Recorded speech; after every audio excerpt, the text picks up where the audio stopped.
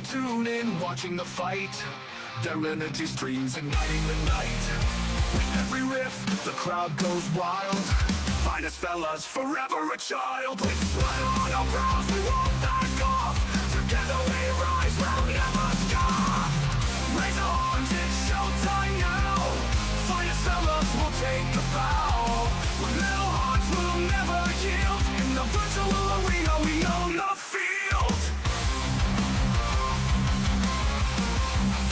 We own the field.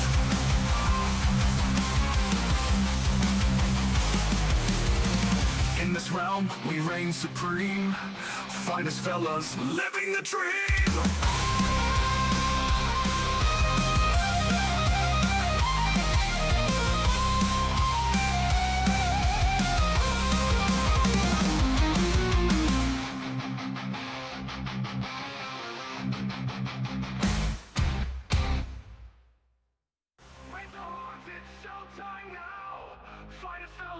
Take a bow. With metal hearts, we'll never yield. In the virtual arena, we own the field.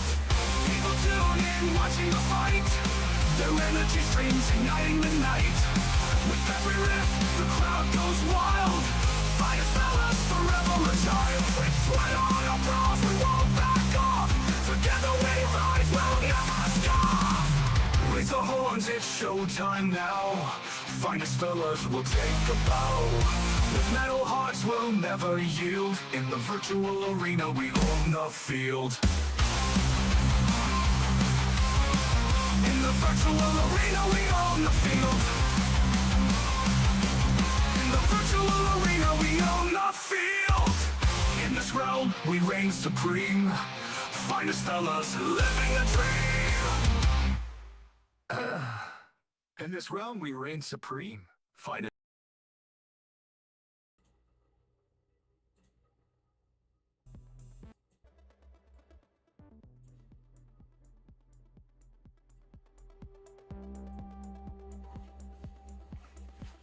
Hey there guys, what's going on? Finest fellas here, welcome back to another live stream on the channel. Today we're going to be doing some more painting. It's another hobby and chill stream. I've got plenty of work to be doing on these Marines, so not really much more to say than, you know, we're just carrying on from yesterday. One thing I will set out myself as a goal today, though, I want to get the bolt guns done, and if possible, I want to get all the metal done. So all the weapons and all the metal bits. So if I have to set my goal for the stream, that would be it. So welcome to those of you watching it as a live stream and or a video. Cheers.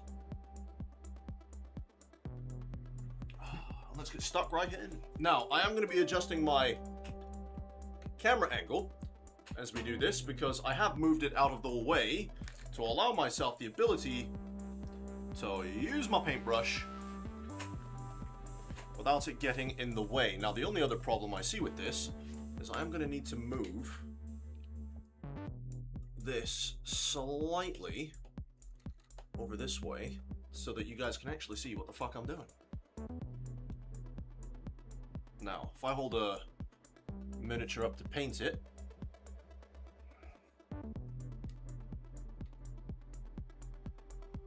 like this, it's not in your view. Okay. Where else can I mount this camera? What if... Right. We're gonna have a bit of a jarring experience here at the start. What if I mount it over here? Right. And you can see my desk. And clamp it down real nice and hard. That's what she said. Bring the camera up.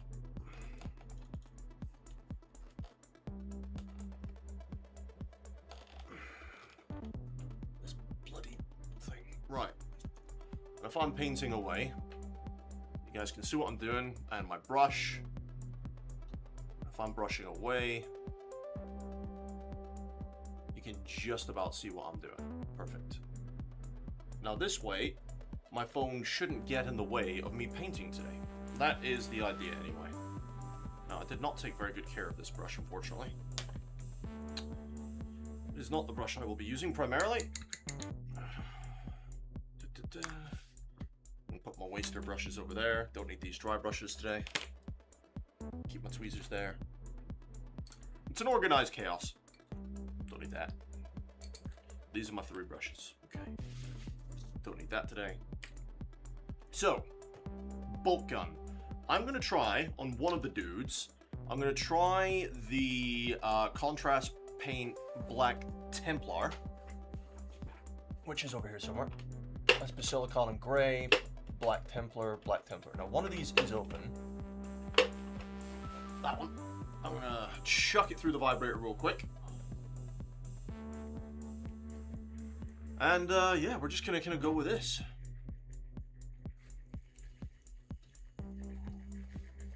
That is the plan. I want to see how Black Templar looks on the bolt guns. If I don't like it, I will just use Abaddon Black. But we'll see. We'll see how it goes. I mean, it can't be that bad, right? So I'm just running it through the Vortex Mixer, which you can't see because it's off camera. There you go. Should mix it nice. Lovely. Right. Put you there. So who am I going to experiment on? We'll try it on this guy's bolt gun, I think. If I just go ahead, get my brush.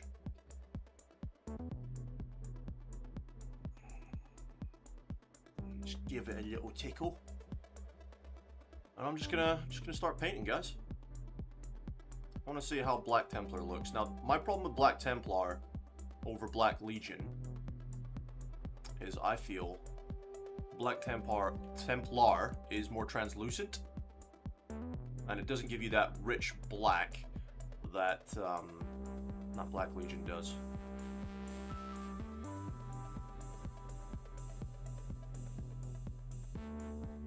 Okay, I'm just trying to see where the case ends. I actually need to get some reference to see if this bit is metal or not. I'm not sure if that bit is metal. You know the bit where his hand is, just on that bit of casing there. I'm not entirely sure if that's metal or not. So what I'll do is I'll just go ahead. It doesn't matter if I paint it black or not. You can paint metal over the black.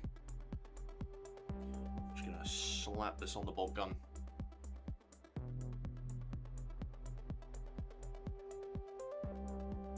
Just gotta be careful of his fingies. Now this bit will be metal, but I do want to give it just a coat of black real quick.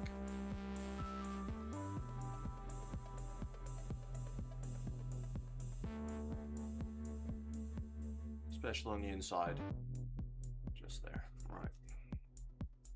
We've got lots of work to do today, guys, so I am just going to plow ahead with it.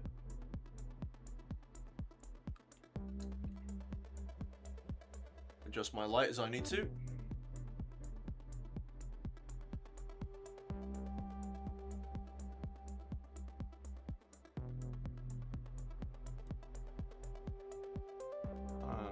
Just got to be a bit more careful when it comes to that bit in his hand, because I don't want to accidentally get his armor all black. Now, I can already tell you, I don't like Black Templar. I don't like it. So if I can go find my Black Legion, which is sitting just here, I'm gonna give this a nice little mix. There's not much of it left though is the problem. That's why I've been trying to use it sparingly. I think I'm just gonna stick to Black Legion for my bolt guns. I don't like Black Templar. Maybe Black Templar is good for something else. If it is, that's fine, but I haven't found a use for it. There's not much of this left. Hopefully there'll be enough to get what I need done.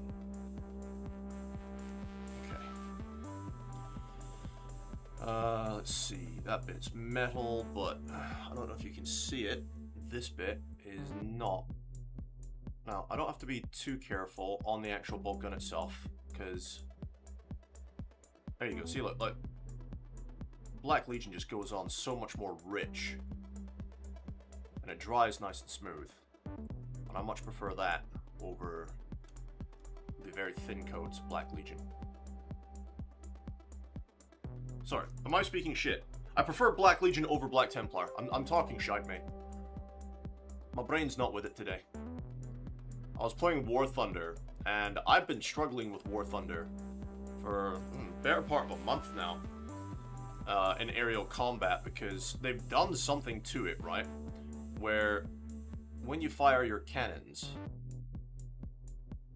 I don't know, they're just not as easy to use anymore. Like, I'm not saying I was the best player by any stretch of the imagination, but I was pretty good in aerial combat. And they've changed the way the cannons work. Like, I think it's the velocity of the shells that you're firing.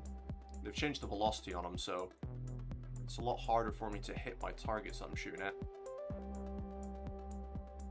So much so that I'm barely able to perform in aerial combat in that game now.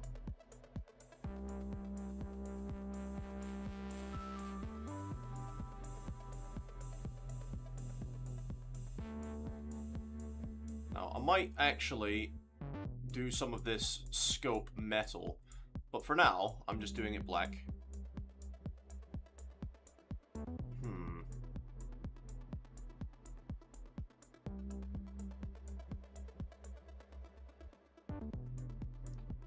Because this bit's all going to be metal, you see, on the bolt gun. I'll try and show you a bit better. There you go. So this bit's all going to be metal, but I'm going to try and mix up the actual magazine itself. I'm going to try and do the trim. I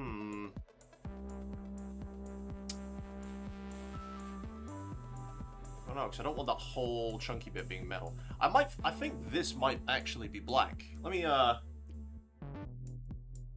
me see. I can find a reference photo of a Marine real quick with a bolt gun.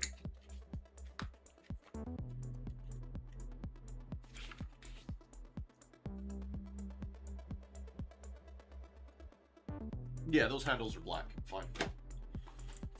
That's fine. That settles that then, doesn't it? So here I've just got to be careful and watch his fingers and make sure I don't actually paint his fingers in.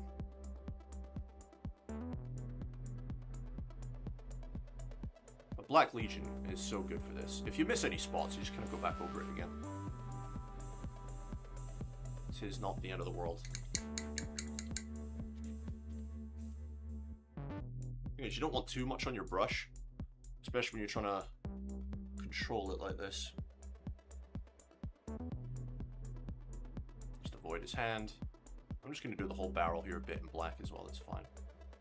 Now, I'm going to have to try and be very delicate here.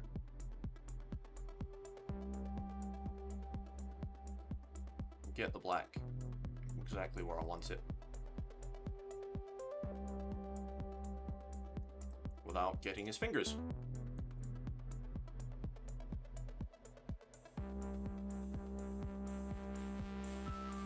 Okay, I've just noticed it's a bit blurry on your end. Sorry.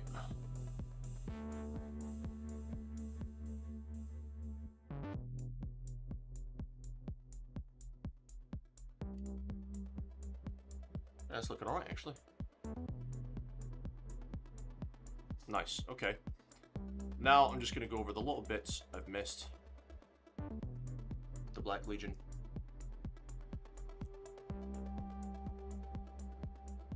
Again, this bit's probably going to be metal anyway, so it's not a big deal. Why is there this little bit of plastic on there? Just hanging off the edge. Now I'm just going to get this bit of the bolt gun done.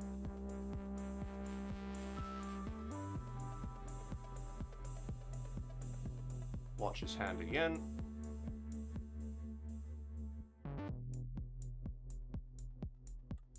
How about underneath the bolt gun? Have we gotten all that?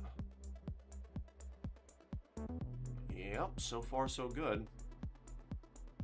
Just gonna get this paint in those little bits I've missed. Now, I understand that it's gonna go out of frame sometimes. Try and adjust the camera for you so it's going to be a bit easier for you to see what I'm doing.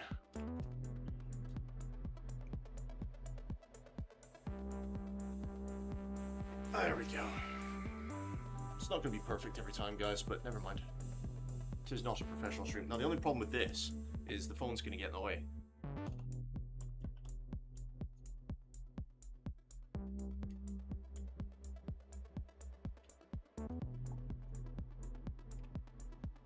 How are we doing now? How's that?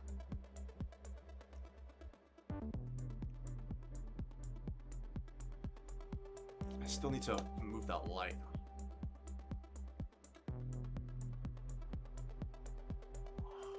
I swear to God, maybe I just need to get me like a head torch or something. If I get me like a head torch. But yeah. Now, are there any other black details I want to do in this guy while I'm at it? That's going to be all metal. That's going to be metal. That's going to be leather. That's leather. That's leather. That's metal. That's metal. That's metal. No, I'm pretty sure that is going to do it for the bolt gun. Yep. One down. I'm not going to deliberately take forever doing this either, guys. I'm just going to work through it at my speed and just try and get these bolt guns done. I'm not worried about getting the Aquila here either, because he is just going to get some gold on him later.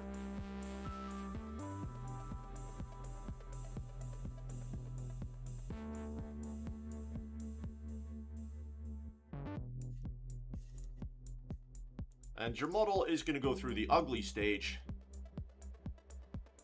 but you just got to trust the process. Now, I always found that the ugly stage is the part where it's got all the base colors down. I might need a bigger brush for this, actually. Let's try a bigger brush and drop it straight away.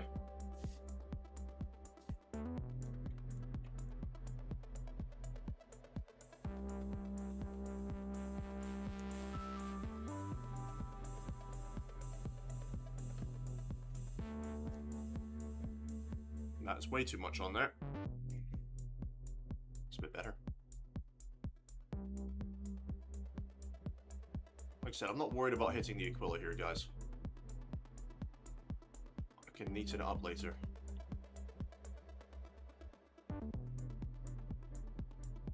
One thing I've never been good at, though, is highlighting bolt guns. So it'll be interesting to see what methods I can use to highlight the bolt guns.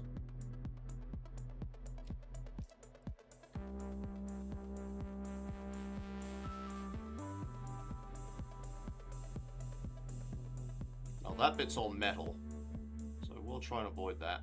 I'm just gonna goop the rest on the top here.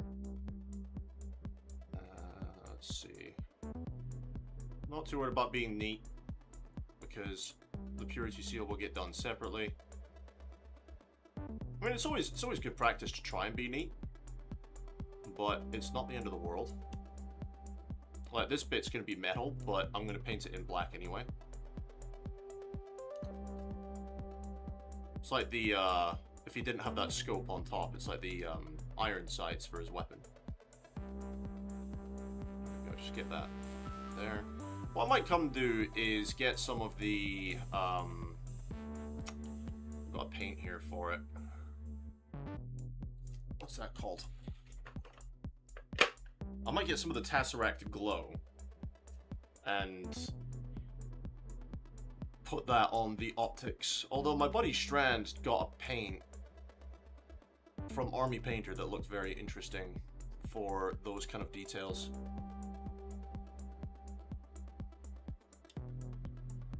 I'll need to ask him which one he got.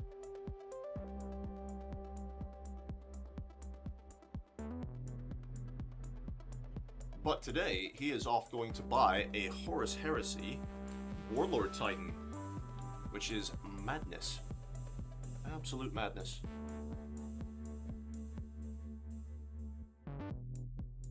Let's just keep that going.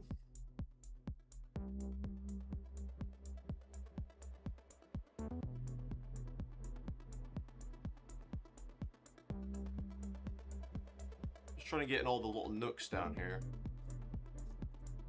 For a weapon, it's got a lot of detail on it. And I'm just looking also out for bits I've missed.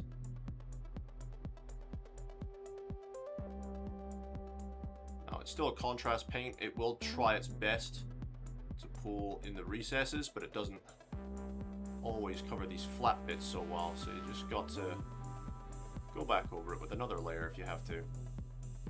No big deal. There's a lot of this detail here near his face that I'm trying not to hit his face. There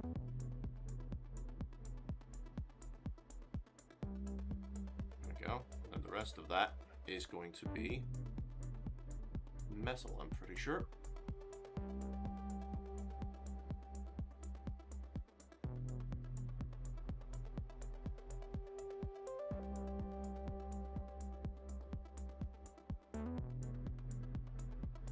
I don't want to agitate that too much while it's trying to dry, so I'm going to leave that alone for a bit. I might have to come back to this guy and get those nooks.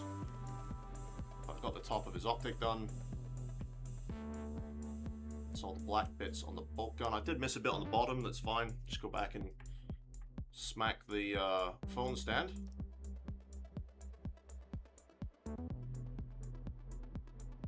Just come in like that and hit the bottom.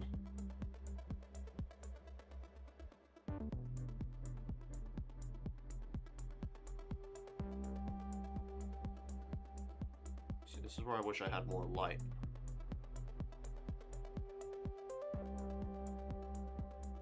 Very important part of the hobby, having correct light. Now, is there anything else on this guy I want to do black? There is actually. I'm actually going to do his belt black on this guy. Just because he's got quite a lot of details here that I don't want to be leather.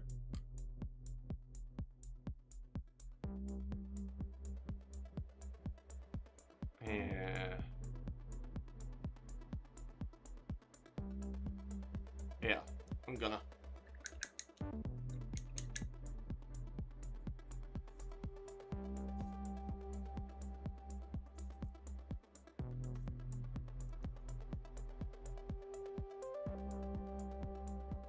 So he's got like this waist belt thing where all his pouches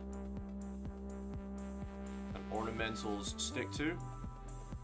I'm just gonna do this in black as well. Just to break up the color a bit, because there's going to be a lot of leather on this guy. I'm looking forward to actually tackling the leather again, because even though I'm happy with what I did on my previous attempt for leather, it could have been better. Because there are times when I get to a certain point of a miniature where I'm like, I just want it done at this point, and then regret that swiftly afterwards. There is a bit of his belt that goes around there, and I'm not sure I'm going to be able to hit that properly.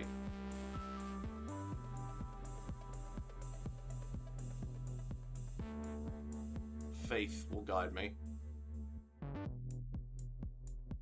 Don't know if you can see it in there where I'm trying to get the brush.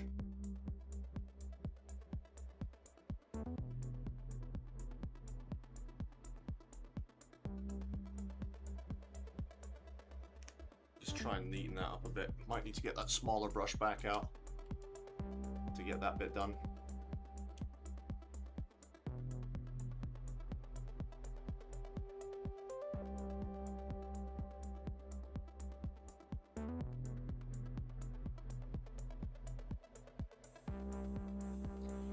Okay, I can't tell if that's his armor or his waistband, so I'm just going to pretend it's his armor. Just get a little bit more down here without touching his leg.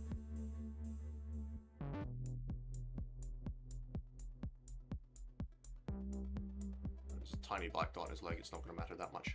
Perfect. Anything else I want black on this guy? I'm not sure if I want to do these straps black or if I want to do them leather. I'm going to do them black. I can always change my mind later, but I want to do them black. Gonna have to be very careful with this now, because you got some thigh straps here.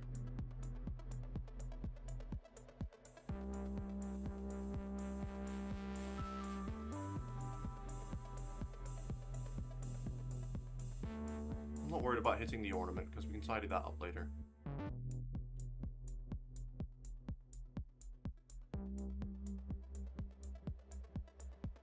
There we go.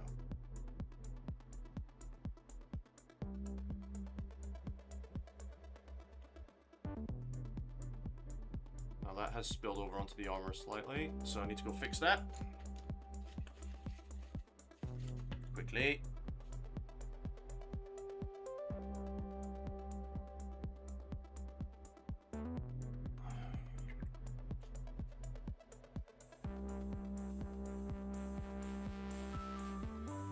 Lovely. Right. I'm not worried about hitting this little knife that he's got hanging down. That's fine. Just watching the blue. There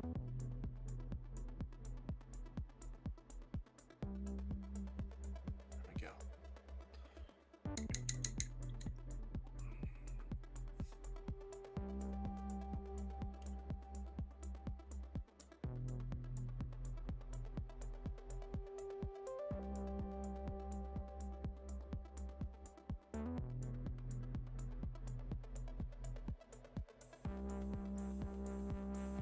It does wrap around his leg here a little bit. Does it go around the back? It does. Okay.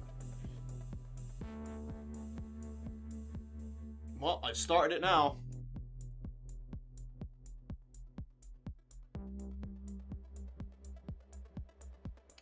Very difficult to see that though, isn't it?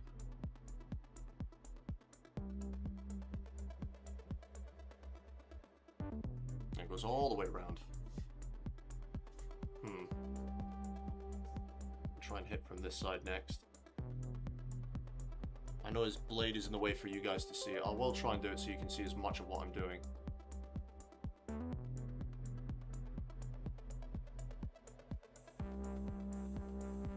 Yeah, I'm just bringing the paint down the straps like that. Trying my best.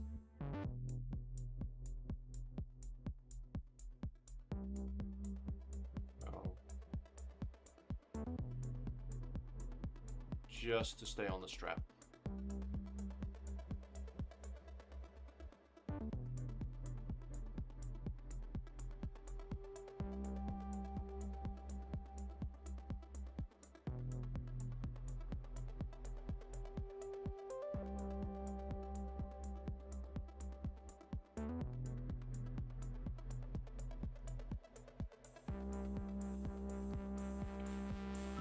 Delicate work, this, lads. Delicate work.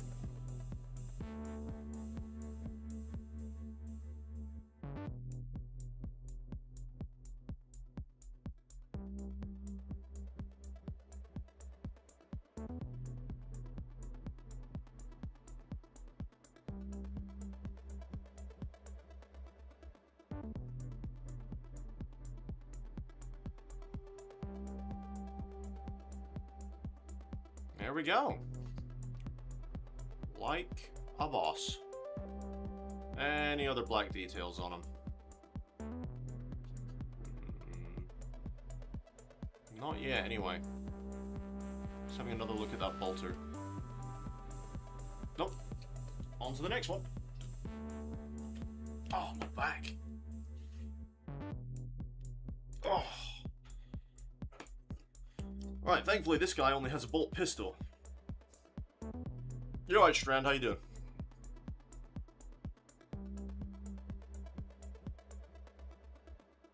Gotta figure out where the casing is in this damn thing. It's not a big deal if I hit the parts that are meant to be metal, because I can just clean it up later, but I am trying to be as neat as possible.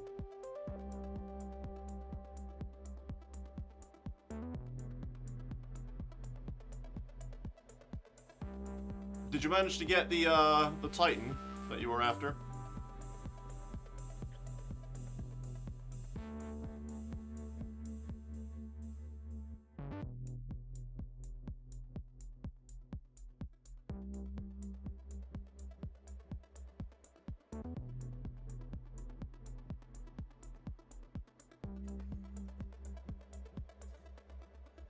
Not bad, a little bit disappointed, but meh. Oh! What happened?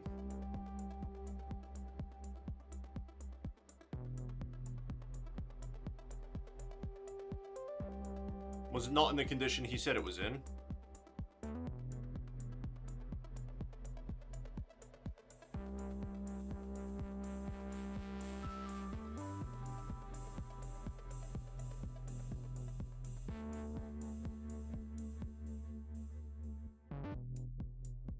Oh, it was only good for parts. Oh.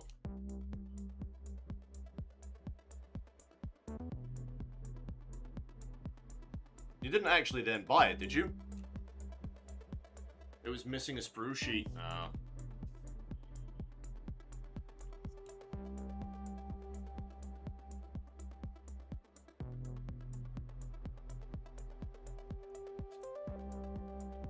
Maybe he should update his ad to be a little bit more specific.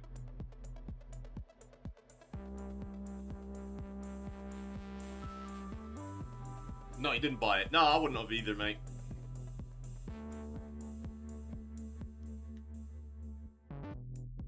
Just trying to get the inside of his bolt gun. It's going to be hard for the camera to see, but I can see it. It's going to try and auto-zoom constantly here, which is always fun for the viewer.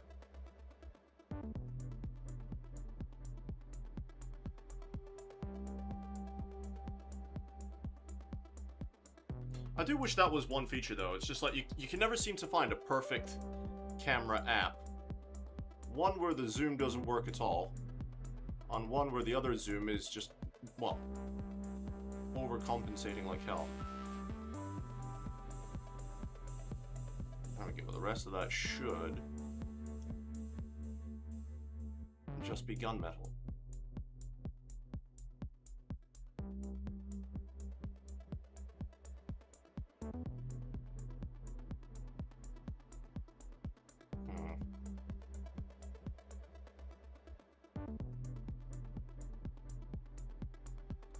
Now, he's meant to have a bolt gun on him. I don't know if I still have those bits lying about, but I'm going to have a look.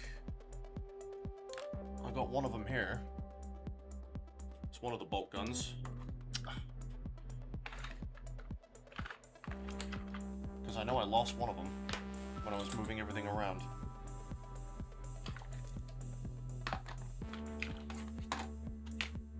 It's not the biggest deal in the world, I don't mind. Who's the other guy that's meant to have a bolt gun? Let's have a look. This guy. Yeah, he's meant to have a bolt gun as well, but I think he looks fine with that one. So, I will put it on him. Let's see. And of course, this is the bolt gun that's going to fit the other guy, isn't it? Okay, so what I've got to try and do then is just snip off this plastic as much as I can. So what are you up to today then, Strand?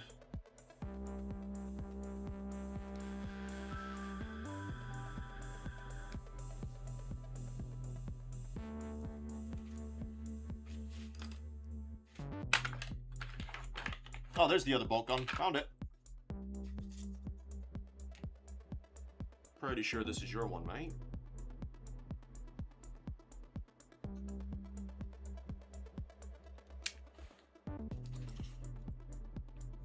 I've lost it again.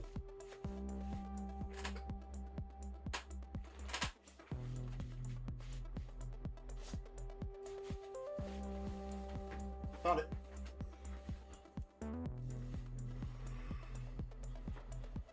Okay, so he's going to be a bit difficult. Oh, okay. Which bolt gun's meant to be yours then? Because the strap comes all the way down here. Is somebody else supposed to have a bolt gun that doesn't have one? Oh, I've got two guys with pistols here. These are probably your bolt guns. So there was a third one, and I've definitely lost the third one. I see. Okay.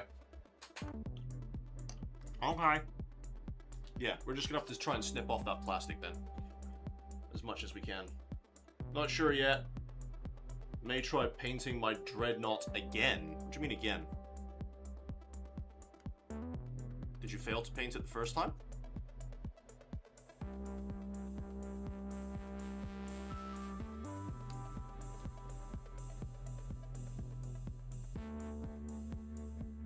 out there.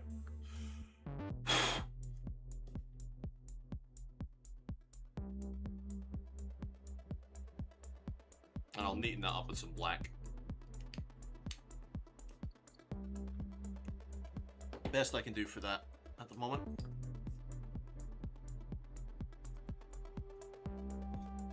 Alright, so that's his bolt pistol. So yeah, I'm just going to put some black on that strap.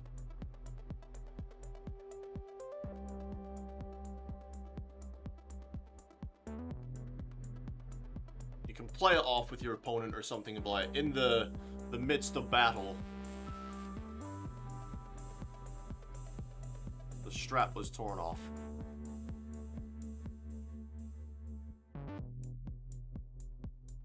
Or something. Insert reason here. Well, continue. Ah.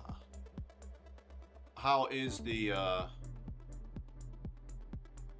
work going on your dreadnought? It's hard to do this with a camera because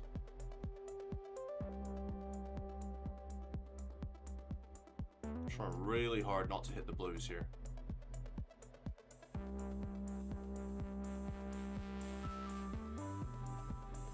Okay, it's as far back as I'm comfortably going with that. There you go. There's a little bit on the side there I need to try and hit.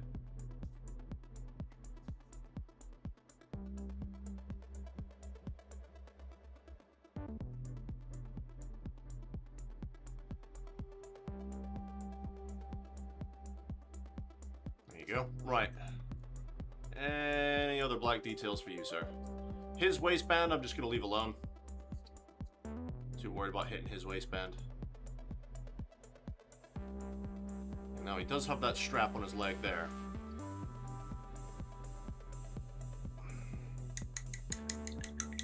It's all sub-assembled and 95% primed. Okay.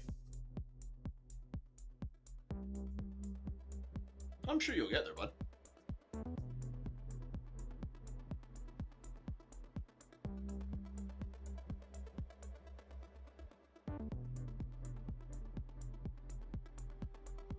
Did you decide to go for the plasma cannon in the end?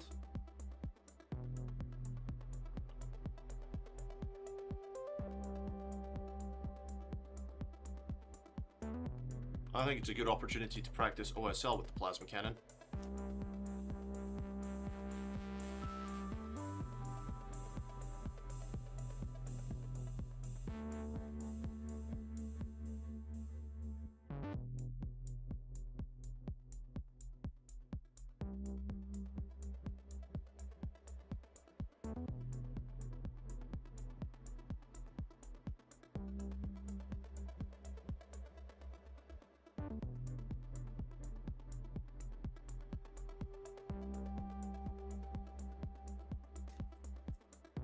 Like a glove. There you go. That's another one. Who's next? So, little priming left and the fun begins, but I broke the thread on part of my airbrush, so I had to order a replacement gun. For God's sake, how do you keep breaking your stuff, man? I have it as interchangeable so I can practice OSL and the head staining. Head staining? What do you mean head staining? What's that?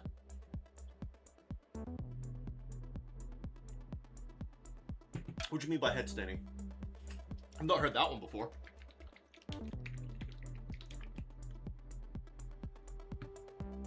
Is it where you're literally just staining the head? Oh, what chapter are you painting your dreadnought?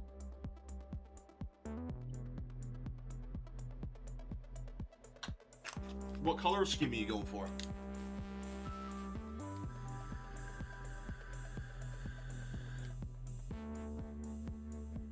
And of course my batteries are dying.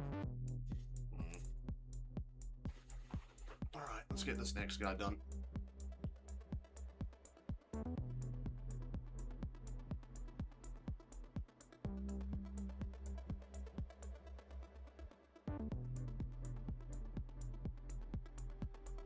So Just gotta be careful of his fingers.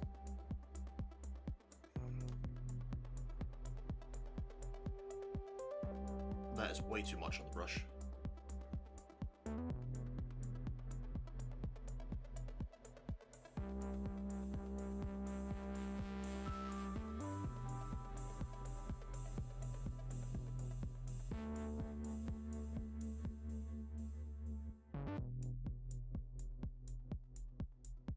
Just got to watch his thumb there.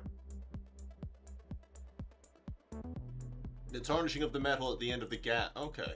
Not sure, it may just make one up. Okay. Why not?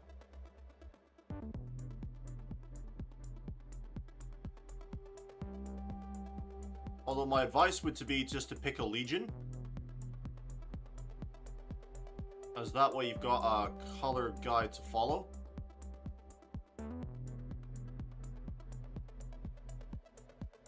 Pick a color group that you like the colors of, and there you go. I'm sure it's got a legion. And then you've got some good examples of artwork and stuff to try and take inspiration from if you ever get stuck.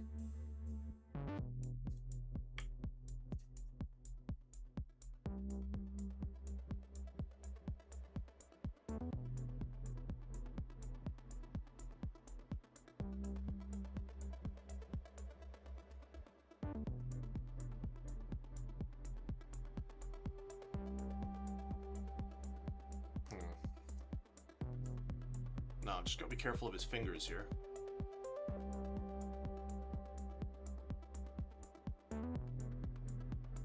Again, we're not worried about getting it on the bits where the metal is supposed to be. Just worried about his fingies.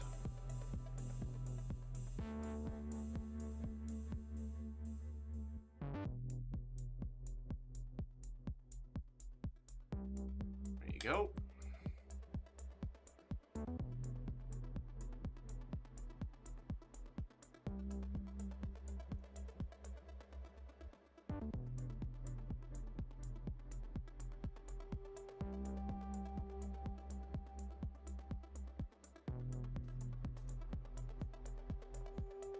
I'll take a look at the chapters and see what I like.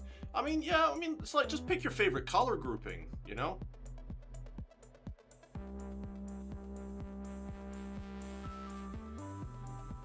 Or one that you enjoy the lore of. Like, I remember you saying you quite enjoyed Space Wolves back in the day.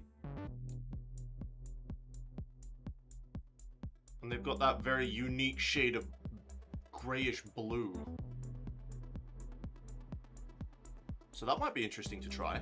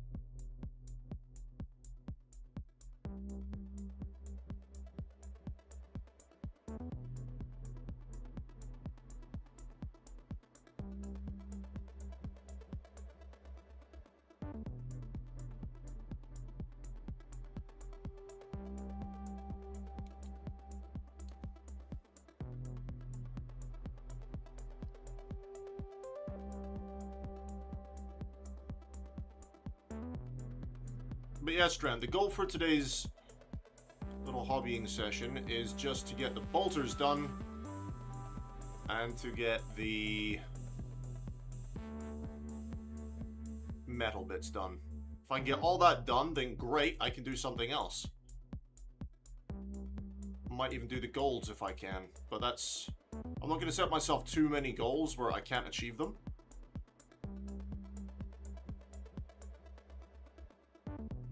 If that makes sense. I'm going to set achievable goals. Bolt guns and all the metal bits today. And I just got to watch his hand here. There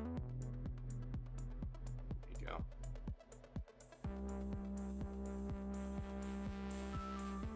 Miss some bits on those optics. Oh yeah, Strand, what were those, army painter paints that you had? That you said would have been really good for, like, the green glowy bits.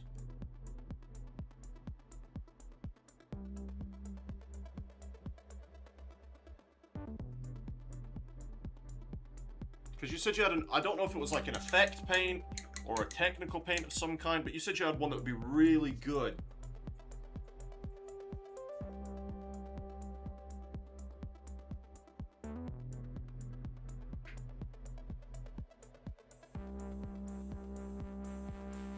Now, this guy's also got... He's got little straps in his leg.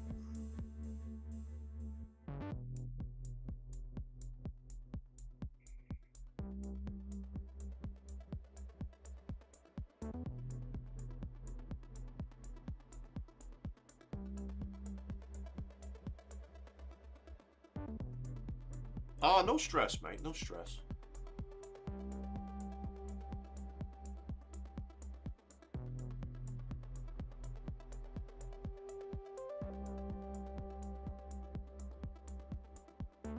It was an effect paint. Oh. Uh-huh.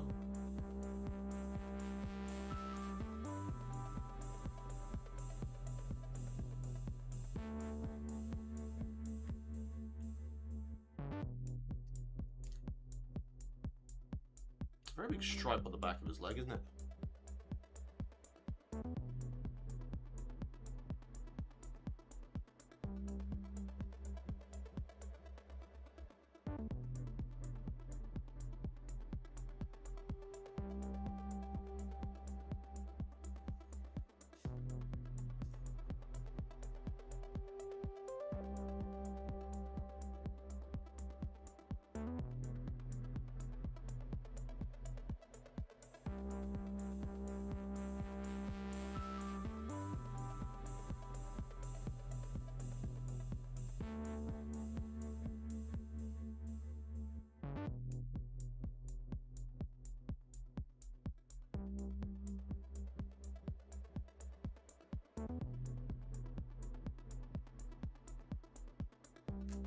Now, have you got any more straps? Also not going to worry about his belt. Nope, that's him. That's 4 down. Man, we're flying through it today. It would be Data Screen Glow. Yeah, I think that's one of the ones I definitely need to try and pick up. Have you played with it much? Have you had a chance to fiddle around with it?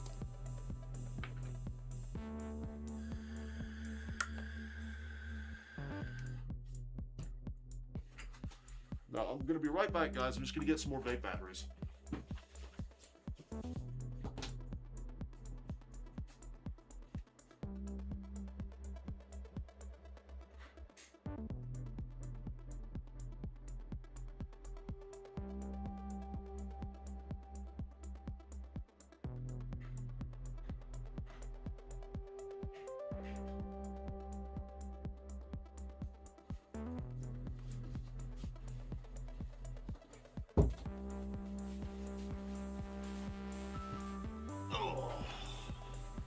I used it a little on my Norn, but you haven't really played with it. Yeah, because I was going to ask you if it was worth me picking it up. Because obviously I've got a lot of Imperial models to do, and they've all kind of got that kind of glowy bits on them.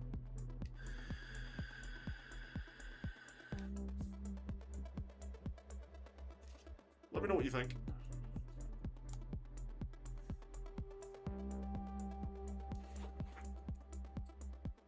Alright, on to the next Marine.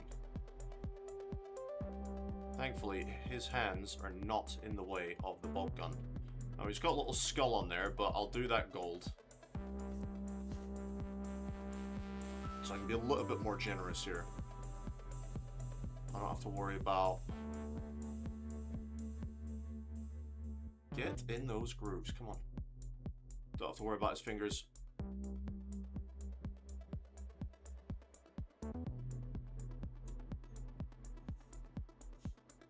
You used it on your Norn. Whereabouts on the Norn did you put it? Because that's interesting.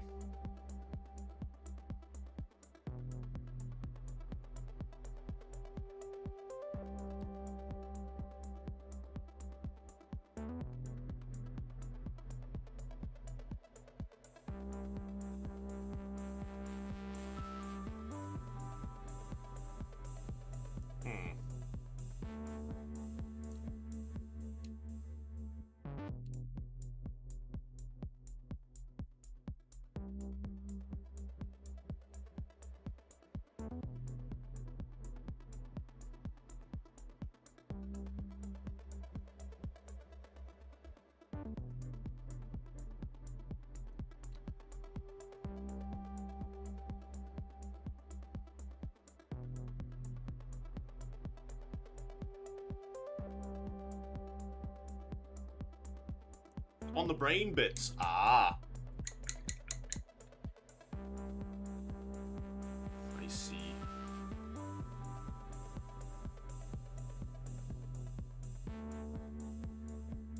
Yeah, I was playing more War Thunder today in the afternoon,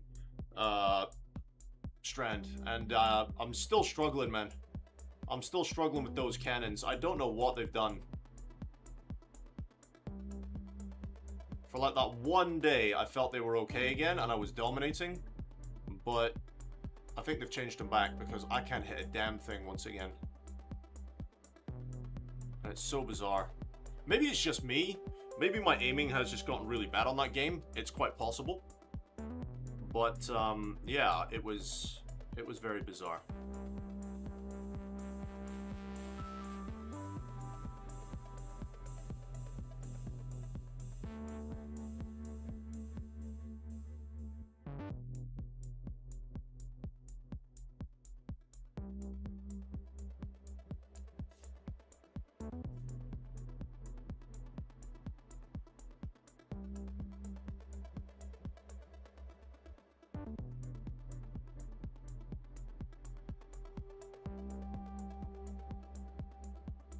See, I like doing the bolt guns because I don't have to be clean with it.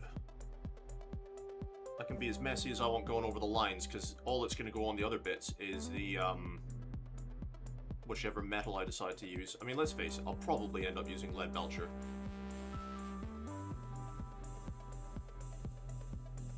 And it covers nicely over this. So don't have to be the cleanest.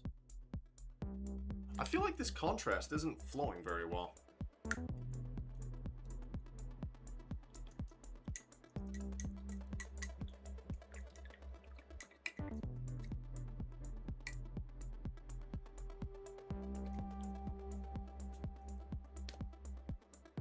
It's because it's running out. I've almost run out of this paint.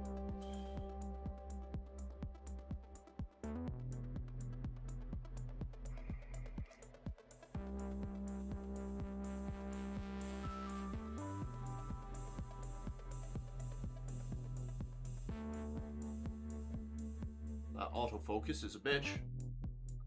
From what I've seen, yeah, it's worth it, but I can't 100% say you'd use it. What, really?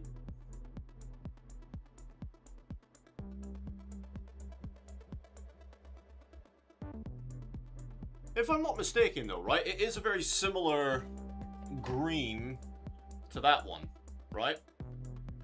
It's that similar kind of, Auspex kind of green. If I'm not mistaken, right?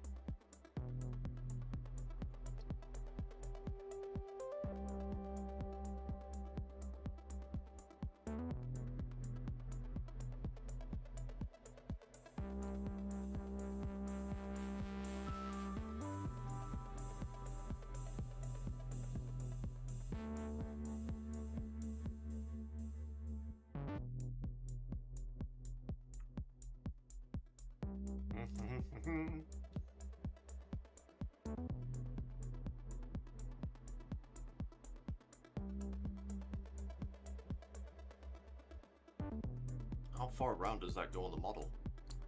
Yeah, I've missed a bit.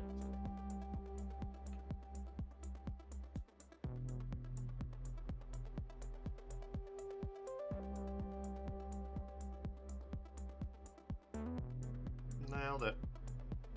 Right, he's also got a leg strap. Now, I've noticed a couple of these guys have got like wires in the back of their arms. I might try and do that just to mix up the colors a bit. I might try and do that like a nice bright red or something.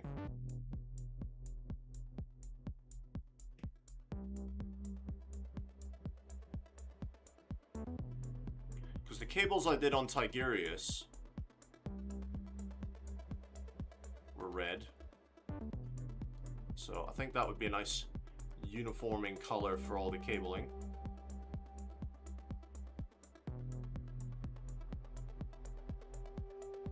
Same on the aggressors I did. The aggressors cables I did red. I've messed up a bit here.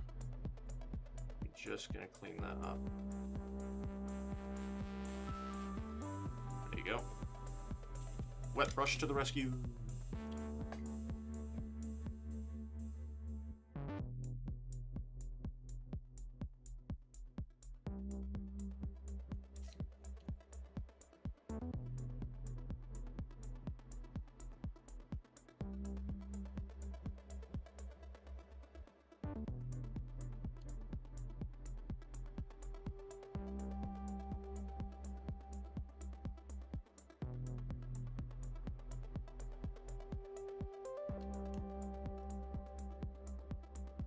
Nice.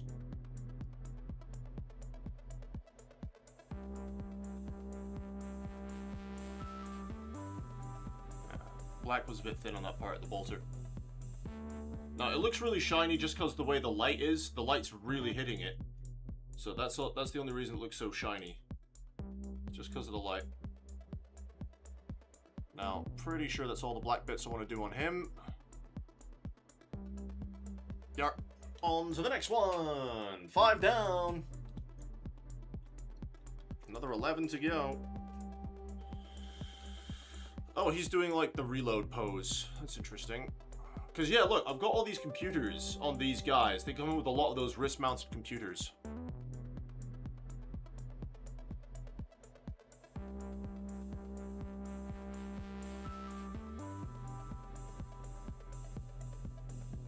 And they got a lot of optics on their bolt guns.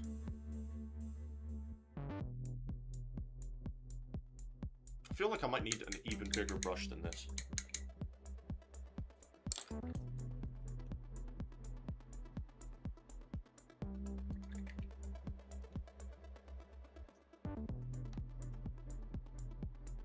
Just so it can hold more paint.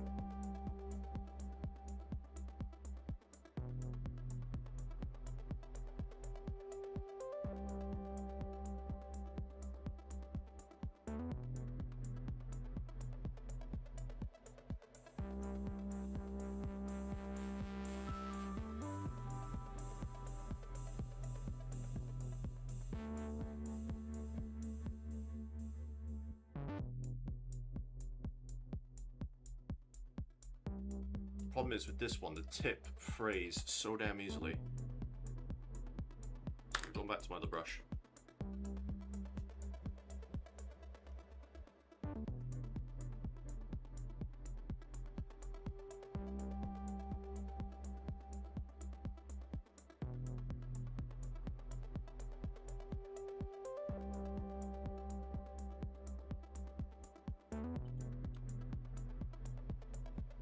That autofocus is a bitch. Either it's really focused in, or it's not.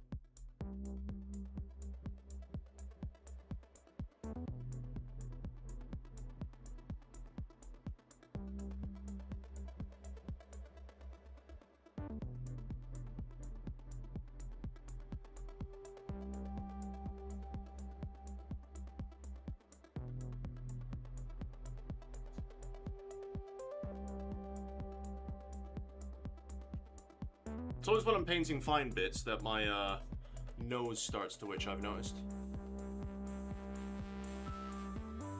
It's like my body knows I need to concentrate, and it's like, the hell you will.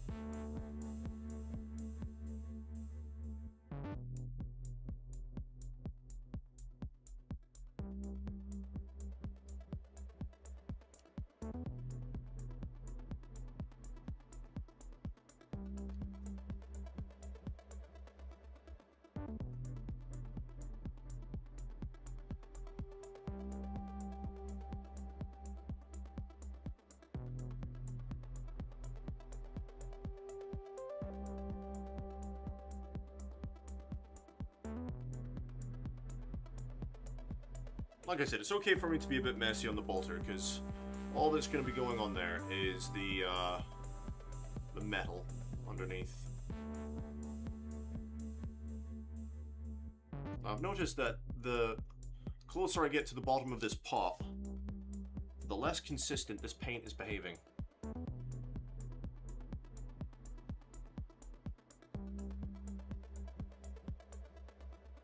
I'm having to fight it a lot more.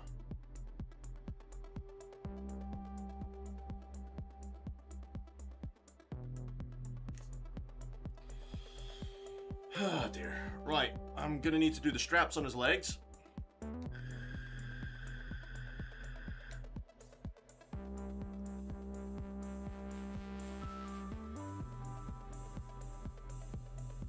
There's way too much paint for that.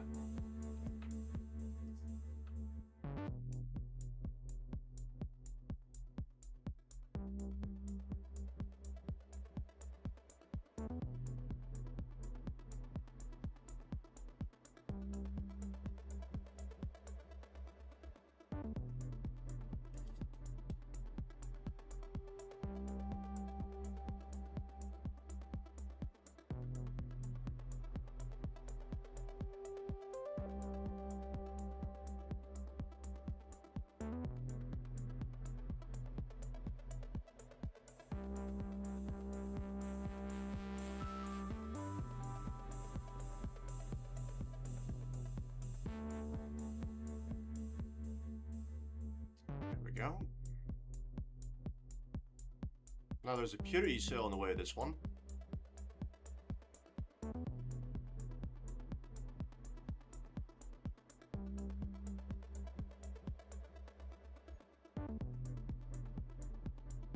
That's fine, just dodge the purity seal.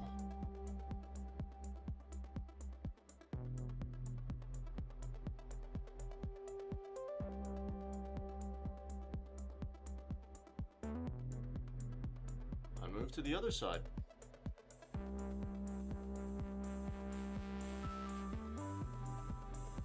Ta-da!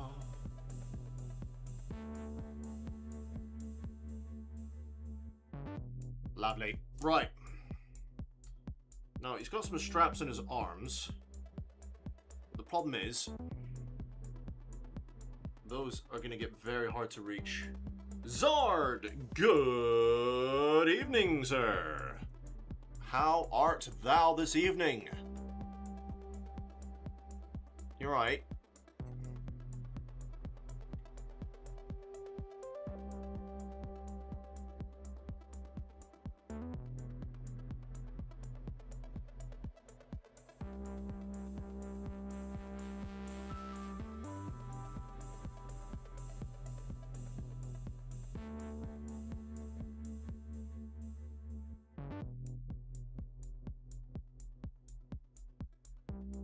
Yeah, those are gonna get very tricky very fast.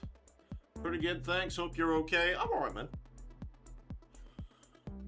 I wasn't sure if I was gonna stream this again tonight. I was just maybe gonna do some hobbying off camera. But, again, I figured, what the hell, why not?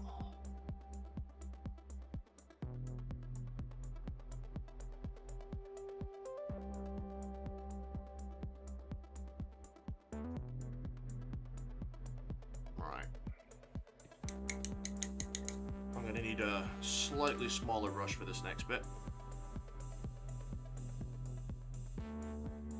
Now, I might not be able to get this bit on camera for you guys because it's very important I don't hit the blue here.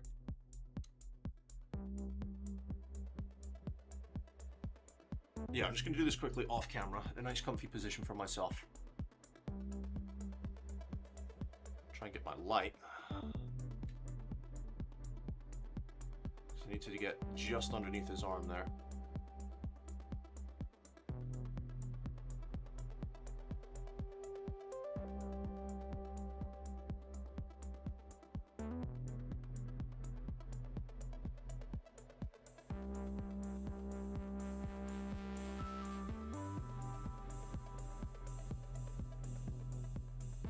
Right. A little bit more of the other strap. I know you can't see it, guys. I'm just doing this really quickly in a position where I can see it. Because it needs to get done.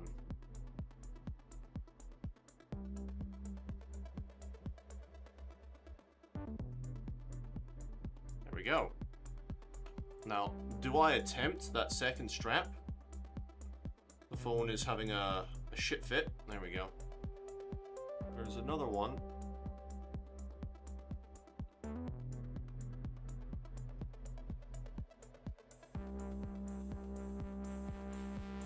Right in there, but the tip on the... Okay, so like I said, the auto zoom on this, it's constantly adjusting, and it can't decide if it's happy or not. I'm just gonna move the cable for this airbrush out of the way, because I feel like I'm gonna snag it and bring the whole thing toppling down and end up breaking my airbrush, which I really cannot afford to replace. There you go.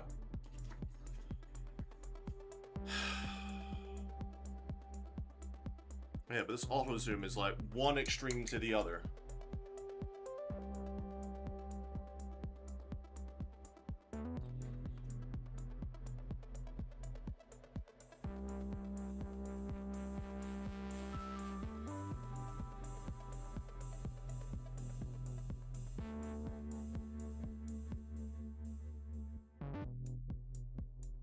That'll do.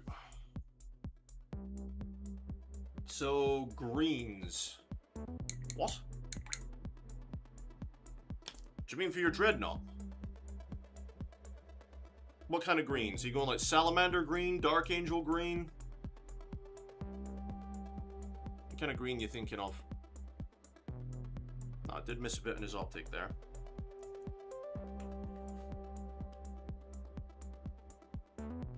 Wibble wobble.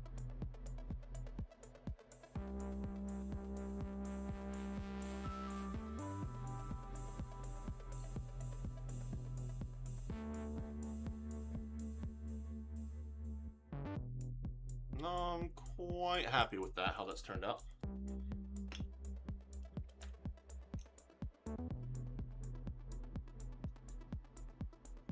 Get this guy's bolt pistol.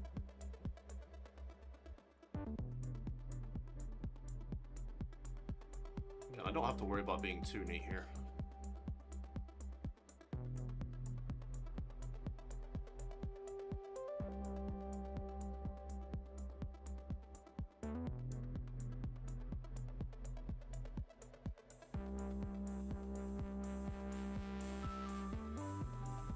What are you up to today then, Zard? What are you doing? How has your Saturday been?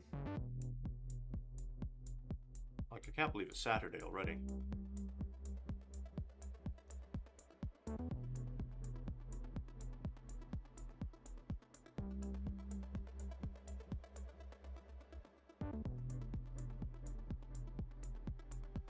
Oh, you're cooking dinner! What's on the menu?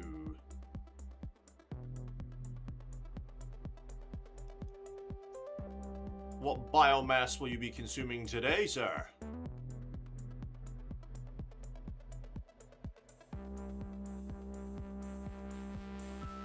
That's nowhere near enough paint.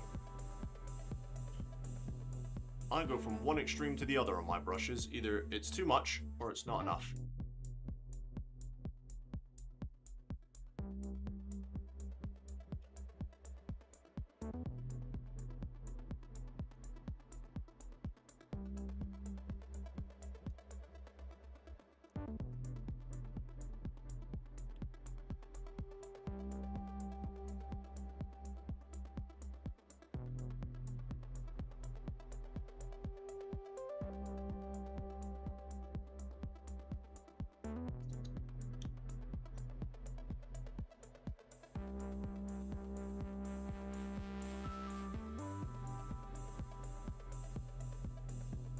get the other side done. Not really.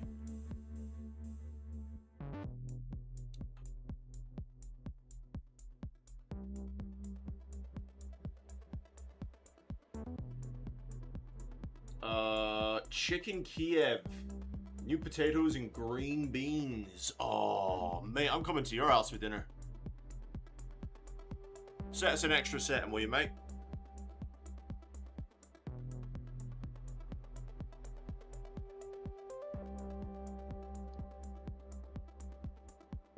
It seems like all these guys have that leg strap. Strand saying there's 2 effect paints. There's Disgusting Slime that's similar to Tesseract Glow from Citadel, and Data Stream Glow, that's the darker green but fluorescent still, or standard acrylic called Electric Lime. Those are the greens you were asking for. Oh! Sorry, I thought you were talking about your Dreadnought, man. I'm sorry. I thought you were still sat here talking about your Dreadnought. I thought, oh, he's going with the green.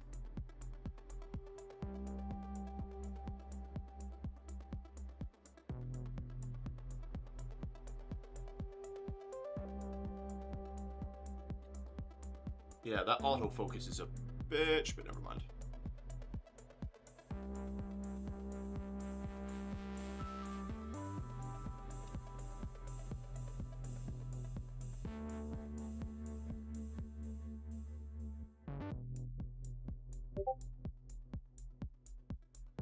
Somebody just pinged me on Discord.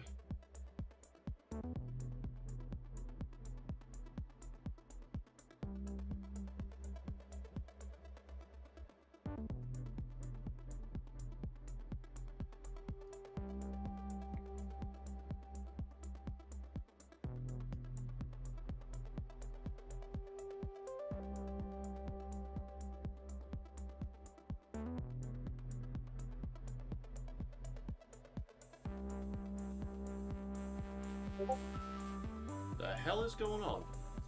I might need to put streamer mode on my Discord, guys. I don't know why it hasn't put on automatically.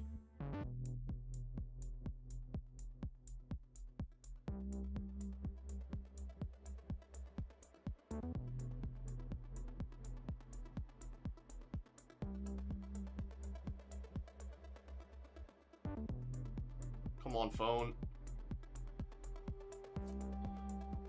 The phone can't decide if it wants to...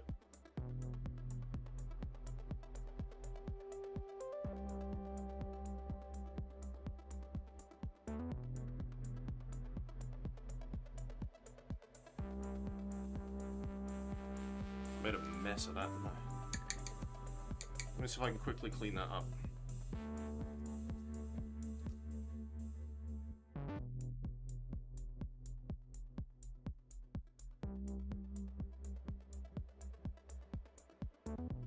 No. I can easily just get some McCrag blue later on and fix that. It's not an issue.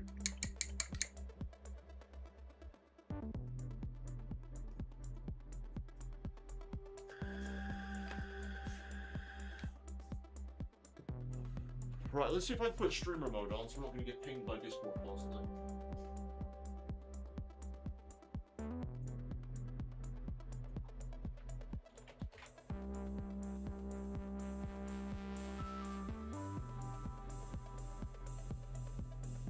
I'm not sure how to force streamer mode. It should have automatically figured it out, but it hasn't.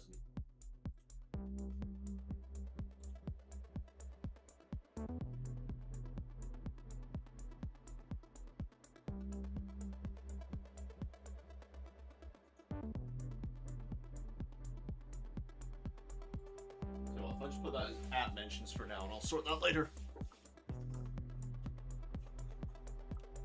Ah, dear. It's one of those days, guys.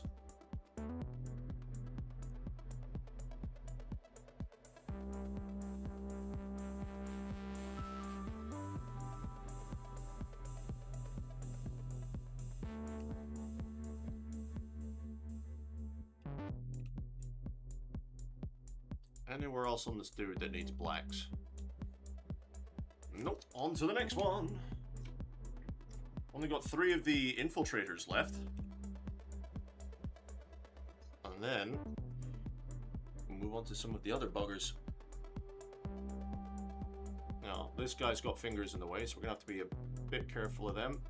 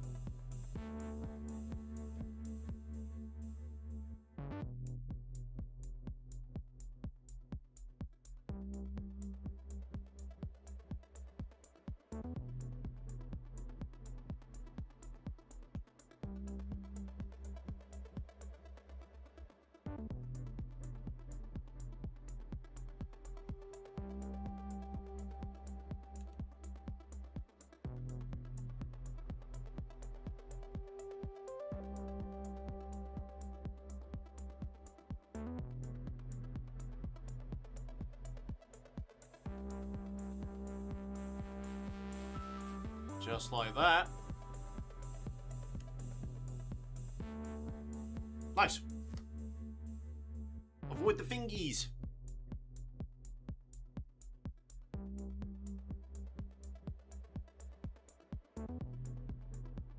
You're not sure what you want to get as your next project. How about you finish the projects you've got? Otherwise you're going to turn out like me and you're going to have a big pile of potential stacking up.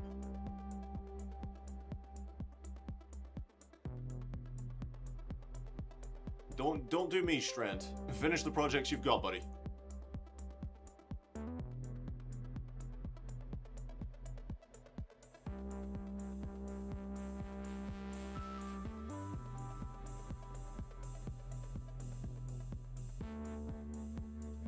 If you're really stuck for a project, I've got lots of guys that need to be done. Okay? I have lots of guys that need done. Pull up a pew and help me out with some of my Space Marines.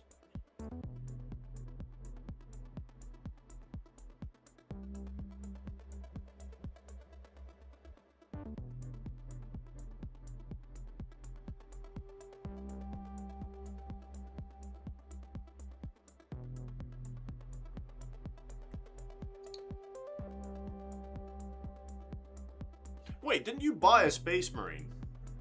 Not just the Dreadnought. Didn't you buy another Space Marine? I'm sure it was you that sent me that. Like a jump pack Marine or something. I'm almost certain that was you that sent me that. I have the Dreadnought, that's all. Oh yeah, him too. There you go, see? Thing is, really take your time with your projects. Push your skills, your brush control, highlights, shadowing. Try different things like OSL, wear and tear like battle damage. Really try and stretch your skills, man, with every project you do.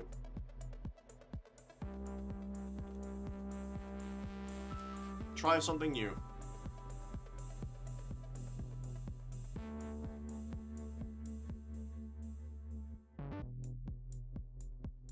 I'm trying to think of a suggestion for you to do as a next project. The thing is, you're not really into the Sigmar models, which is a shame, because I think they look amazing.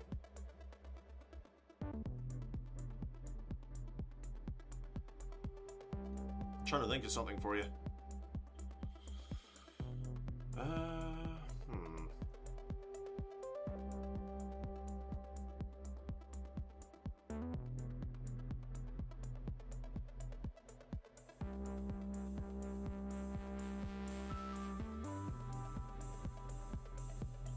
Dunno. Well, you were looking at the... Didn't you get the... Bloody hell, what was it called? One of those D&D guys you were looking at. The Wendigo? Did you end up getting that one? Or did you do it and already tell me and I've completely forgotten?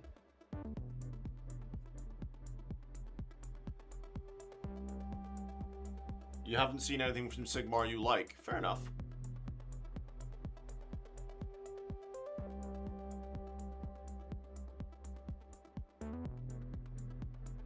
I can understand that. believe it or not, Strand, most of the models I like from Sigmar are Chaos. Like, I have never been a Chaos lover or a fanatic of Chaos, but from what I've played from the Total War Warhammer series, Warhammer 1, 2, and 3, set in the old world, my favorite playthroughs were with Archaon the Ever-Chosen. Archaon was amazing. I loved playing his campaigns. So I would probably, if I was to do Sigmar, I'd probably collect the Chaos Army. Also, like, the vampire counts look really cool. They got some amazing models. All the undead, I think they look sick. But you didn't really play the Total War Warhammer series, did you? I don't think.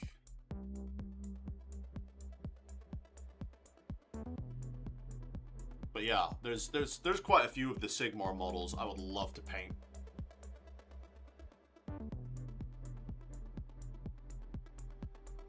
I don't think I could ever afford to have an actual army of Sigmar.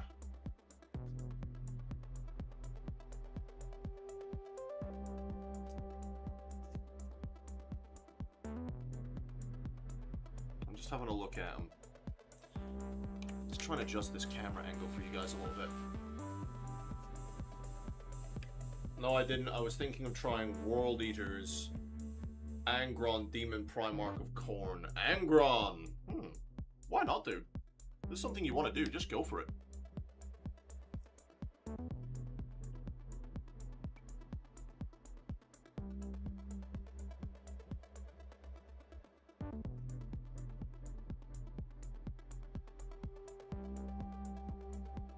I love the Sigmar models. I think they just look so good.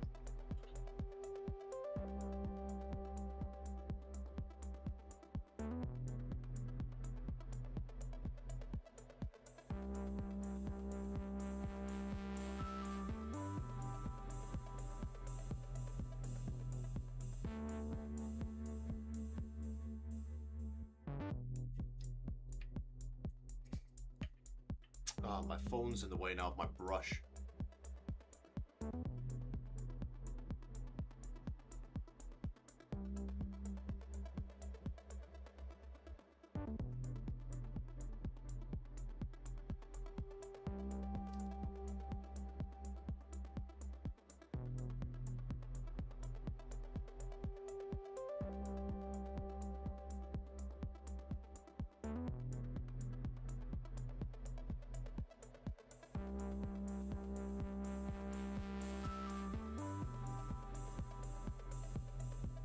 Cheapest I've found him is £95. Waft. He's a little bit pricey, isn't he? He's like the same price as a combat patrol then.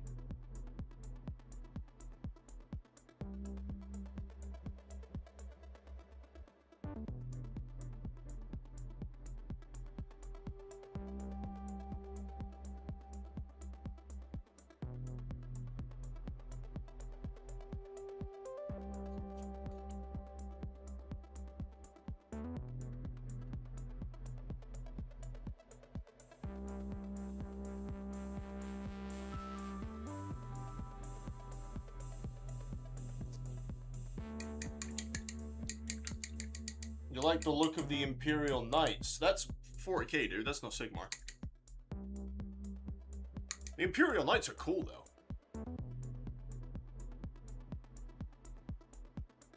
They do look cool. Big Titanic war machines striding across the battlefield.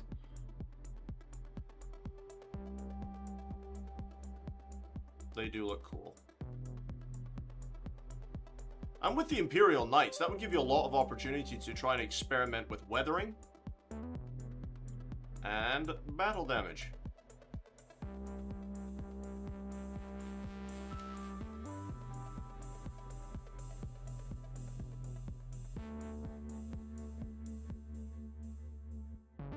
Ta-da! Now, I've missed his optic there. I've missed a lot of the recesses on these optics.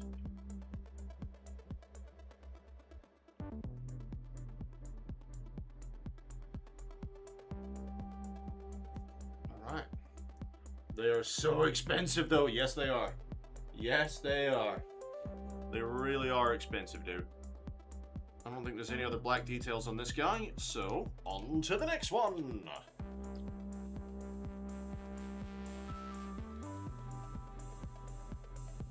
Yes, sir. They are indeed expensive. But then again, they are big honking titans of the battlefield.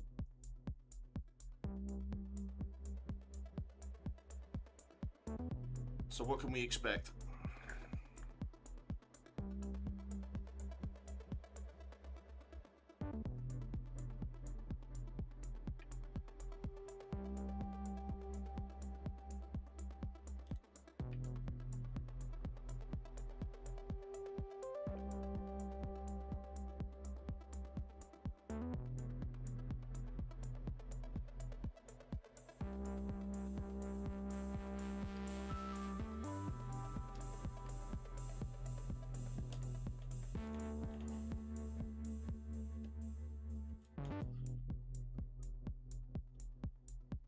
And only 3 inches tall. Imperial Knights are way taller than 3 inches, mate. I don't know how you measure out inches.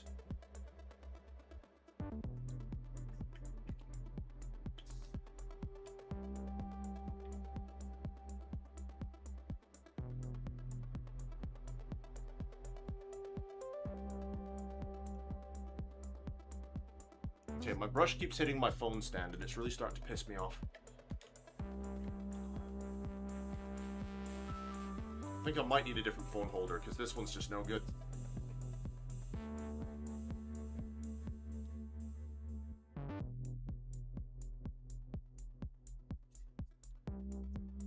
Gets in the way too much.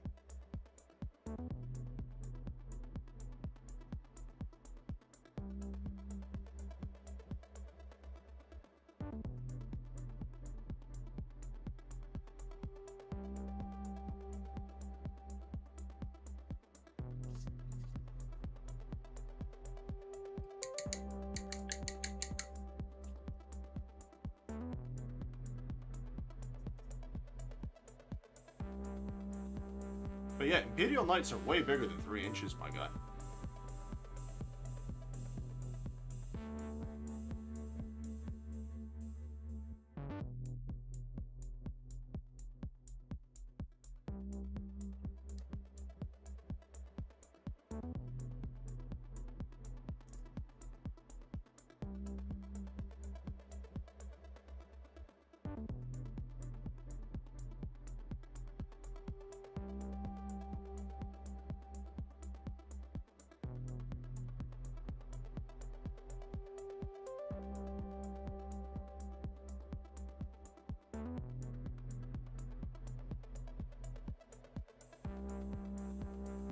Now, some of the Imperial Knights, there is a smaller class of the Imperial Knight. I don't exactly remember what they're called, but there is a smaller version of the Imperial Knights. Could be meaning those.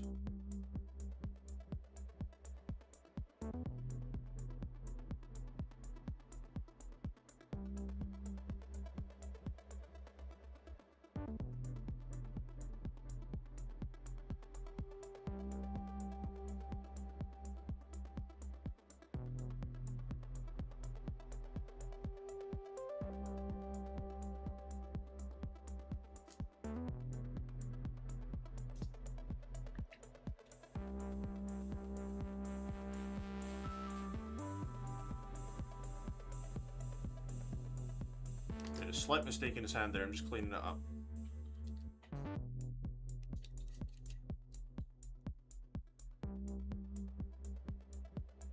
Alright, this phone.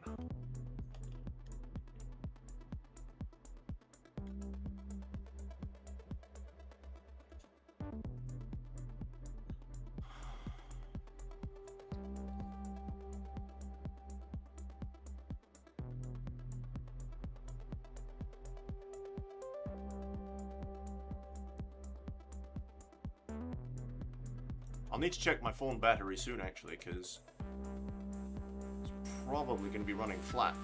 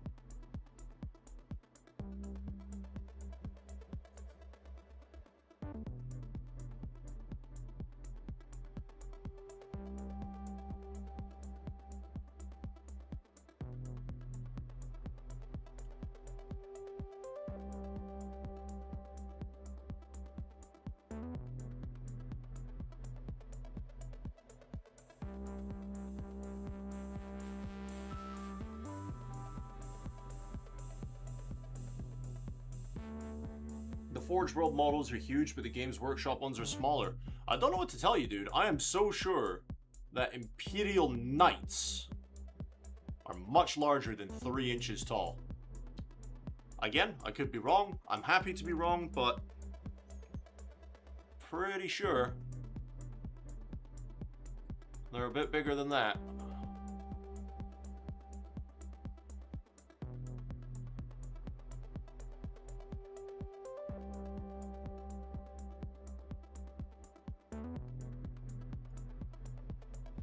Alright, I'm just trying to make sure that's all the black bits I need to get done on the bolt gun. Nope, I missed the underside.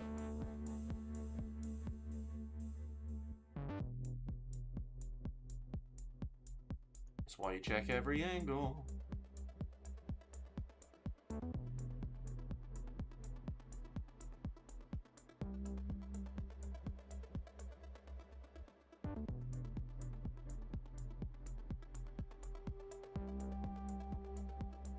And then he's got his thigh strap.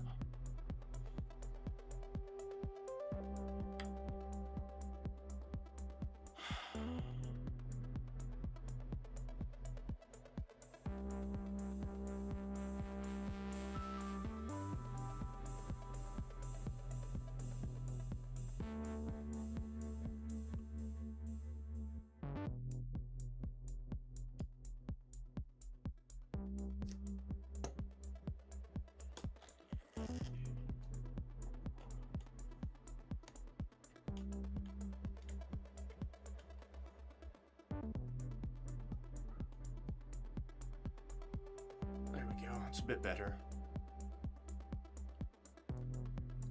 Yeah, thigh strap.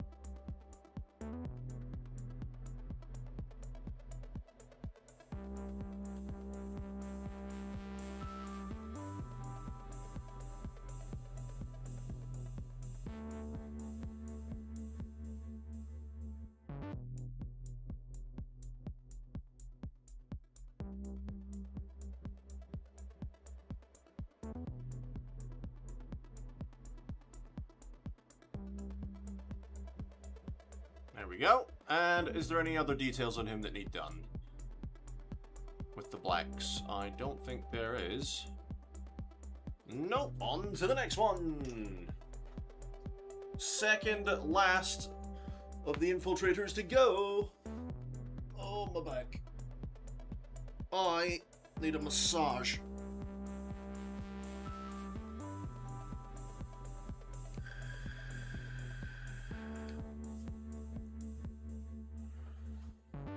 Hey, Strand, are you hobbying at the moment, dude?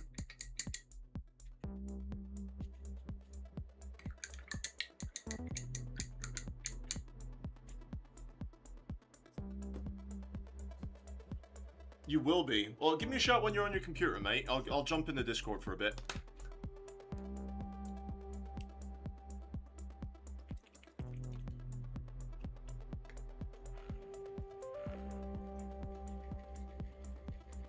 You're on it now. Well, fuck me sideways then. Hang on. My back. Hello. Hello. Hello. My back.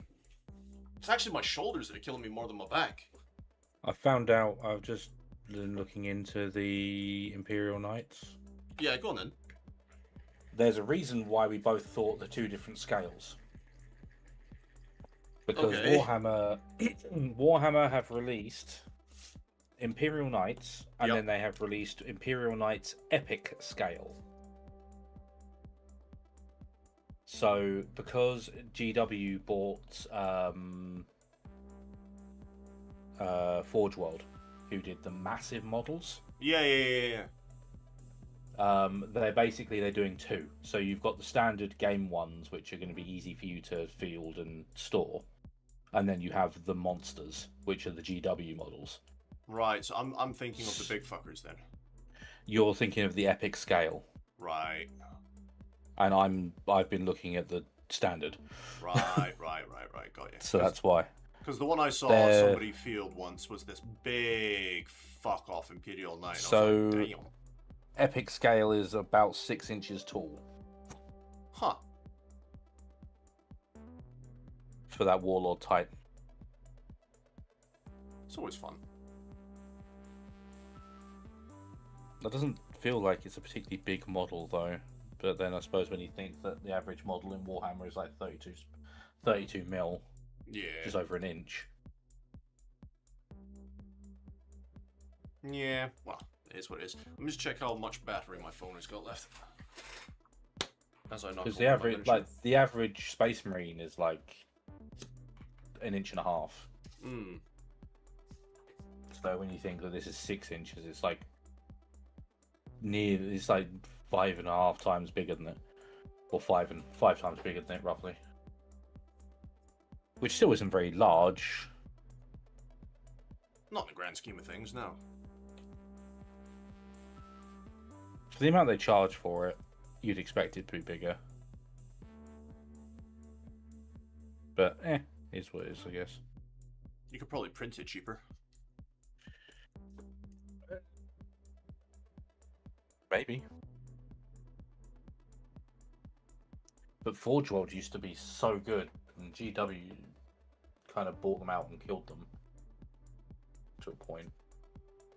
Yeah, like Forge World was the only place you could get the chapter master for the Blood Ravens, Gabriel Angelos, but he's not available anymore. You can still get him through GW, I think. Oh, is he like a made-to-order sort of dude, is he? I think he's a order only. Yeah, I think he's a special order.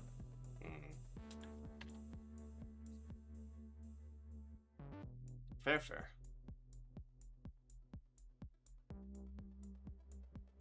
Not 100% certain. I think I've seen a model. It might have been one of the old Titan Forge models I saw floating around, to be fair, when I saw him.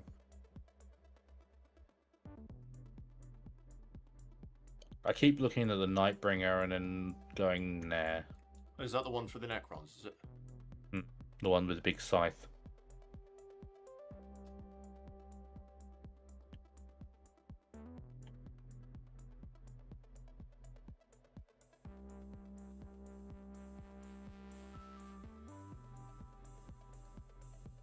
Okay, any other black bits on him? If the Imperial Knights weren't so insanely expensive.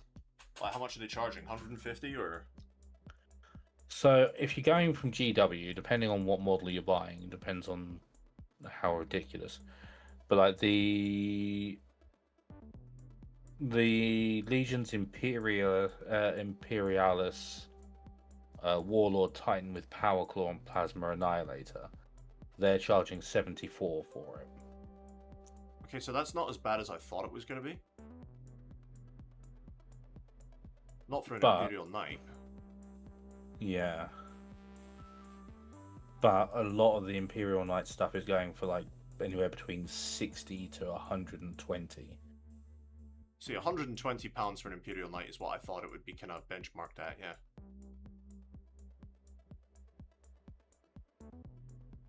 Because they are behemoths in the game. They really are.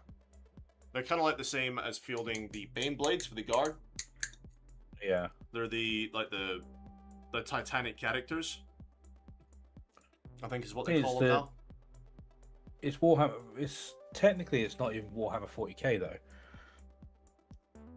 because a lot of them are Horus Heresy. Okay, are you looking at Warhammer 30k models or 40k models? When you look at it on GW, they come up under 40k, Right.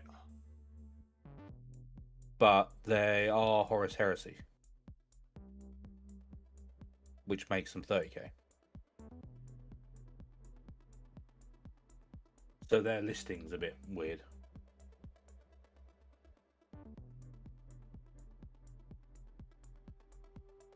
I'm sure they still field Imperial Knights in 40k, don't they? I would have thought so. Because like the Warlord Titan apparently comes under the Imperial Knights as well. Right, okay. But when you look at the box, it's listed as the Horus Heresy Legions Imperialis. Don't know then. They're not always clear on how they separate them. No. Not always. And the Imperial Knights are the only ones I've seen a large number of like just odd parts that GW are selling, so you can just like interchange shit from them. See, that's like, here's here's model this- to magnetize. It's like, here's this big Titan, but the weapons you get with it are only like 2 out of like the 19 that we sell for it. It's like, okay. Sure, why not?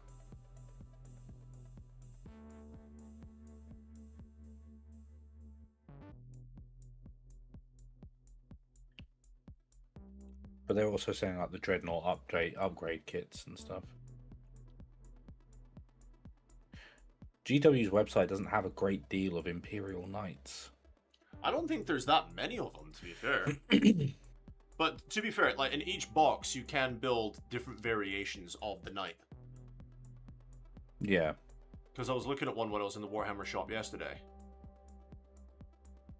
Yeah, the same kits come. You can build like 4 or 5 different knights out of it. It's like your Norn, you can build 2 different creatures at the same box. I wish it's cool that they do that, but at the same time, I kind of wish they didn't.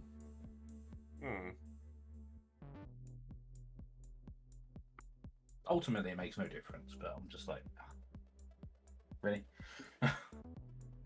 Now I feel like I have to buy multiple of the same thing, but it's not the same thing. And it makes it very difficult on their website to find it sometimes. Because like the Norn, at least, they've listed as 2 separate things. They've listed the Annihilator and the Norn. Right. Separately, even though they're the same kit. Yeah. But until semi-recently, they didn't do that with the Hive Tyrant. Oh. Because the Hive Tyrant can be 3 different things. Oh, yeah. Okay. Because you can have the Hive Tyrant, the Winged Hive Tyrant, and then I can't remember what it is now.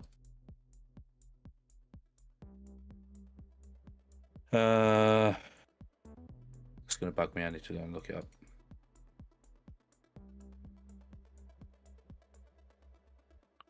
Yeah, you got the Hive Tyrant, the Winged Hive Tyrant, and where is it? The Swarm Lord. They're all the same kit. Okay. But until recently, they didn't have them listed as separate models. So it's like, you're looking for the Swarm Lord, and it goes, Hive Tyrant. It's like, no, I want the Swarm Lord. But Hive Tyrant! Yeah, it's just like... And it's not unless you looked in the details where it's like, this contains the kit for... And it's like, okay. Now that makes sense, but until you read it, you're just like, no, I want a Hive Tyrant. Or no, I want a Swarm Lord, not a fucking I was going to Hive say, hang on a Tyrant. second. Which one are you after, sir?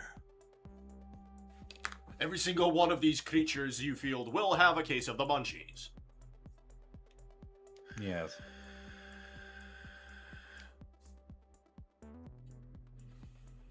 Right, on to the other lot. That's all the infiltrators done.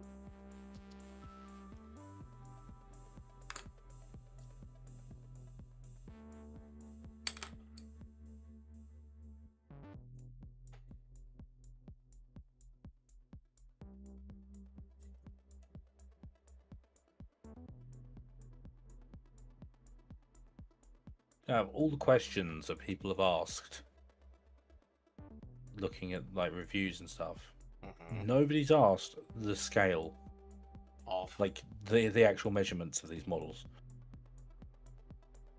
Okay. And GW does not do a very good job at giving you any idea of what the scale is.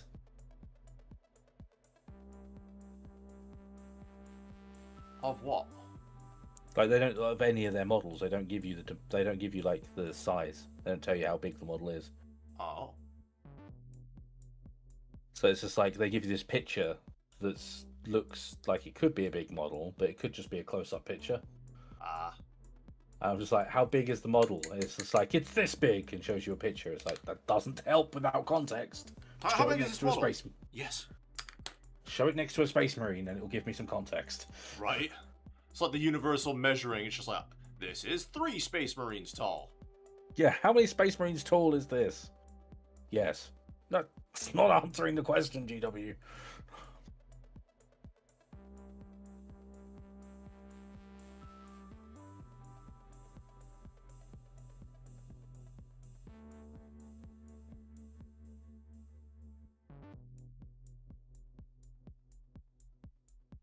Okay, these guns are going to be a bitch to paint. And it's all going to look really gross until it's finished. You know, this is going to be the disgusting phase when I'm getting all the base colors down. Yeah.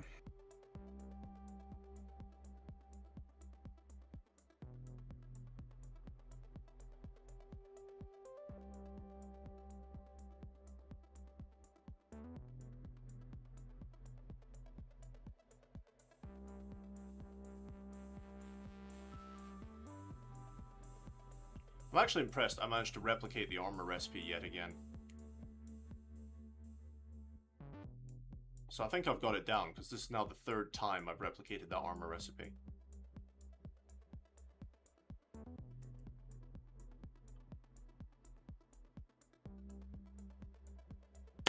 Or I could just drop the guy. That works too.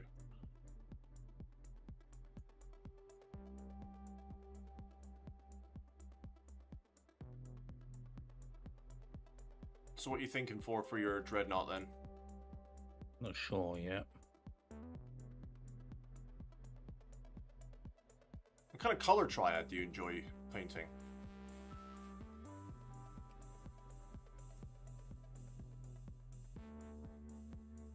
That's the thing. I'm not entirely sure what colours I want to go for.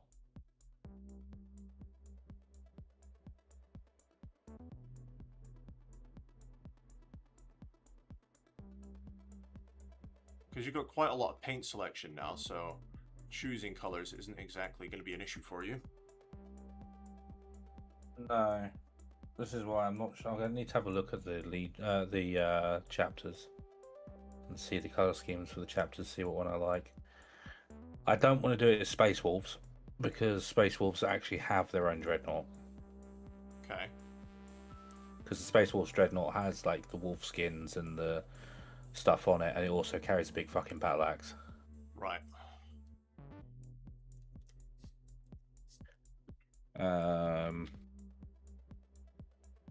Which is pretty cool.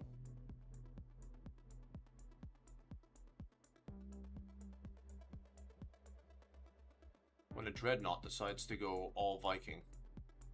Yeah. Yeah, the Space Wolves dreadnought.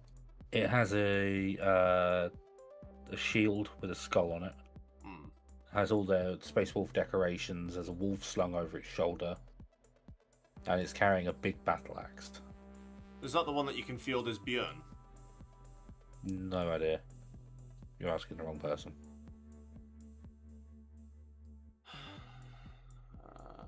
Tell you what, before I paint any more of this, I need to go look on my computer at a reference picture. I'm gonna scoot over here. It's the Space Wolves Venerable Dreadnought.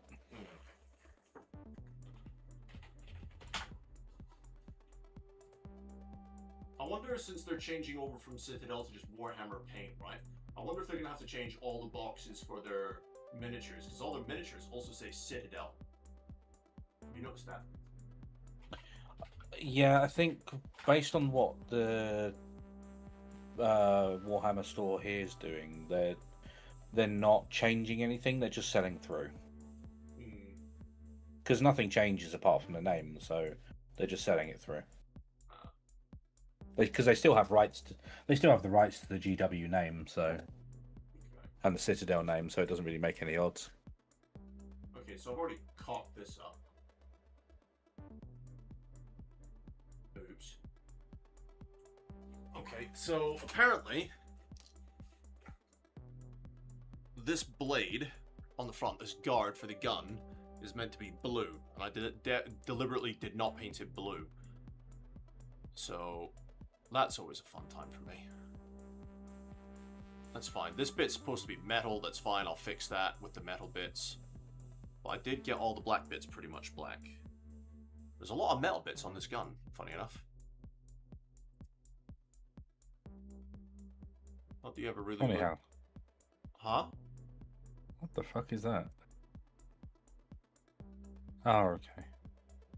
I'm just looking at different sets and stuff to see what there is. Yeah, man.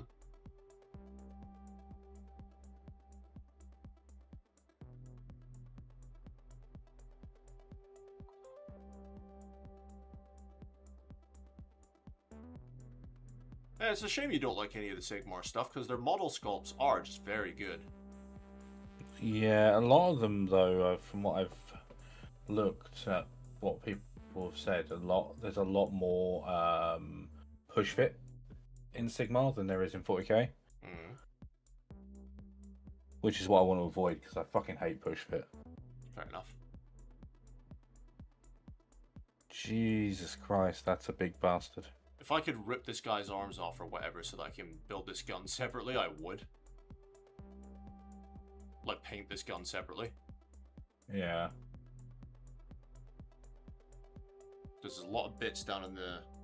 Wait, is that a jump pack? Yes. That seems like an excessive gun for a jump pack. This unit is called a suppressor. They jump up and hover there, and they just shoot this big smagging gun and just go blah blah blah blah blah. Just looking at the Knight Dominus. Mm-hmm. That is a big bastard.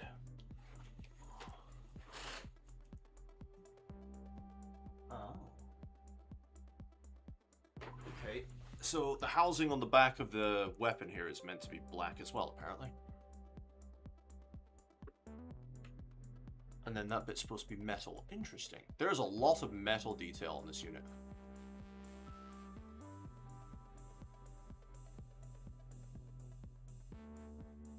A lot more than I thought there'd be.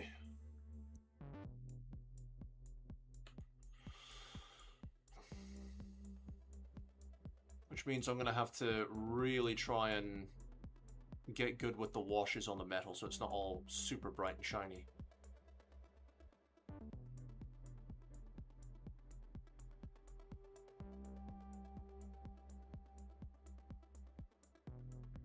He could be brand new to the unit. Fresh out of training. He's just been promoted from a neophyte. Here's a big smegging gun, here's a jump pack, go kill things. Sounds about right for the Imperium. Take this, go use it, make things disappear.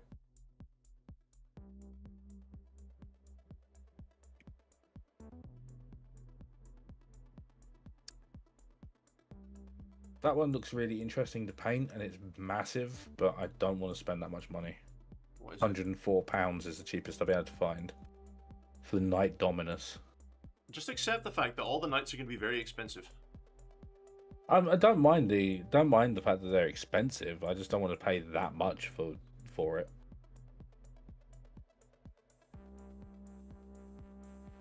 I'll wait. It's because it's still fairly recent from the look of it. I'm not sure. So I mean, I've only looked at the knights as their lore. I've not actually looked at the models or. I know the knights are kind of recent-ish, but I don't know which ones of their models are recent and which ones are kind of pre-existing. Because some of their models are a bit old now. Like they've been around for enough time to not warrant horrendous pricing necessarily, but some of them are brand new and are just expensive. And then others are just expensive because yes. Because Games Workshop. Because yes. Yeah, I don't know. I mean, I would only ever buy an Imperial Knight if I intended on playing him on the table. Yeah, see, I just want something that's interesting to build and paint. We've got a lot. For me, I'm not as picky as you. I've got so many models I want to paint. For me, it's when I'm picking models, I have to like the look of it. Like if I was collecting an army, then yeah, like I would just buy shit and paint it, and I'd enjoy painting it because I need to anyway. Right. But because I'm not collecting to play, and I'm not collecting an army, I'm a lot pickier about what models I'm like. If I don't think I'm going to enjoy building it or painting it, I'm not buying it. That's fair. I mean, I'm not necessarily army building. I'm just painting but I these mean, guys you're more I... likely to use them in a game than me, sort of thing. Like you actually do play the game from time to time. For sure. Like if I was playing the game from time to time, I'd have no issue just buying bits for the army because I'm painting them, and I'd enjoy them on the basis that it's adding to my collection of that army. Yeah, like something you normally wouldn't collect. It's like, well, I need some heavy elites in my army. I'm gonna go buy some Terminators. Yeah, and I'd be absolutely fine with that. Yeah. But when I don't play, I'm like, I don't think I'm going to enjoy that. So no. Yeah. That's fair. That's basically how I'm shopping for models at the moment. It's like, do I think I'll enjoy that? No. So yeah, whatever happened to you buying that D&D miniature you were showing me? So the reason I haven't bought the what's it called again? Wendigo. That's it. I haven't bought the Wendigo yet because they're doing a new version of it. Oh. In higher detail, like a higher detail version.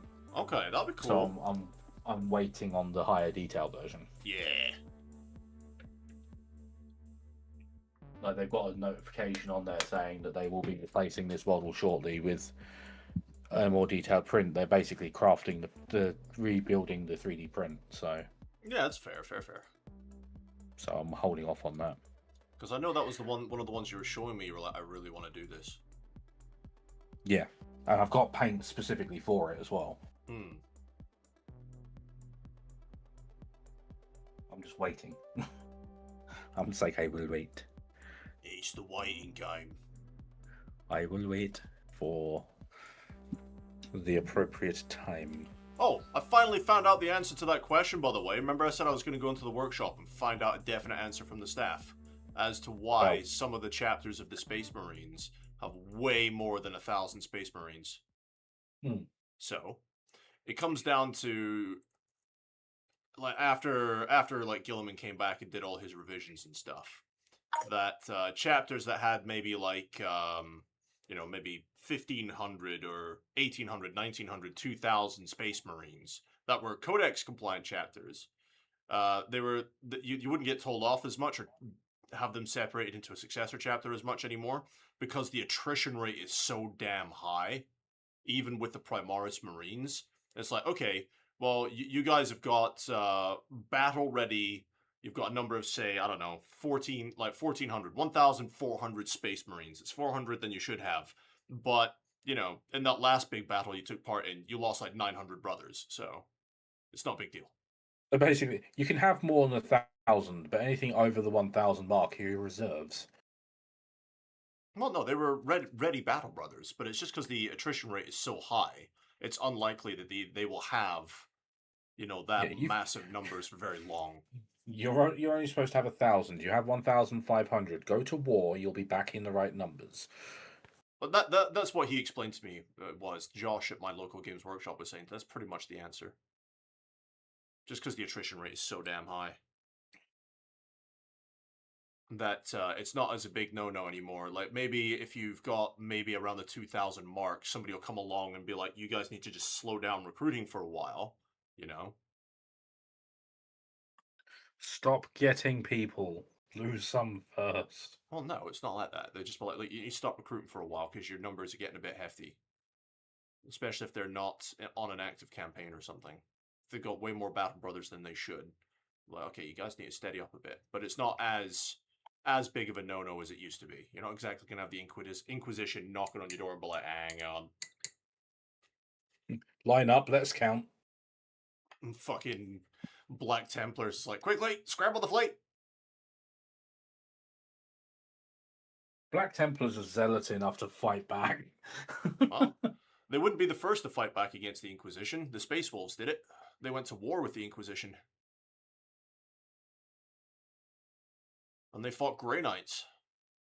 Oh, that's fate. The Space Wolves would go to war with their own grandma for the sake of having a fight. Well, they were fully prepared to fight Gilliman when he showed up in his Indomitus Crusade. They were ready to fight him. They didn't, but they were ready to. Come on, fucking have you? They thought Yeah, him Space showing Wolves- up with a massive Crusade fleet was a threat. Yeah, we'll turn up with the Crusade threat. Go on then. Come on, Yeah. then, you mug! Come down and get me! Yes, I commit this planet to exterminate us. Fuck! No, none of that. Come fight me like a man, you coward. That's cheating! Fight us like a man, or don't fight us at all and fuck off. Launches a Nova warhead at the planet. It's like, ow, bastard. If you're not going to come down here and fight us one-on-one, fuck off. And they just got Bjorn Ironhammer, whatever the fuck his name is, as the Dreadnought, and he's just like, cowards.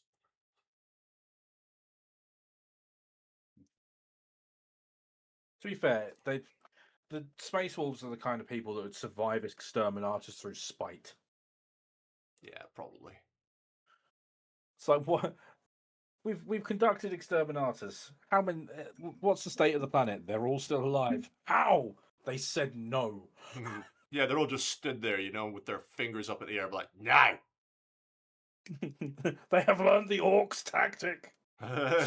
We will survive, we will survive, we will survive. Oi, brother Derek, start believing! I'm sorry. Oh, yeah. All right, yeah. I'm sorry. You're not believing hard enough, Derek. Put the Rubik's Cube down and believe, you bastard. That's brother Dave. Brother Dave could single-handedly wipe out the universe if he chose to. Mate, brother Dave is a threat. Let's face it, like the orcs, the only reason they aren't the unstoppable force is because they don't realize they could be. But the ironic thing is, the second they realize they could be, they could no longer be. That's how fucked up the orcs' existence is. As soon as they realize they could win any fight anywhere against anyone, they could no longer win any fight against anyone anywhere. Nah, they'd be too strong. What I love about the Necrons, the thing though, is, like their entire power comes from the fact they don't realize they're powerful. Like, if they realized and tried to use that power, like the warfield, like if they tried to use that shit, they'd have to be consciously aware of it, which means it would no longer work. yeah, you're not wrong.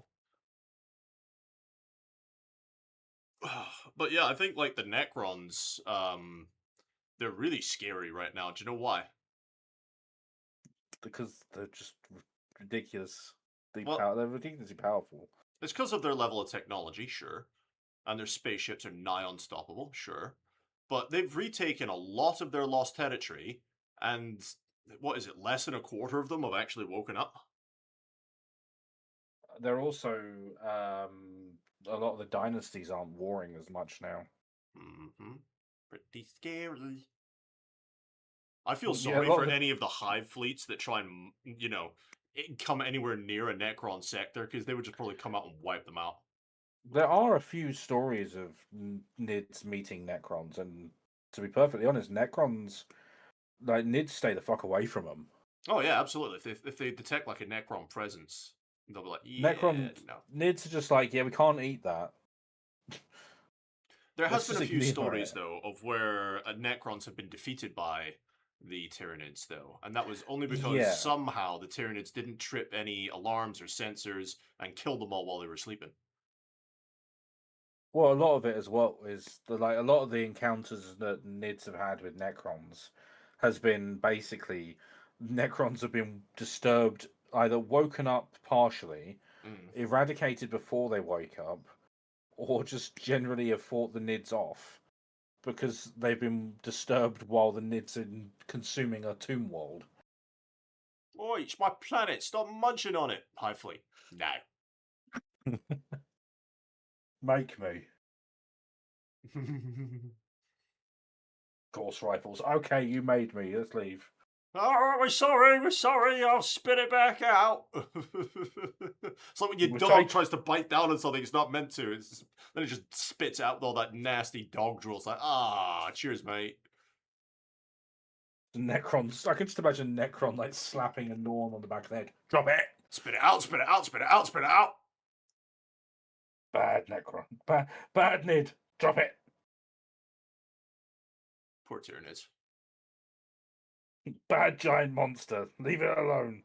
You just see a Carnifex wincing away back to the fucking hive mind like a dog. He slapped me. So Norn was backing off. It slapped me in the brainy bit.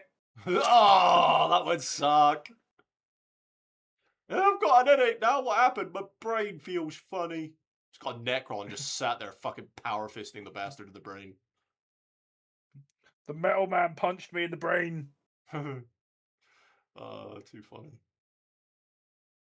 That's the thing. It's like you can make Warhammer as silly as you want it to be. It doesn't have to be so serious all the time. But Necron punches a Tyrannid in the punches a Norn in the brainy bit, and the entire hive has a headache. Oh, It's like, ow! I make him stop it! I am looking forward to getting the 11th edition starter box, though. I'm sure, like everyone else is. Not for the Space Marines, but for the Orcs, because I haven't really painted any Orcs. It'd be a good chance for me to try and paint up some Orcs. Oh, jokes. I was quite surprised actually at my Games Workshop store. In a good way I or a went in bad there way? in a good way. Right. Because there's someone coming to buy some, like, they're actually trying to buy orcs. Uh-huh. And they're like, don't buy them yet. Wait. And there's like, why? It's like, because there's better models coming. Don't buy them now. These ones are shit in comparison. And it's like, wow, you're passing up sales? What the hell? Very ungames workshopy of you. Yeah, that's. I was just like, wait, what? He was like, yeah, don't buy orcs yet. Wait till 11th. It's not that long to wait. Was it going to be like mid-June, start of July, where the edition comes out? Yeah, he was just like, wait till 11th edition. The orc models are going to be better. Yes, sir. Although It's there is like, an orc wow. model I really want to paint, but I have to wait till I'm a lot better at painting for it. The one, the only, Uruk Gazkul Thraka. I was tempted to buy that. Oh, he's such a good model, though. I was looking at that one last night.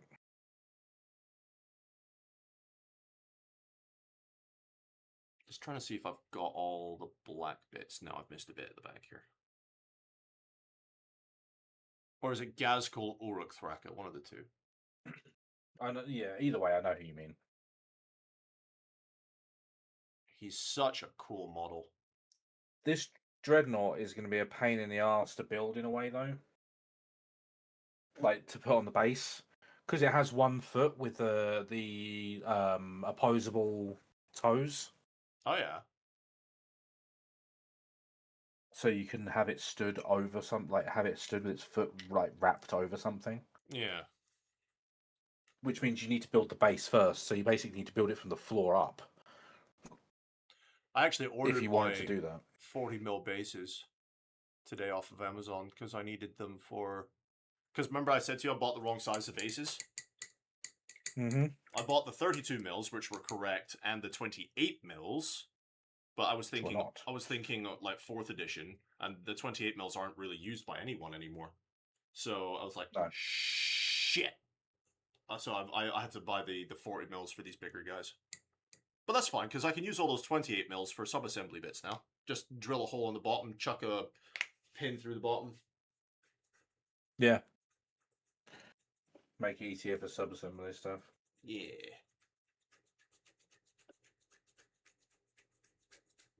My hand is super itchy. Alright, it's 2 of the suppressors with all their blacks done.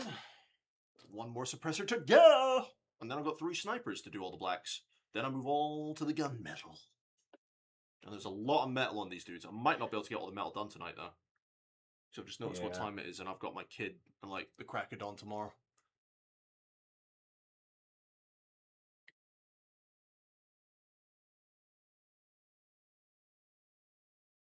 Because her mum's going out of town, so we swapped the Friday or Saturday sleepover to she stays over on Sunday night into Monday. Right. But because she has So school, I you did got to say get her to school. well, no, I said to her flat. I said to her mum flat. It's like I don't have a car. Her school is a 2.5 mile walk from here, right? I don't mind making that walk, but you try and get a really sleepy ass 5-year-old to walk 2.5 miles in the morning. It's not happening. So I said to her, No. just call her in sick. Call her in sick for Monday. Well, you can get the bus. Fine, give me money for the bus. No, right, go fuck yourself. Call her in sick. You know what I mean? Yeah. She's gonna miss 1 day. It's primary 1. She's not gonna miss much. Yeah, she's not going to miss anything groundbreaking. Yeah, it's not like she's in secondary school and she's got her exams going on and stuff, you know what I mean? Yeah, it'd be one thing if she was doing exams.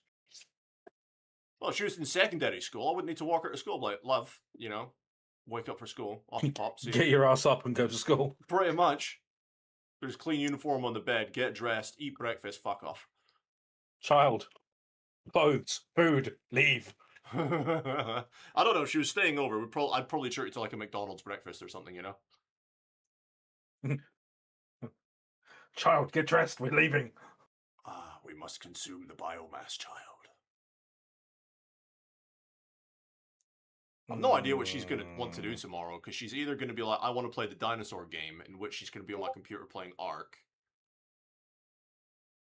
Or she'll want to paint her soldiers, which will be all the Star Wars stuff in the corner there. Why did I get a ping on Discord? Not me. I don't have any messages. Huh. I saw you were playing Space Marine yesterday. Yeah, I chucked it on for like an hour. I wasn't on it very long. I think I played like 1 mission.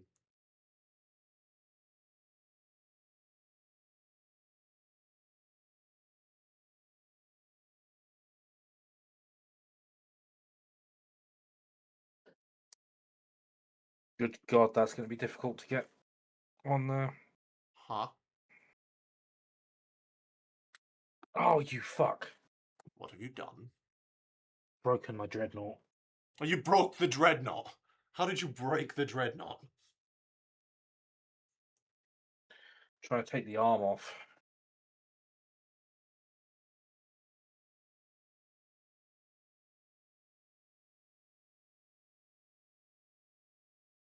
So now I've got to glue it again. Where's my glue?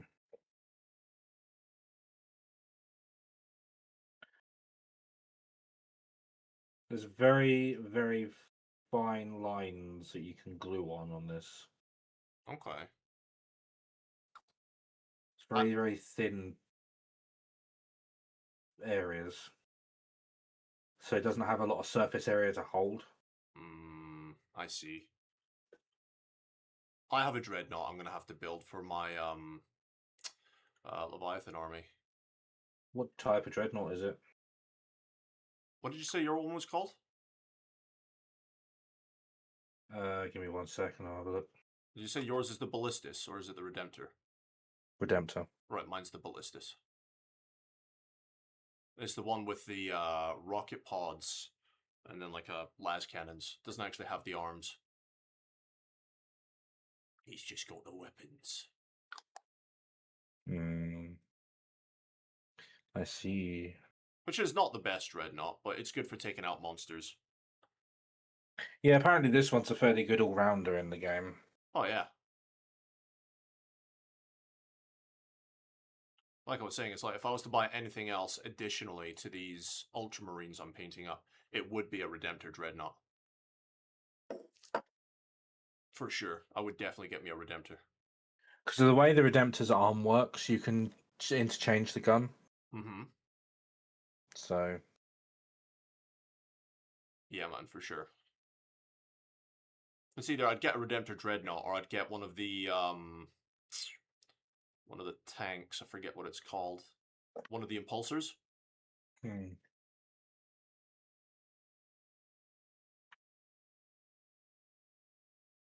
Right. I need to paint this now. Yay. Yeah, so I went with the power, the clawed hand with the flamer underneath it. Okay. Instead of the small gat. Because it can have a gat under it or it can have a flamer. So I would choose the flamer as well because it's rending, not rending, sorry, it's the what are those wounds called again? It's you don't have to roll to hit because it's the fire weapon, it's automatically hitting. I forget what that keyword is called though. It's not rending, it's something else. Yeah, it's just torrent. I think it's a torrent weapon. Yeah, torrent weapons.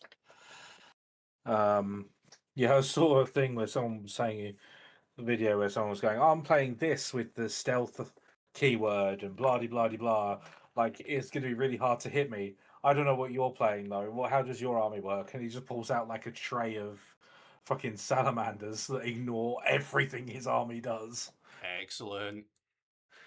It's like, oh yeah, they're like they have cover all the time. Because of such and such a rule, and they have the stealth keyword, so they can be really hard for your guys to hit. So what are you playing? And he just pulls out a tray of salamanders. It's just like, yeah, he's not gonna have trouble hitting you at all. Doesn't sound like it. And the salamanders are just like, fire.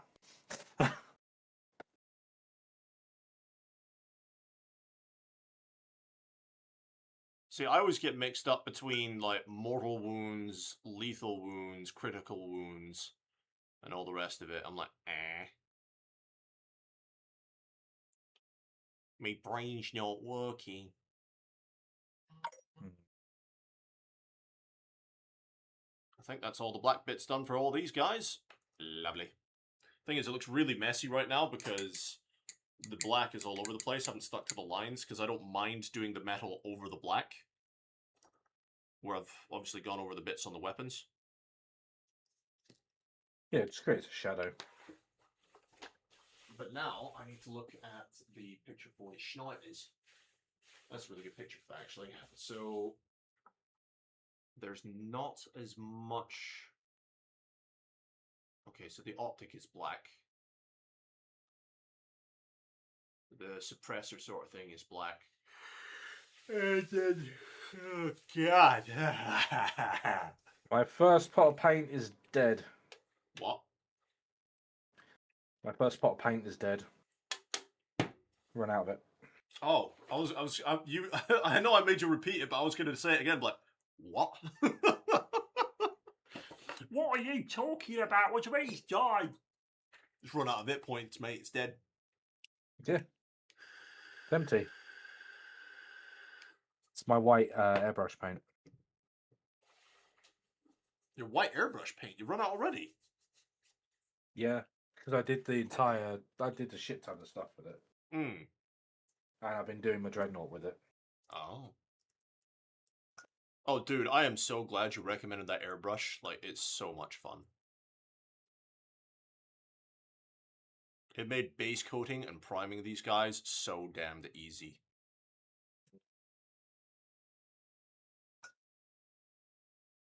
Told you. I fucking told you. Shut up, man.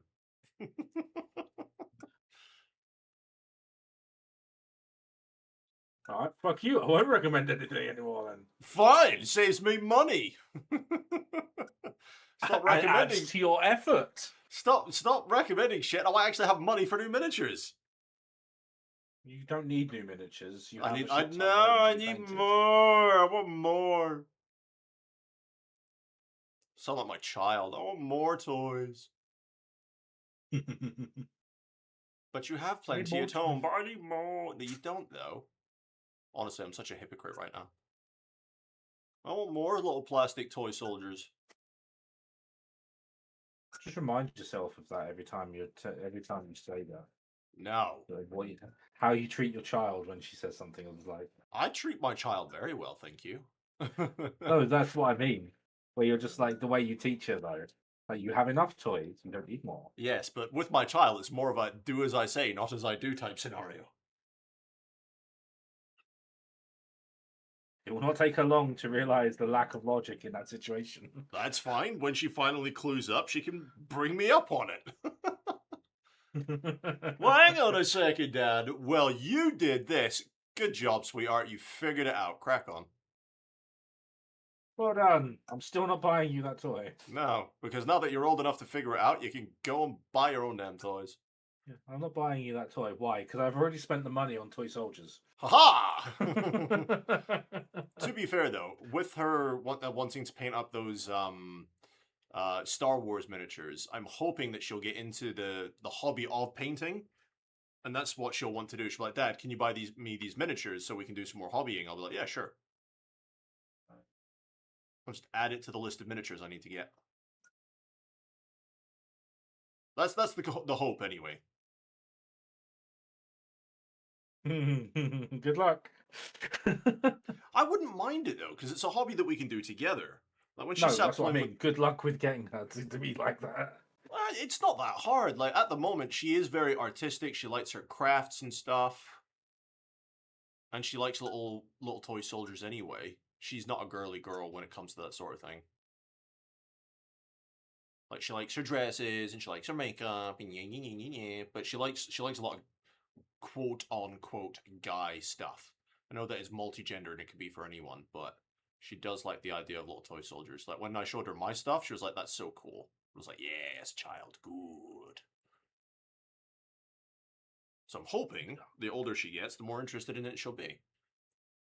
It'll go one of two ways. She'll either get more interested or she'll get less. Or she'll what? Get far less interested. Oh, right. I had no idea what you'd said there. Yeah, no, you're right. You're right. It could go either way. It's like anything, though, isn't it? Like either the interest will grow or they'll lose interest entirely. Yeah, that's exactly it.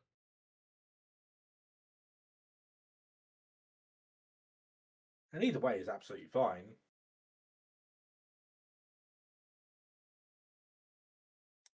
Pros and cons to it though. So if she's like, "Yeah, I really want to paint miniatures with you," it's like, "Fine, no problem. We've got something else we can do together." She's like, "Dad, I don't want to paint miniatures." It's like, "Fine, more money for me to have my own miniatures." Not a problem, love.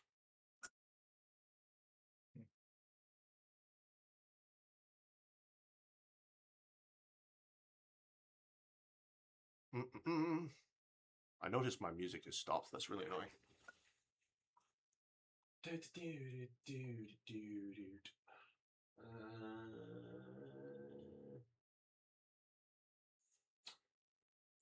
How about this? Is this gonna be any good?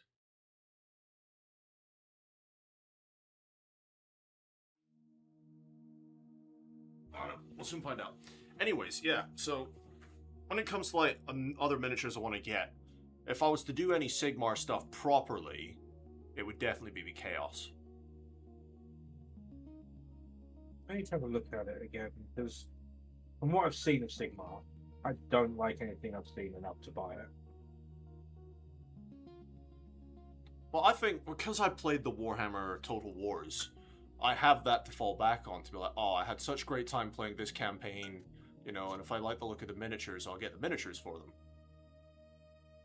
Yeah, Like, makes sense. I enjoyed and I loved my campaigns with the dwarves, but I looked at the Age of Sigmar dwarf stuff and I was like, nah. No thanks. And it's the same with the Empire. Now, the cities of Sigmar are supposed to be like the remnants of what's left of the Empire by that point of the story, which is fine, but I don't like the look of the models. Just perfectly valid and fair. So, the other campaigns I really enjoyed was playing as the bad guys, as Chaos. Being the end times as an option was so fun. Wiping everything out. That is your goal as Chaos. Wipe out the old world, you know? But even in 40k, I was always tempted to play Chaos. Mm-hmm. What stopped you? Mostly at the time, my painting ability. Because Chaos Marines were just like a whole other level of detail. There's a lot of trim on Chaos Marines. Yeah, they like their embellishments. Yes, they do. And at the time, my painting ability was nowhere near good enough to even attempt it.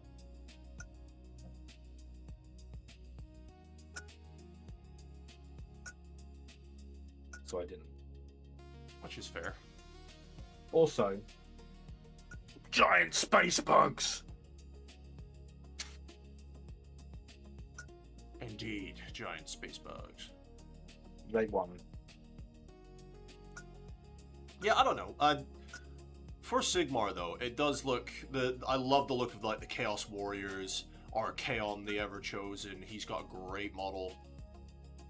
You know, and a lot of the Chaos ones, a lot of the bad guys have got great models, like the vampires as well. I didn't quite enjoy playing them in the game, in the Warhammer game. The Total War game. But the models for them look great. Yeah, I've seen some of their models. They got some of them on display in my local shop. They look good, but I'm just not sure if I'd be interested enough to bother. Which is Because fair. again, Sigmar is kind of expensive. It's cheaper than 40k to collect an army. Yeah. That's what I liked about Star Wars Legion. It's far cheaper to buy an army for Star Wars Legion than it is for 40k.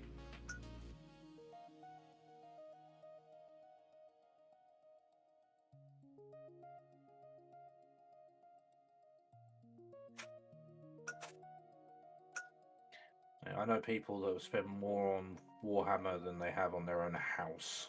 Mm-hmm. As one of my mates when I was at school, he would spend more on Warhammer when I was at college, sorry. He'd spend more on Warhammer in the space of 2 months than, like, when I moved out, I spent on rent in a month. It's easily done.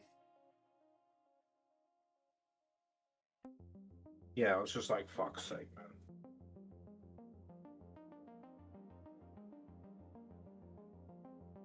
It's so easily done. Like, if I could afford to, I would do the same. I would spend an ungodly amount of money on the hobby. And probably never get around to painting half of it.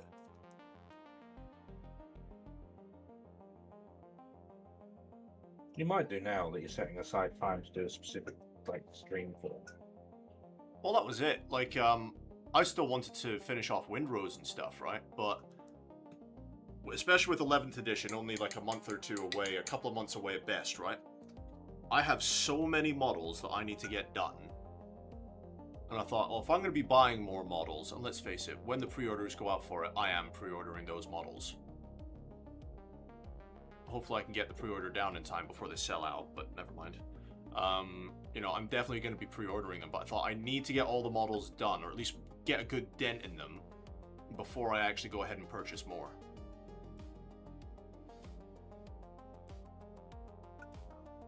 At least purchasing Warhammer, you know? Like, if I was to turn around and be like, oh, I could buy up, like, the stuff I want for Star Wars Legion, it's fine. Because they're not about to do a whole new rebrand of Legion, because what else are they going to rebrand it to? You know, they changed it from the soft plastic to hard plastic.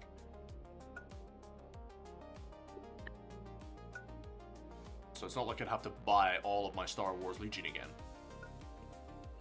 No. You just need to update your Legion.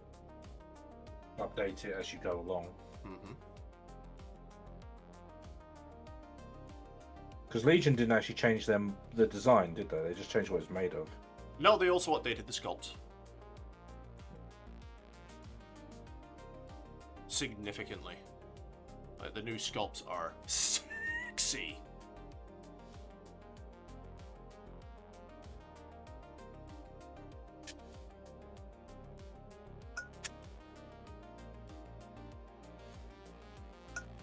But yeah, so that's why I'm doing the hobby streams, man, because I need to keep the streams going, but I also need to be able to do my hobby.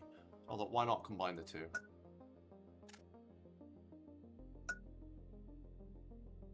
Actually, surprised I haven't heard from Chaplin yet today, because I was supposed to be helping him set up his Streamlabs OBS.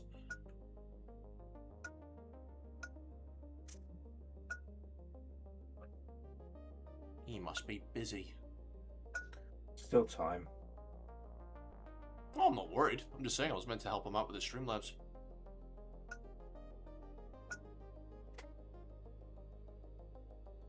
I need to decide what I'm having to eat tonight.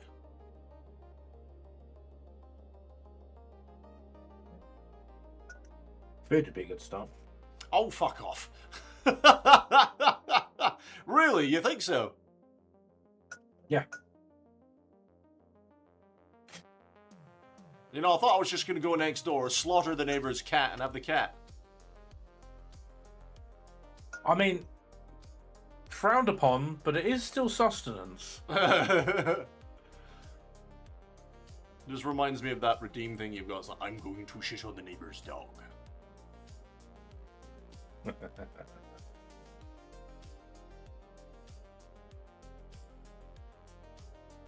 I'm not too worried about getting this black on the cape either, because I've got an idea what I want to do for the cape.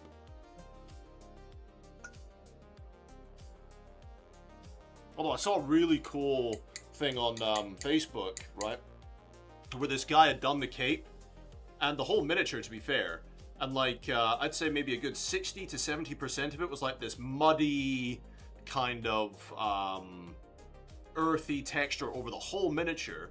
But then, like, the other percentage of it was like this active camouflage effect that showed like the actual armor and the actual colors underneath. So it was like an active camouflage for the miniature. I was like, oh, that looks so cool. I could never pull it off. I saw someone who did a Tau strike, one of the strike suits. Oh yeah. The one that have the personal shield. Oh yeah, yeah. And they 3D printed like a hexagonal grid and clipped it and did like they. I'll see if I can find the video and send it to you. But it's basically, it looked like bullet fire was hitting the shield and exploding on the shield, and you know, like the reflective effect of like when something hits the shield, you see like the shield ripple. Oh yeah. So do you know what they actually made those shields 3D prints for originally? The old Star Wars Legion droidicas. That's what they were originally made for, and they've been adapted to other things now. Oh, this guy, he showed the process that he was designing it himself on. Oh, he made his own one. Oh. Yeah, he made his own one. And it looked really good. And he painted it so it looked fucking awesome. That's not bad I was then. just like, that's cool. That's good. I like that. Right, that is my Dreadnought based. That is mostly all the black things on this sniper. Mostly. I've missed a few bits and pieces.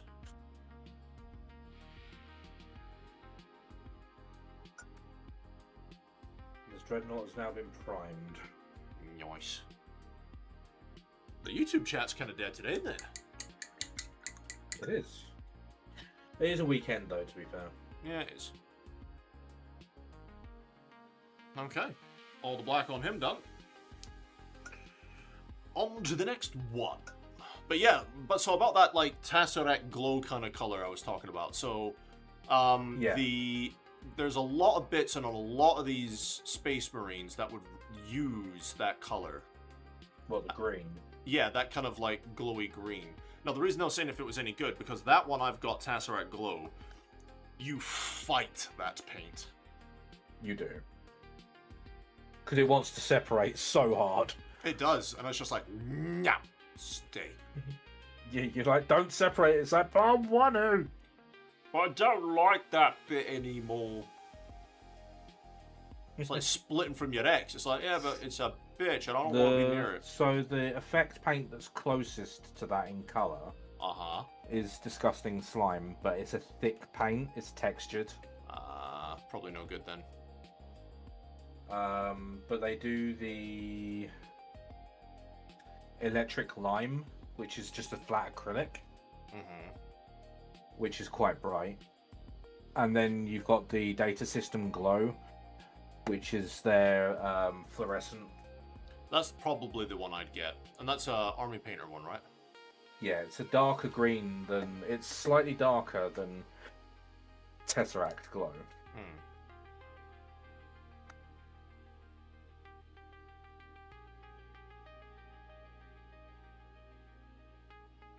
One thing I will say that I've gotten much better at doing this hobby, by the way, my brush control. It's so good. Trying to do specific techniques, I suck, but my brush control is really good.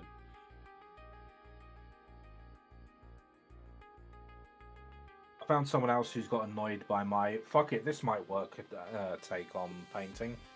I was never annoyed by it. I was just fascinated it worked. But and mildly irked whenever I was like, "Fuck it, let's see what this happens," and you were like, "Fuck you, that works." Yeah, my inner cringe just like, choose a style and stick with it. I hate you, but that looks okay. Yeah. It's like somebody keeps hitting that cringe button. It's like, there you go, cringe, and I'm like, that's actually right. But then it's like the whole painting technique that you do versus me. You like to look up tutorials, and I'm just like, I'll just wing it.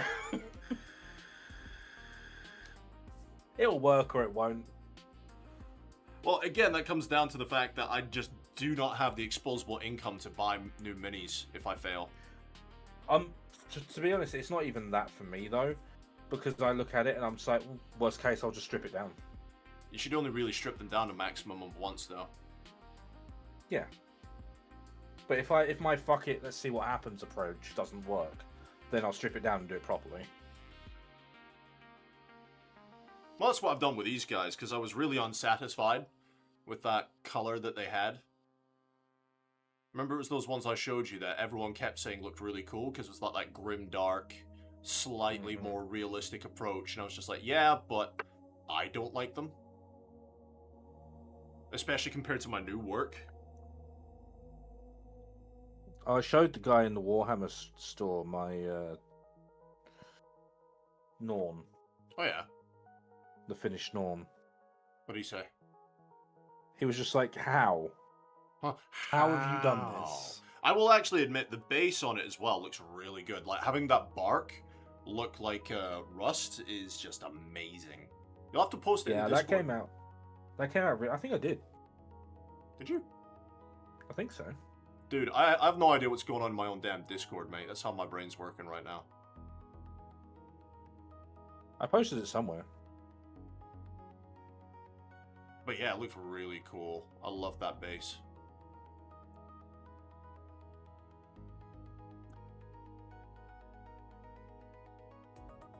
Yeah, it's just a little bit of bark on there, and then I just sprayed it grey. Used the Army Painter Primer Grey. And then painted it with like a silver. And then used Army Painter's Fire Drake to go over it, and Okay. when Fire Drake dries, it looks like rust. Huh. It dries that rust color. Yeah. I was just like, oh, okay, that works. Happy accident.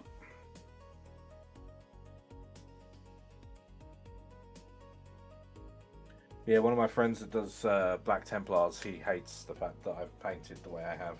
And hates the way that it works. Yeah, it's not the fact that we don't like your success, right? It's just like, how the bloody hell do you keep pulling this out of your arsehole like this? Especially as I haven't painted in 20 years until recently. Yeah, we all celebrate your success. It's just the how. He's been collecting Black Templars, and he has self-admittedly only ever achieved the skill level in painting to get them tabletop ready. Well, it's not entirely his fault though. Some people hit that skill ceiling and don't try and get above it. It's not the fact that it's not like through a lack of trying for him. He's just it just doesn't click for him. He's not one of those people that can do it. Oh, okay. Like, you get some people that can push past that point, and then other people that just can't. Which is fair. And he's one of those people where he just gets stuck, and that's as far as he can go at the moment. I reckon if he kept trying it over and over, that he'd be alright, but... Well, that's the thing. It's practice makes perfect. Like, my issues... Remember when I said to you, well, last year at this point, I was like, yeah, but my dry brushing sucks, my brush control sucks, I can't do this technique, my brush control is great, my dry brushing is where it should be, I can dry brush now, you know, a lot of techniques I couldn't do a couple of months ago, I can now, you know, it just takes practice. I mean, like, you look at a lot of tutorials which helps you, which is cool. I look at tutorials and I'm like, okay, I already knew how. Like, I can look at a paint. I'm one of these annoying people that can look at a paint scheme and I can see how someone did it. So looking at a tutorial doesn't help me. It's like, I know how you did it. I can't do that. I can't replicate it. Yeah, it's the replicating it yourself part which is difficult. Yeah. Yeah, it's like because like I'll say about not being able to do something, and there's been a few times where you've gone to me, I'll just look at a tutorial. It's like, I have. Listen here, motherfucker. Like, I have looked at a tutorial. Do you know what that tutorial taught me? That I already knew how to do that. This tutorial taught me that man is a bastard. There. Yeah, basically. Oh dear. I'm looking at it. I'm just like, I know how to do this. Because they're like, oh, this technique, you just do this, this, and this. I'm like, yes, you do. And then while they're explaining like the base technique, I'm like, or you could do this, which is the quicker way of doing that. And then they go on to it and go, once you get used to it, you can take shortcuts and do this. I'm like, yes, I know. I know that. Oh, by the way, a technique that I never would have thought of doing is the pre-wash before you apply your shades. Yeah. I had no idea. I think it was, Eddie in the chat the other day that was telling me about it. You know the effect I got on the Norn's body, not the carapace? On the squishy bits? Yeah. Yeah. That's what I did on there. Oh, see, I had no idea before Eddie and Chaplin had mentioned it to me. I was like, oh! It makes so much sense now. Like, it just didn't get you a cross... really good effect, it just doesn't always work. Oh, I found it worked really good for me. I just need to practice. Yeah, it depends on what you're doing. Well, I thought it was great because it allowed the oh, excuse me, allowed the shades to get into the recesses much easier and flow off of the flat surfaces. Yeah, and that's what I liked about it. The thing I like about it is if you do it and then do it and you're doing a thin coat of afterwards. Yeah. Then it just saves you having to worry about shading at all. Because it just it just does all the shading for you. And then your paint automatically takes on the lighter and darker shades as you go. I'm just going to do this whole bit black and then just fill in the metal bits, I think. But I find it didn't work very well. It worked great on my Norn, but it did not work well on my the armor for my tiefling. Oh yeah, yeah. It didn't work very well for her.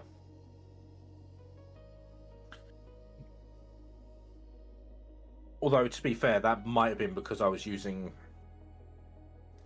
a gold, like a copper gold color. It's possible. So it might just be the fact that the metallic I was using. Yeah, it's quite possible. Because I'm doing her armor. I've done her armor in like not more like a coppery bronze. Mm-hmm. So yeah, my airbrush still works, but you know the really small tip at the front that you need to use the spanner on. I remember you saying something about it. Yeah. Well, that bit I tightened it a bit too much. Oh. And damaged the thread. Oh. So what I've done is I've ordered exactly the same paint airbrush head. Okay. And then I'm just going to use my current one as spare parts. Yeah.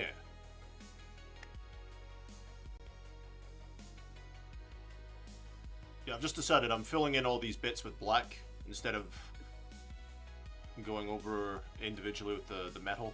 Just to give the metal something better to look underneath. Because I did notice that it took me several coats when I was doing it over blue. Ah. And I want the metal to be a bit darker. I realised I forgot to prime something. Oopsie, oopsie. What did you forget to prime this time? The base. Yeah, okay, that's a pretty important bit, mate. See, I'm just gonna have a stream separately where I do the bases for all these guys. Well, I might just build the base and then prime the whole thing afterwards, because this dreadnought has got that posable foot. Yeah. So I need to build the base before I put the foot down. Mm-hmm.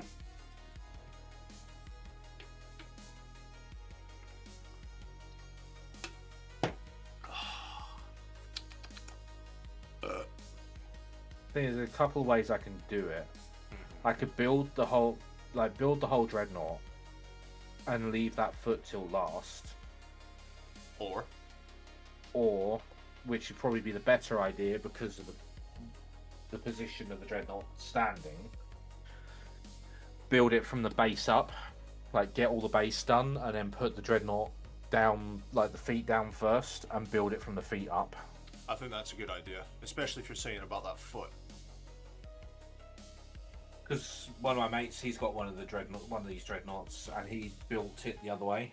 And his dreadnought, when he put it on the base, was like leaning backwards. It looks like it was about to fall over. Brother, help! Yeah, it was like that AI video. It's like that AI video I sent you with the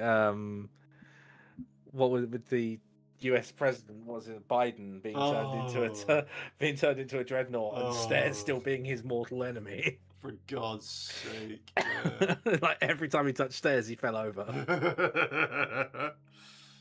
Yeah, that was funny. How do you beat this dreadnought? Go upstairs quickly. Yep, run up the stairs. He can't follow you. You'll be fine. Trust me. Just don't run downstairs because he can still follow you. Yeah, he will just tumble fall. down them. Yeah. Like a Family Guy when Peter runs down the stairs like. Yeah, falls down the stairs, firing all of the weapons at the same time. So this dreadnought falling down the stairs, go, brother, help!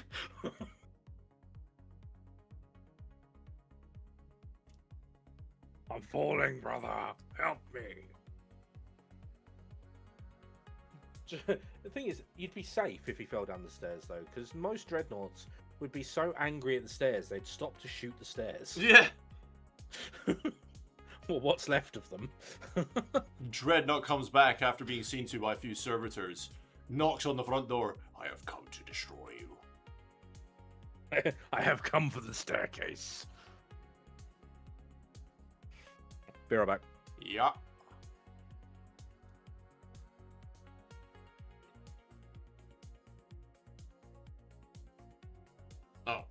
realized I forgot to do the scope on the other guy. Oops.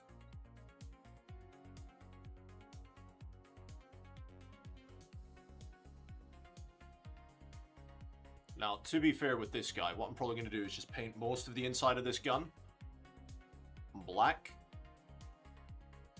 Because you're not really going to be looking at the inside of the gun to inspect all the metal details on it. So I'm probably going to paint most of that interior bit that you guys can see there black.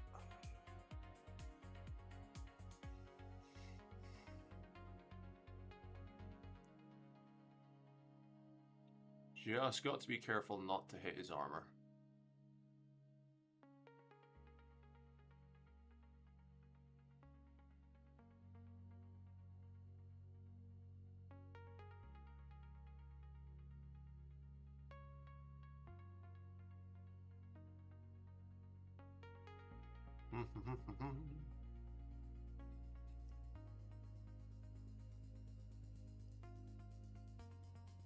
Actually remember to do the optic on this guy.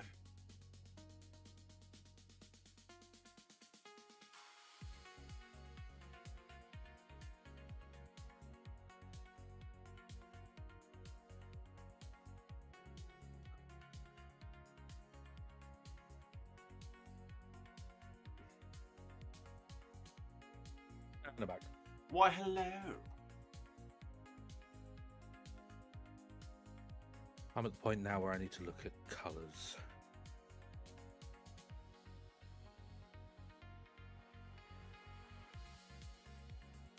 Why is it playing that? I didn't tell you to play that.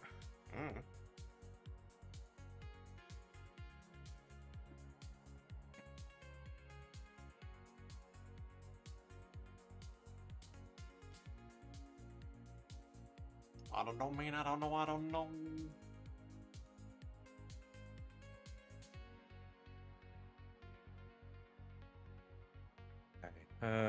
What was I looking for? Colors.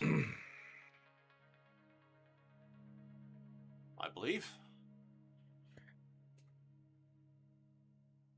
Or am I wrong? No, you're not. Space Marine chapters is by colour. True colors.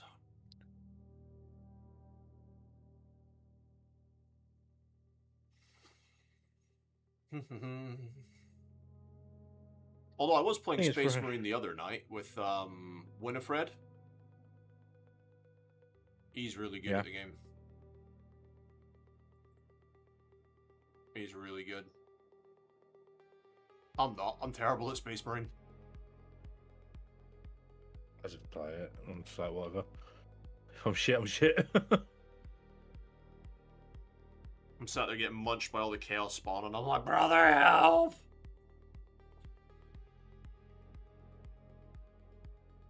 I may be a Primaris, but they are too much for me, brother!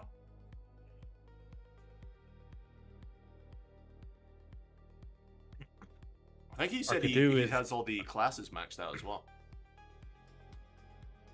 Fair enough. I could do with a copy of this image that isn't pixelated to all balls.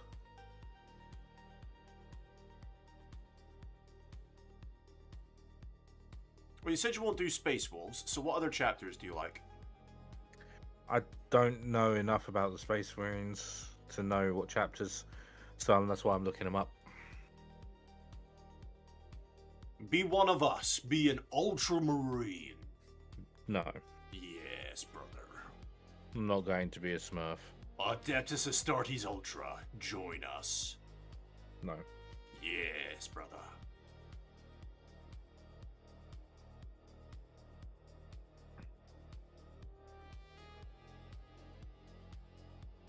Like I said, if Blood Ravens actually had a dedicated Games Workshop line, I would have gone Blood Ravens, damn right, because of my days of playing Dawn of War as a kid. Yes. But you know what I mean? Like, I would have, for sure. But unfortunately, they just don't have the, What army do you play? I play the Crimson Magpies. They just don't have the, the models, the dedicated models for them. Astral Hounds look kind of cool. I have no idea who they are. They sound like a successor chapter.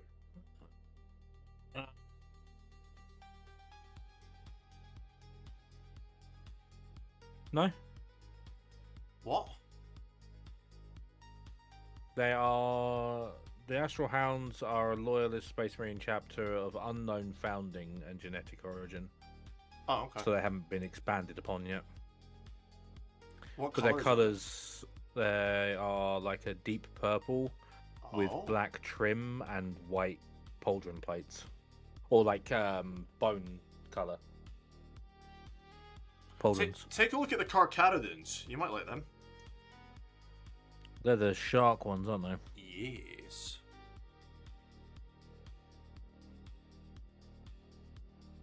Or Carcharodons, however you want to pronounce it. Same difference. Yeah, I'm just making my way through. I'm still in A. Making my way downtown. The Auric Paladins are kind of cool. Never heard of them either. They've got like a bright red pauldron plate, but their trim is like a battle-worn dark bolt gun. Huh. Okay.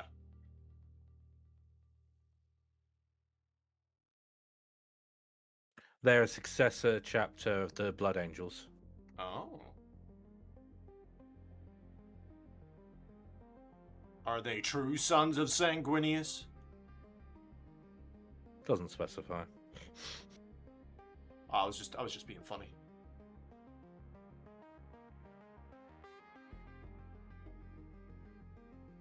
The Avenging Sons.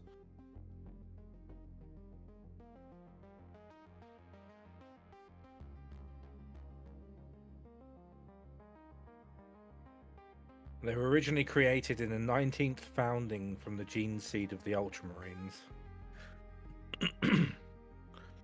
So they're a light blue colour, similar to the Ultramarines, but the trim on their pauldrons is green.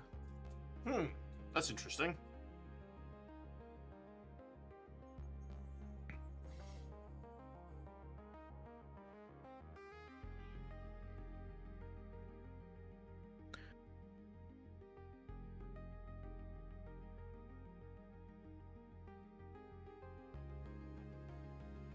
The black talons that wear surprisingly little black.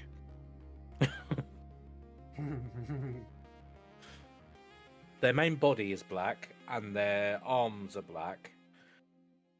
The skull-winged crest on their chest is red, and the rest of it is white. Yeah, and the rest of it is white. Huh.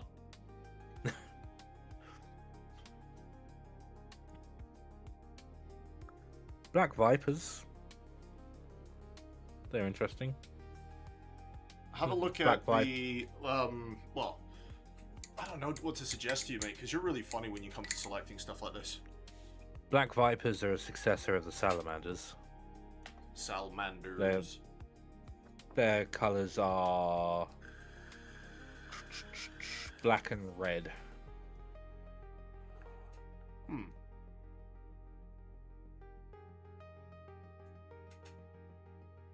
Blood Dragons.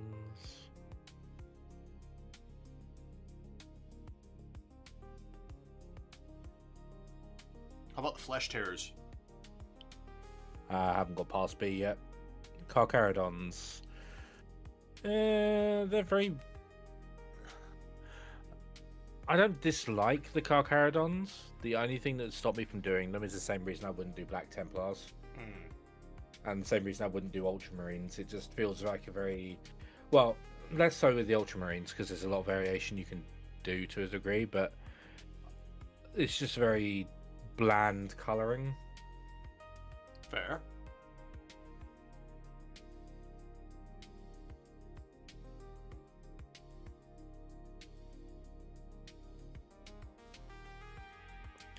No, we do not want the Celestial Lions. Why? What's wrong with the Celestial Lions? It's just a lot of gold. Ah, okay. They're gold all over. The Aquila is black. They have a blue helmet and blue shoulder pad, blue pauldron inners. Blue and gold, huh? Yeah. Hmm. They look kind of cool, but Is it's it way just too much gold. Yeah. Yeah. See, this is my issue. This is what I was saying to the guy, and I was saying to Josh in the Games Workshop, the member of staff I was talking to. I was just like, this is the reason I don't get Gilliman, you know, Rabute Gilliman as the Primarch for the tabletop or for my company here, is because one, he's got way too much trim to paint, and two, I feel like the gold drowns out the blue. I don't think he's a very good model, personally. Dark Krakens look interesting, but again, they're very basic. The Krakens! White Aquila, black everything until you get to the arms, and then it's purple. Such a bizarre color combo. Yeah.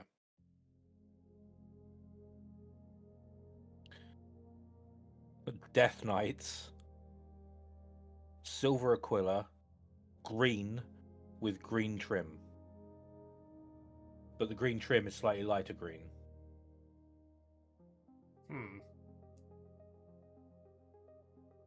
Death Knights were like, what colour do we have? Green. What about the trim colour? Green. That was a suggest, mate, honestly. They had brother Dave. I like green. I like Yeah, what about the green. trim? I like green. Well, he has the power to destroy all of our minds, so we should probably go with green.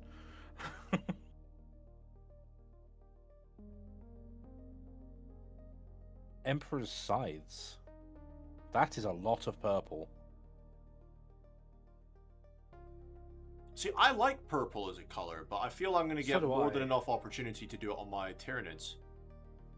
So I like purple as a color as well, and I didn't use it much on my Tyranid at all. I used it for the foliage, on the model, and the carapace on the basing part, but I didn't use it on the actual Tyranid itself. Right. But the Emperor's Scythes is a lot of purple. Everything except for their knee pads and backpack is purple.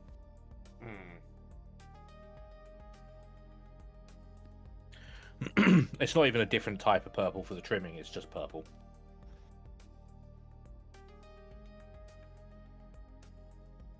Ooh. I like that though. The Emperor's Shadows. So many of them that I've never heard of before. Emperor's Shadows looks to be a Japanese themed one for the look of it, because their shoulder pad, they don't actually have like a symbol painted onto their pauldron.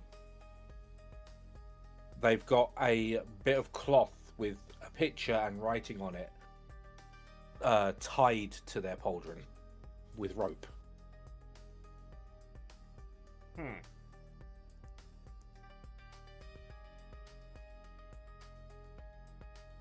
Interesting idea.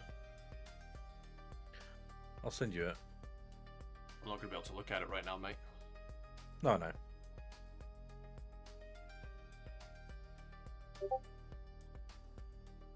Oh, that was just you.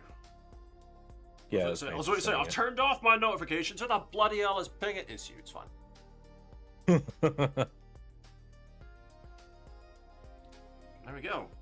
That's all the black's done. Yay! Now I've got to do all the bloody metal bits. Yay! I don't know if I have the strength to do that tonight. It took me 3 hours to do all the black.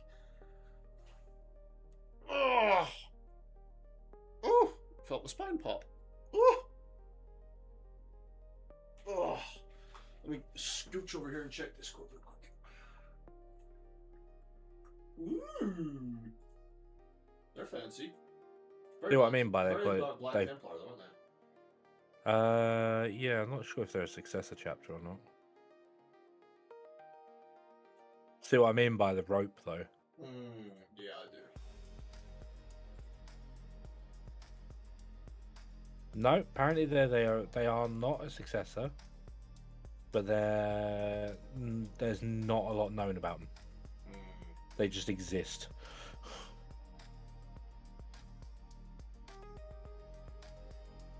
I feel like Warhammer has expanded where there's way too many chapters in the Imperium.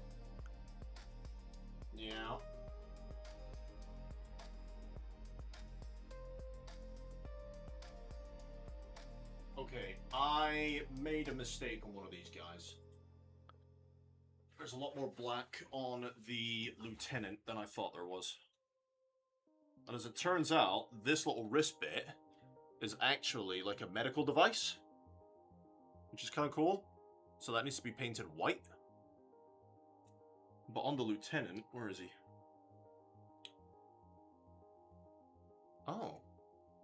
Oh, I didn't put the blades on his side. Oh, whoops. Whoopsie.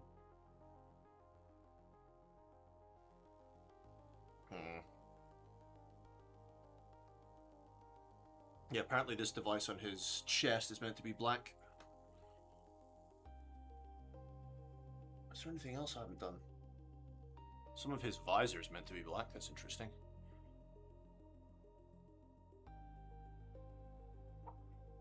Oh, yeah. Huh?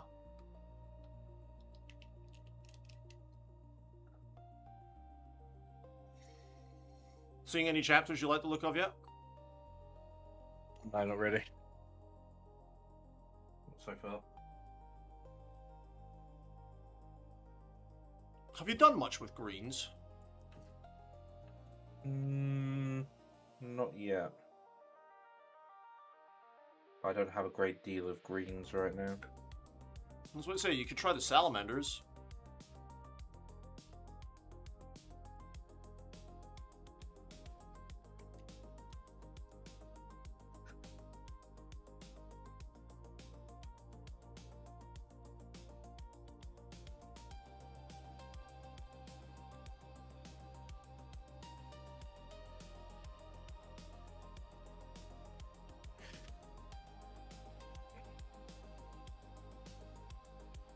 Range of movement on that is not good.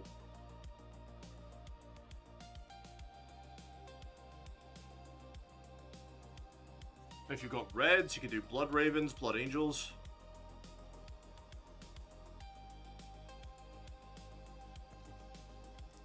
I don't know, man. There's loads of chapters to choose from. Yeah, I know. That's the problem. Something tells me you're not going to do one of the flagship chapters, though. Probably not, no.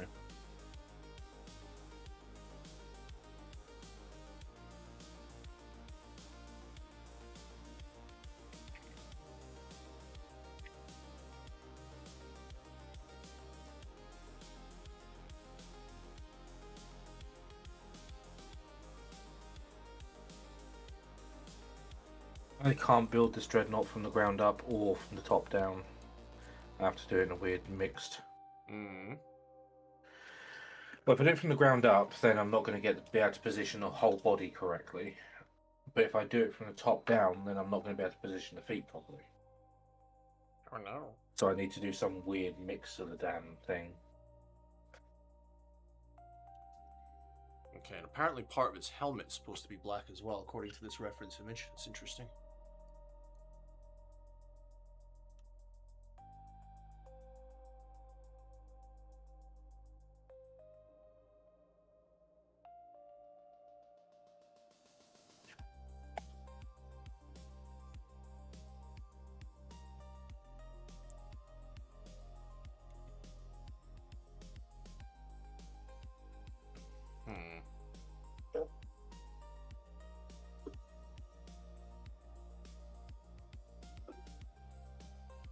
Out of the way.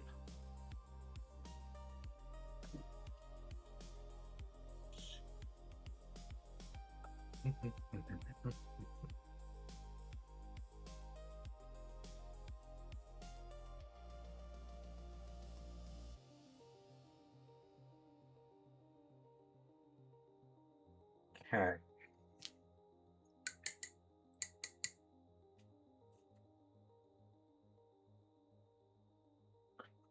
I have an idea. Uh-oh.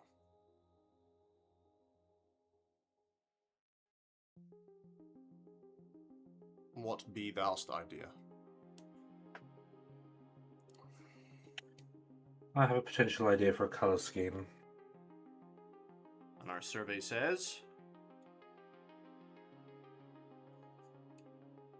I'm just trying to find the colours.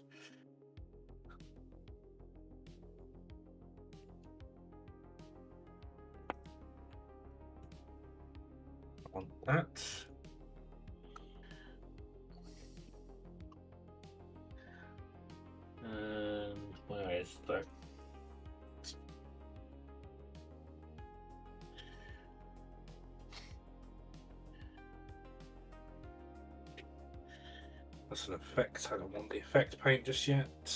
My hand is starting to shake.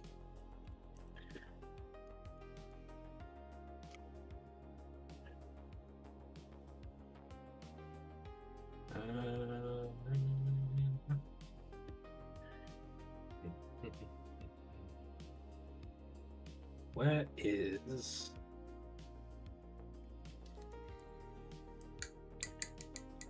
There we are, burnt moss. See, on the example pictures, they've got all the leather. It's black leather, but I like the brown leather look better. So I'm not... It stands out a bit more.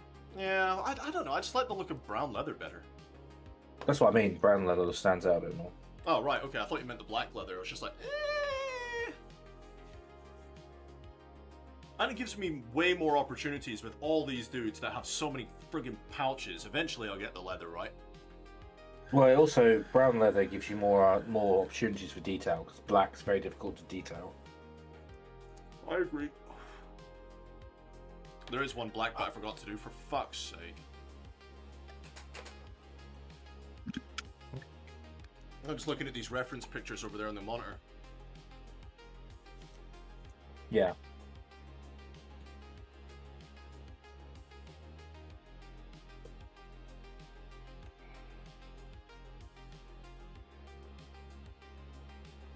That would go. What did you do? I had a blockage in one of the pots, and I cleared it, and the pressure behind it came and pushed everything out all of a sudden.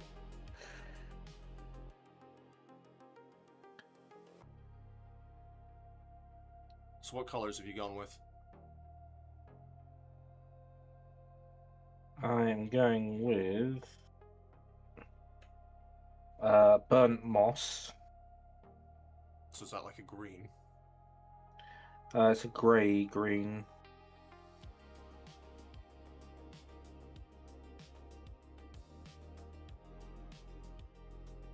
Okay, and then? That's as far as I've got right now.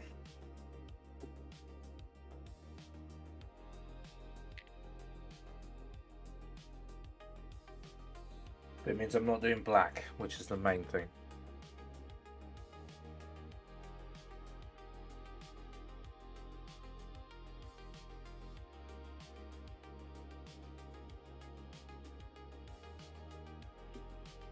But this is one of the speed paint colours, so it's more like a wash. See, for my towel, I don't know what color I'm going to paint them. The box art is like mainly white with reds and stuff, but I'm like, I'm going to be doing so much white when I buy my Clone Troopers box again. And then eventually when I get all my Stormtroopers and stuff for my Star Wars Legion, you know? I'm just going to be like, that's going to be so much white armor to have to then do a Tau combat patrol with white armor again. So I don't know if I want to do them white.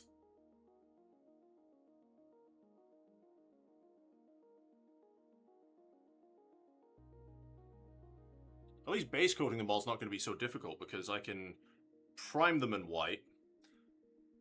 And then I can go over again with like Corax where it's something through the airbrush. So it'll be a much smoother coat instead of trying to brush on all that white paint.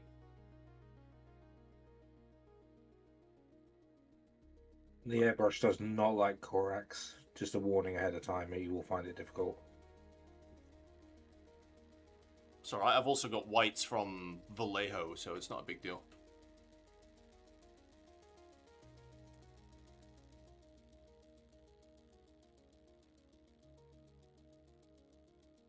I don't exactly know what have I got for Vallejo. I've got Vallejo's matte white, and I've got Vallejo's off-white color, which is ivory. Mm-hmm.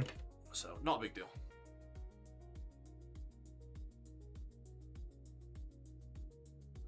Yeah, burnt moss isn't going to work. Changed your mind real quick on that, huh? It's just the type of paint. It's not going to work.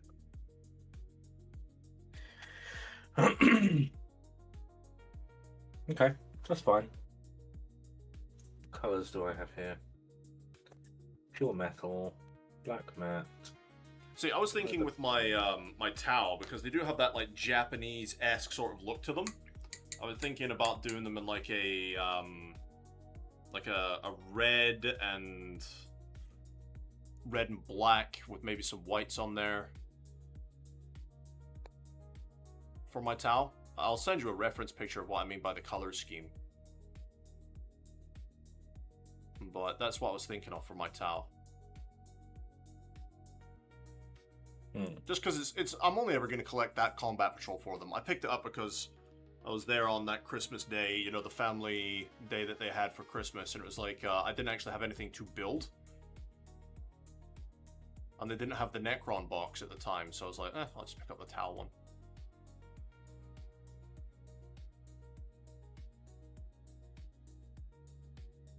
Okay, this is not the easiest angles to work on for this binocular set, because I'm trying my best not to hit the blue armor.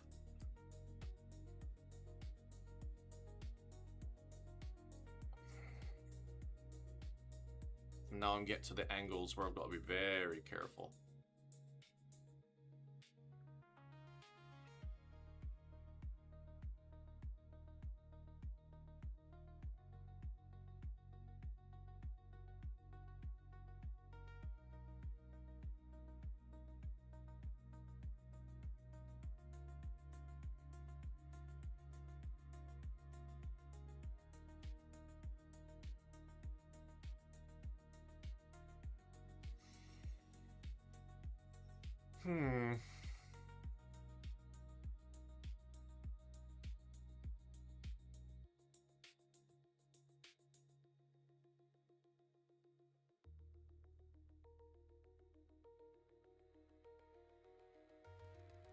That'll do for that lot, I think. Unless there's anywhere else I've missed on those binoculars. No, I think I got it all.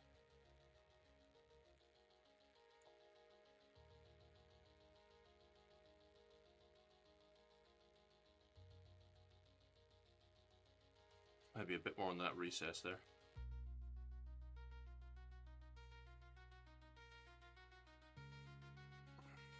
Nice. Okay.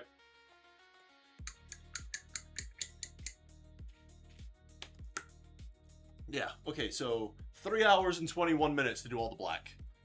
Ah!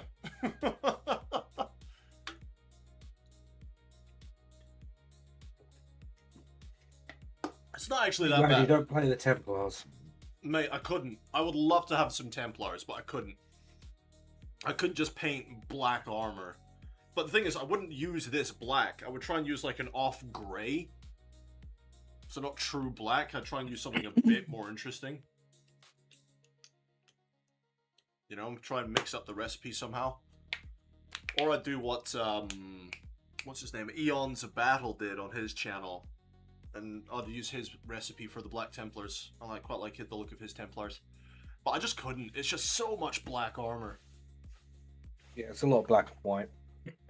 I mean, the same could be said for Stormtroopers. It's a lot of white on then a bit of black, you know? Same with the Clone Troopers. It's a lot of white and a bit of black.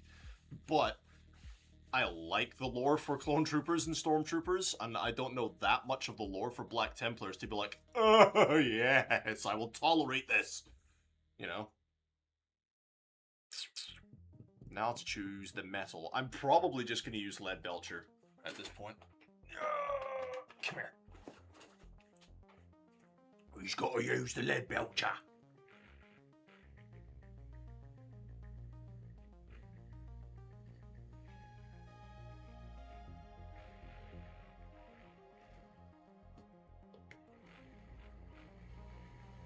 Any new and exciting games that you've seen at all?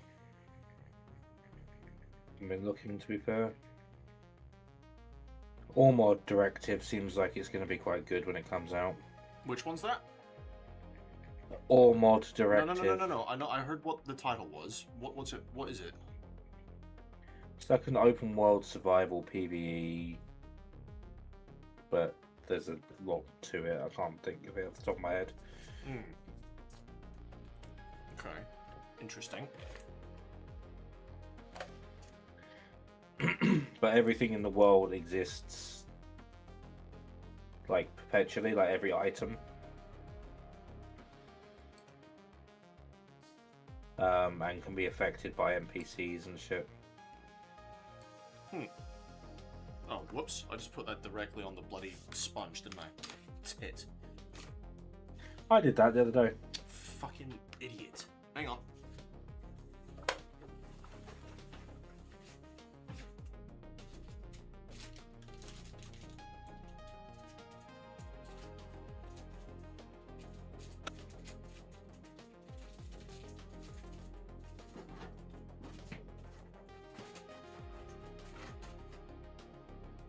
No, that's a spare sponge. Where the hell are the open bits of paper?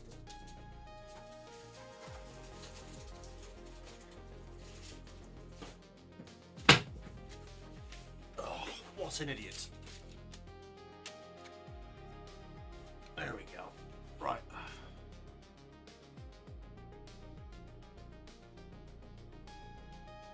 The only reason it annoyed me when I did that was because it was a waste of paint. So I put it onto the sponge, and the sponge was just like, "Yes, thank you." Nom nom nom nom nom. I was like, "No."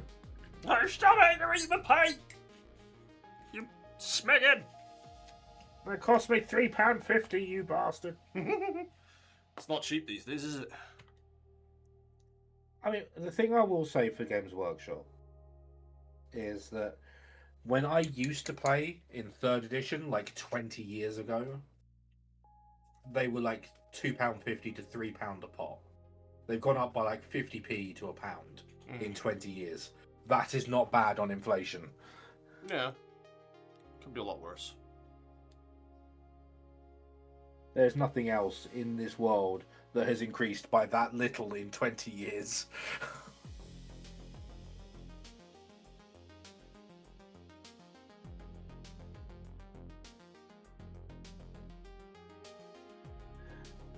I mean, percentage-wise, even Freddos are the more expensive, ever had bigger inflation than No. their paint. Don't even get me started on Freddos, man.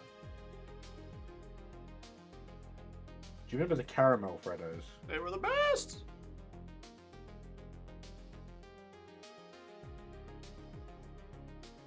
Miss caramel Freddos. Oh.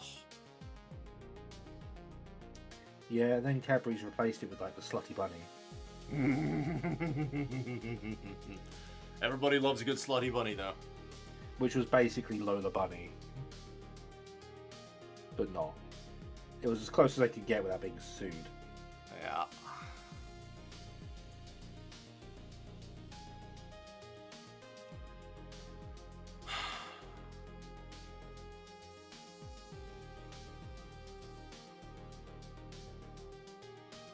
So what's your mascot, a rabbit? What type of rabbit? Slutty one. Everybody's what? favorite. Yes, we're a child-friendly chocolate brand. Why?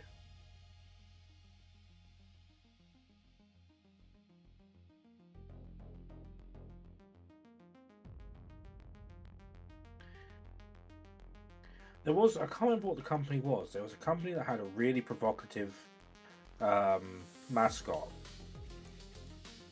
And when parents complained that it was inappropriate for children, their response was so good. Their response was, if your children are aware that this is provocative and potentially inappropriate, that says more about your parenting than our mascot. Wow. It's like, if your children are aware of this, what are you doing? I was like, that is actually a very good point. Not a bad point, though, is it? Yeah. I was like, if your children are aware that this is sexual, and you're worried about your children's welfare, how old are your children, and what have you done to make them be aware of this, or let them be aware of this? Thing is, it's not just up to the parents these days, though, because like that sort of stuff is everywhere now. Yeah, but this was in like the 90s that this came out. This was like a thing where it wasn't so prevalent for children. Now, 100%, yeah, it's like, it's everywhere. More so than it used to be then, but it was just their response. It was like, are your children bothered by this? And the parents are like, oh, my child was traumatized. Why does your child know what that is to be traumatized by it? I mean, fair. It's like, uh,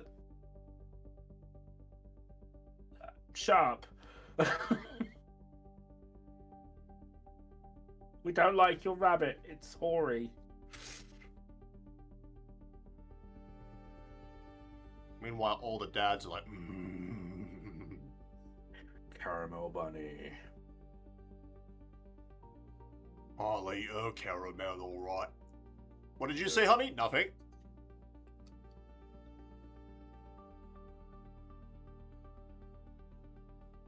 I said nothing. I said that's an awful bunny they have there. Yes. Do not support. Yeah, she's very naughty. Very naughty. Very nice. Honey, nothing. It's despicable. I mean... It's not. But okay.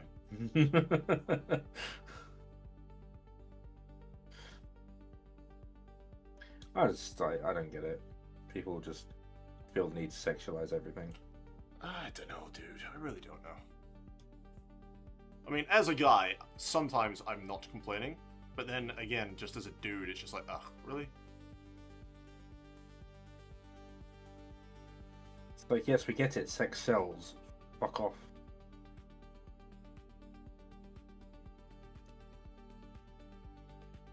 You know you're of a certain age when you see stuff like that and you're just bored of it. You're like, uh-huh. And again, we're doing this. Okay.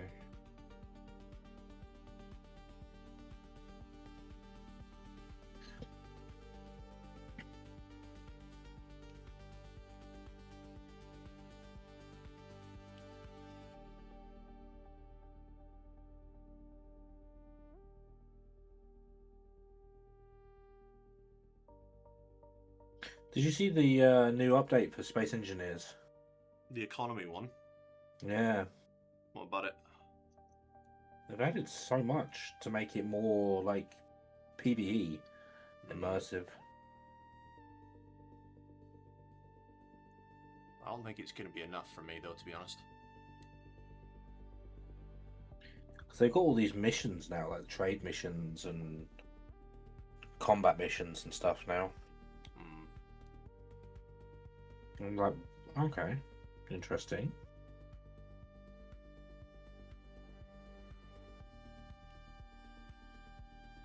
You're like salvage, hauling, and like bounties.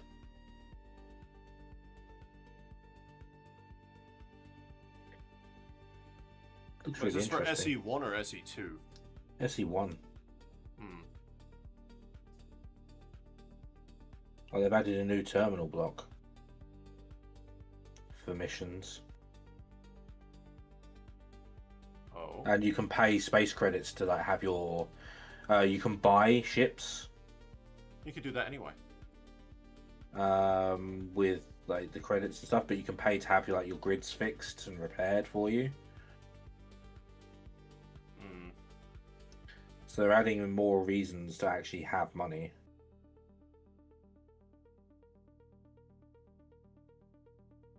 Because SE1 is realistically you don't need money normally. Not unless you want to go and buy the pre-made ships, because they were available for purchase. They just weren't very good. But they've added missions that are like time limited as well. Like pick this, like go to this place, collect this, and then bring it back. And it's like you'll get attacked by NPC ships. Hmm. I was watching Zero Legion go over it. Yeah, I watched his video as well. Looks interesting. That seems fine. Bit too little too late for me, unfortunately. Well, they're using SE1 as a test bed now.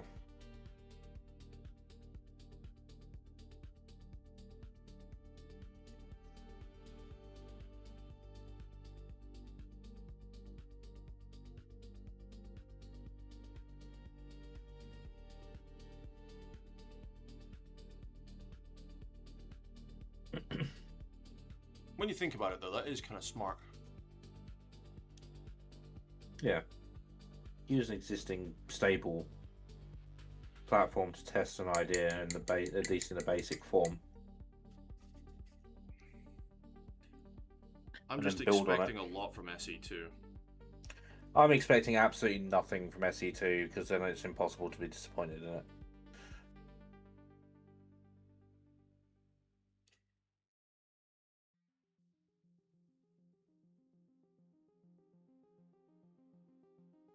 I'm trying not to sneeze. I feel a sneeze coming on.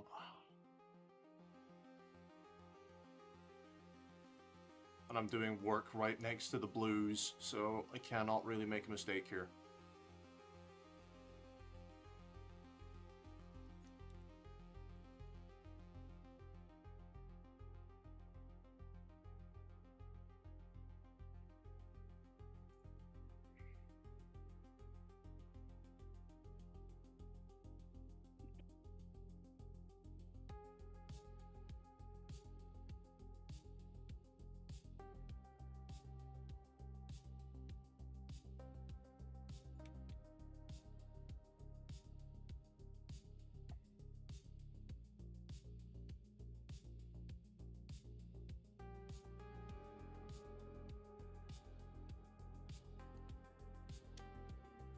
To be fair, I haven't really been looking at that many video games.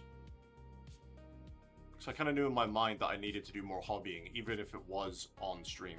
Sorry, even if it was off stream. You know, I knew I needed to do a lot more hobbying. Yeah, I mean, I don't really. I do what I'm kind of in the mood for. I find that I'm not always in the mood to do this, so I can't force myself to.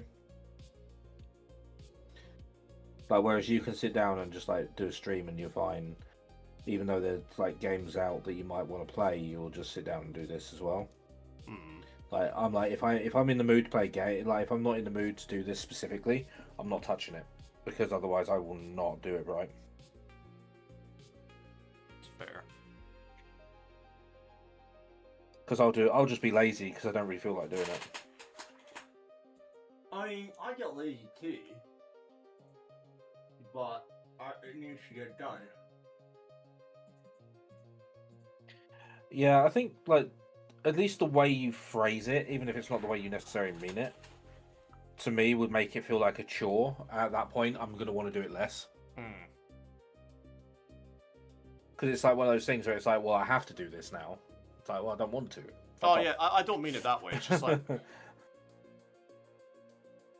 I want to get it done. But I usually get too distracted by new and shiny video games. Or I get a whiff of nostalgia and go play one of the old ones for a few hours.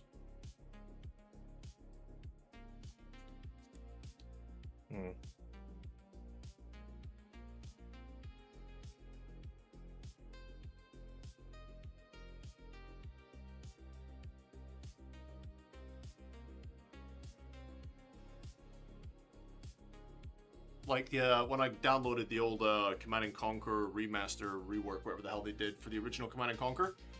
You know, every once in a while I'll go back and play that, just out of pure nostalgia. Yeah, fair enough.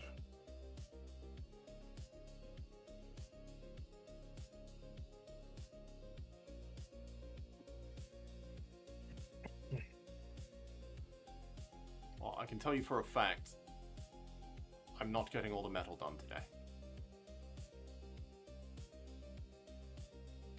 Not the amount of metal details there is on this miniature. Holy shit. What's wrong? I'm just surprised I didn't fuck this up.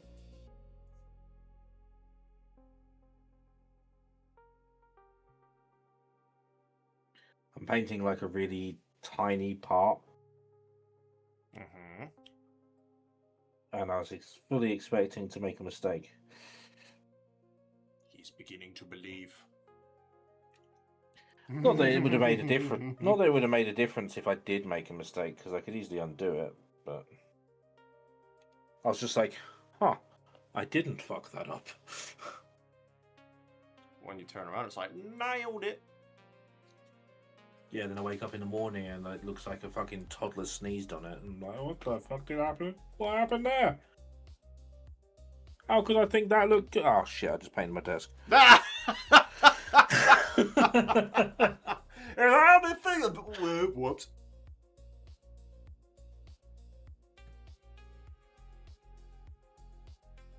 See, I still prefer the old Null Oil recipe, because this new one is it's garbage, man.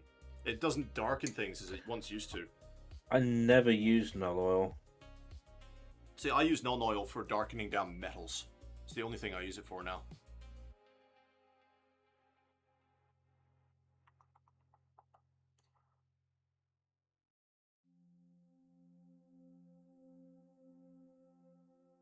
I'm just deciding what I do want to get metal and not. I'm going to get his grenades. So I am going to be using. I've decided on some colours.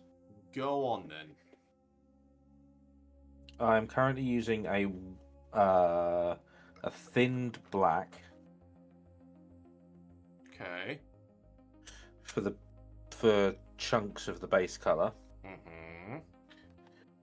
I'm going to be using the Eldalon purple for some of the highlight colours. Maybe a panel. And then? I'm also going to be using true copper for some of the highlights. Interesting. And I'm going to be doing, with the plasma glow, I'm going to be using probably a green instead of the blue. Green plasma can be cool. Or I could do purple. Sorry, not purple, orange. See, that's what I was going to say. 'Cause- I'm going to be doing orange plasma on all my guys. Because I have the radiation glow paint, Mm-hmm. which is such a vivid orange. But I also have molten lava and burning ore. Right. So those three together would give me the highlight, base, and shade.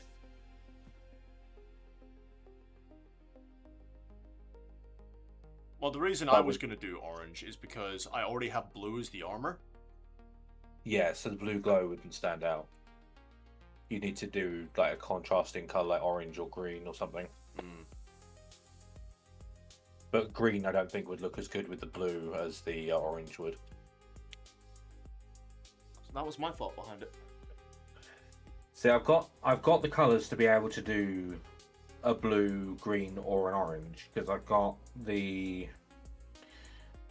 plasma coil glow, Mm-hmm. and then I've got night sky as the shade and barren blue as the base. So I can do blue, I can do the orange, and I've got the colors to do the green as well because I've got 3 different shades of effects colors green and 3 different shades of base color green. Hmm. Because I've got electric lime, talisman teal, and wild green in base color.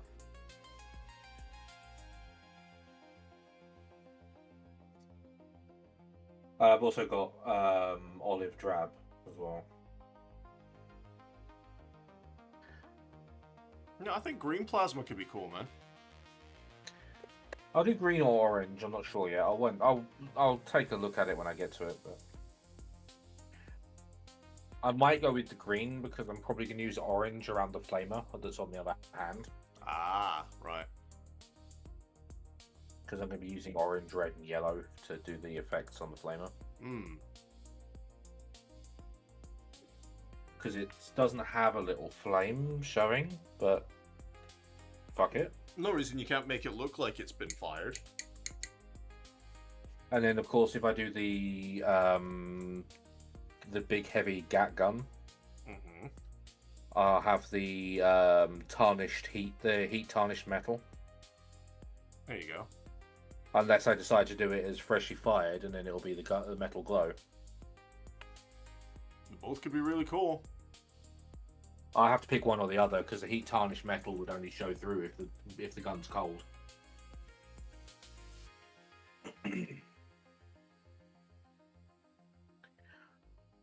And on one of these shoulder plates, I plan to heat up a blade I've got and just score it through the armor, so it looks Right. like a glancing shot has carved through some of the armor. Okay.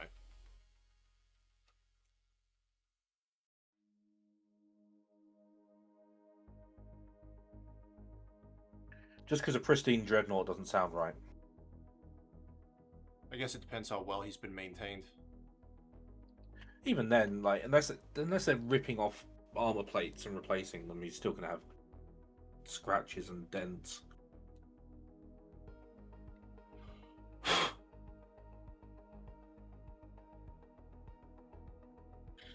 I was tempted to try and salvage a Tyranid scything talon Hmm. and like cut it in half and have it like jammed through the arm. That would have been cool. Like just a talon snapped off in his arm. I don't know who I feel more sorry for, the Dreadnought or the bloody Tyranid. Because I was thinking if I have it like slammed through the arm that the gun's on, then I could have the rest of the Tyranid arm being held in the Dreadnought's hand. Oh, like he's pulled out of himself. No, just like he's ripped it off the Tyranid before the Tyranid pulls it back. It's like, right, you give it to me, it's mine now.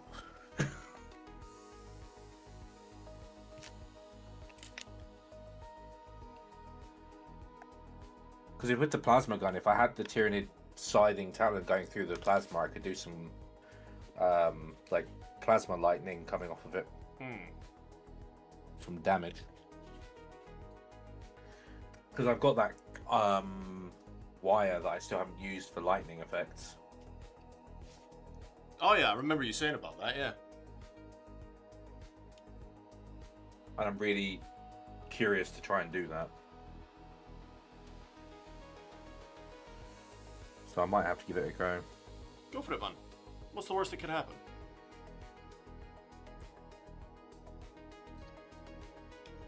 It don't work and I have to start again. Which is pretty much what happened with my Tyranid twice.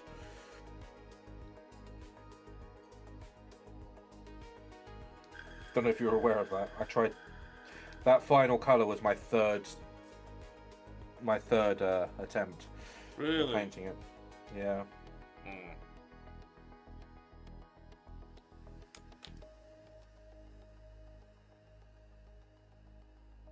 My first two options did not work, so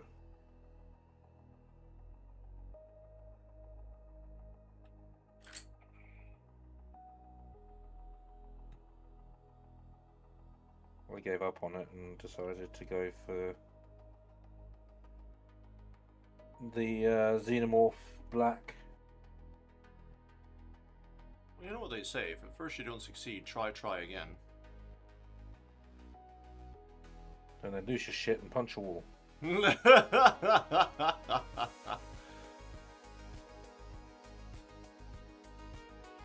Because punching people is frowned upon. Indeed, sir.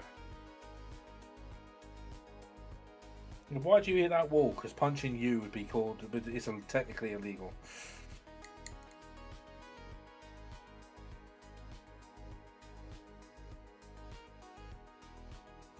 I was always very tempted to say that to my ex-wife occasionally. So why you hit that wall? Because hitting you is illegal. If not deserved.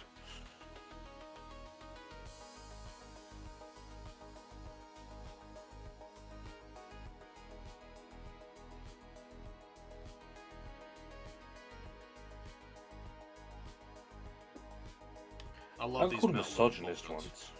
You call them what? Misogynist. Why? Because I shared my opinion, even though I would never act upon it, that if you can throw a punch, you can take a punch.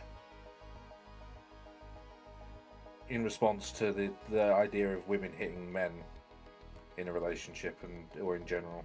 It's like if you're big and tough enough to throw a punch, you're big and tough enough to take one.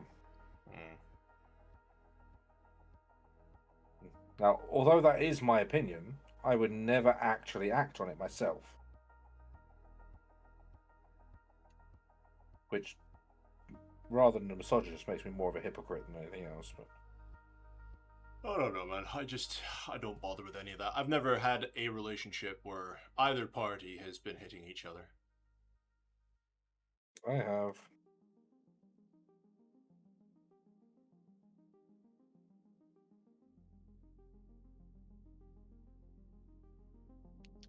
It's not fun knowing that if you respond, then you're going to get into more trouble than the person doing it to begin with.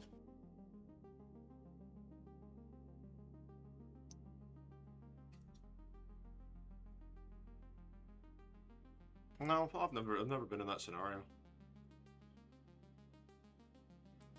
Yeah, it's not something you want.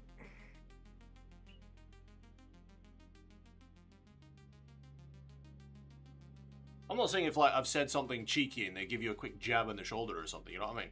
Oh no, that doesn't count. No, it's not the sort of thing I mean. But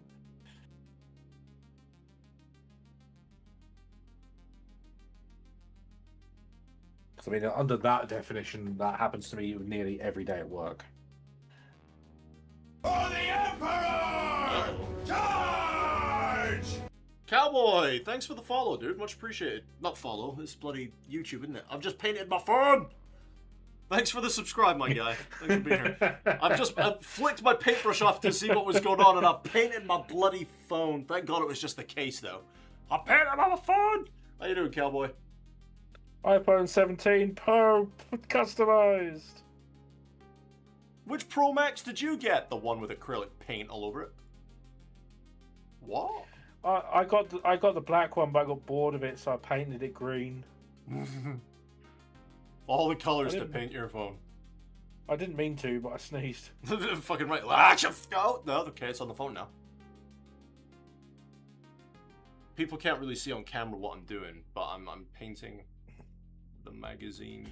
Mate, I did that when I was airbrushing. I had a sneeze come out of nowhere. Mm-hmm. And I was just like, I sneezed and just like the entire contents of the reservoir just ended up all over my hand. Nah.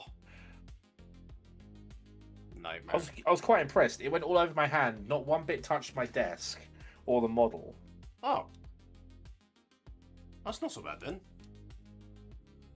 It was just all over my hand, and it was the hand that didn't have the glove on it.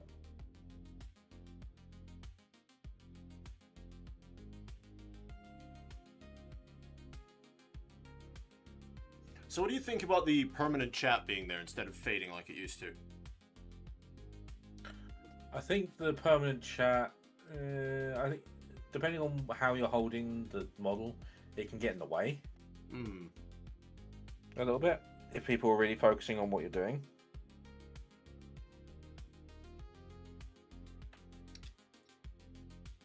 I move my model all over the damn place, to be honest. I mean, when I stream, the very rare occasion I stream, I used to have... Used to have what?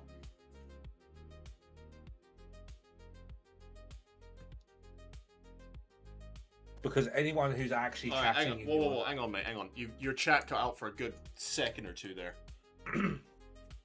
So I got rid of it because the only thing it affects is the VODs. Right. Because anyone who's chatting with you can see the chat.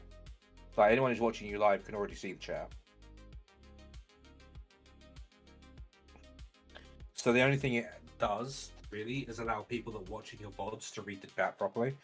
Which even on, which I believe on YouTube, it still keeps the chat anyway. So you can still view the chat on the VODs, I think. So on like streaming on YouTube, it doesn't really do much, I don't think. But it's all about personal preference, really. Oh, I was asking your opinion because I wanted to know what you thought. I would say on Twitch and like TikTok. Well, not TikTok, but on like Twitch, possibly it'd be more worth it than on YouTube. Okay, well, I'll keep that in mind for the next one. I think probably on like gaming streams, it's probably more viable than on this, because gaming streams they're watching the whole screen. On this, they're watching wherever the fuck your model is. Yeah, I get you. I mean, I'm still not great at the keeping the model and what I'm doing on the model great on camera. No, that'll take time though. You'll get to it. Well, the thing is as well, it's more of a... I'm not a professional painter, so it's not that big of a deal for me. No, it's one of those things. It's like you're. I see a lot of people where most of what they're doing isn't on camera. They're just there having a chat while they're painting. It's kind of what I'm doing. I am trying to let people see what I'm doing at the same time, but for the most of it, it's like, if I really need to do an attention to detail bit, I'm going to be like, I'm doing this over here, where I can get comfortable. Yeah, it's like for me, if I was doing this kind of stream, like, I wouldn't even bother trying to show what I'm doing, because the way I look, for me, the way I look at it is like, I'm not trying to show anyone any techniques, because I'm not good enough to show anyone any techniques necessarily. Right. So, it's a just chatting stream. It would be a just chatting stream for me while That's I'm fair. doing my model. Mm. And if people want to see it, then I'll show it, sort of thing. Yeah. Hey, Logan, what's going on, man? How you doing? But it depends entirely on what you're trying to do and what you want out of your stream. To be fair, but personal opinion, I think the persistent chat is probably more viable on a gaming stream than a hobbying stream. Mm.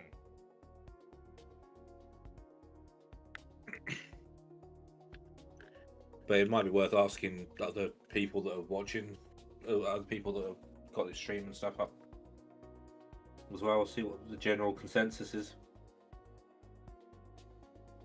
I need to get a YouTube bot for the Discord. Oh, I've gone over slightly there on the black, but that's fine. I can just fix that with the black.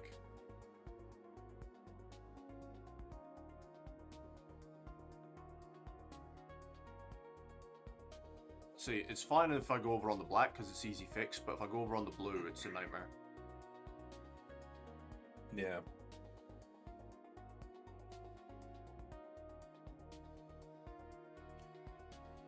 I'm fine. Doing fine, Wolverine. Doing fine, man. Just hanging out. Painting some not stormtroopers. Painting some super soldiers. Let's see. Got another rivet. Is that a rivet? But if the Imperium fired as well as stormtroopers do in the films, then they would be done long ago.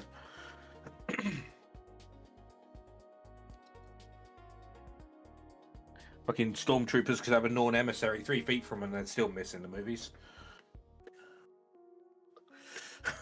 Not wrong. Shoot it! I can't! It moved 3 inches!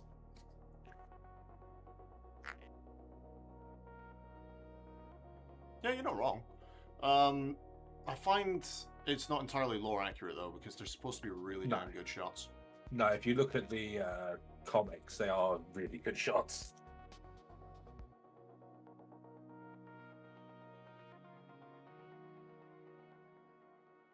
In the like the film franchise and stuff, it's only really the Death Troopers that are particularly good shots. Yeah, right.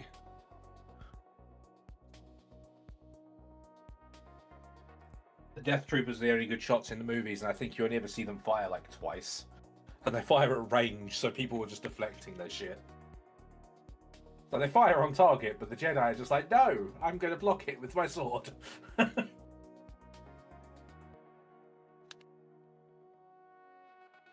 Oh, yeah. You do see in the movie Andor, the Death Troopers in that one wreck face though. Yeah, the Death Troopers, like, every time you see the Death Troopers shoot, they are always on the mark. There's just usually some, like, bullshit that stops them from being effective. When it comes to shooting Jedi, at least. When do we get to see Death Troopers shoot a Jedi? They don't shoot. They shoot towards them, and there's a few bits that they shoot in their general direction more than at them specifically. And the Jedi are just like doing their Jedi shit and deflecting shit. Yeah, when do we see that on screen though? 'Cause I don't ever, apart from Rebels. It's not live action. It's one of the animated ones. I was going to say, apart from Rebels, I don't ever remember seeing Death Troopers firing at Jedi. Yeah, Death Troopers. I think it's only the animated ones that I've seen it. They're just like shooting at towards them, and the Jedi are just like, no, Nah. denied. Stop it. We don't appreciate that. So Death Troopers are like, but I want to shoot you. Please. Our Emperor demands you die. I'm just doing a job, man. Your Emperor's a smeghead, leave me alone. I'm just doing my job, man.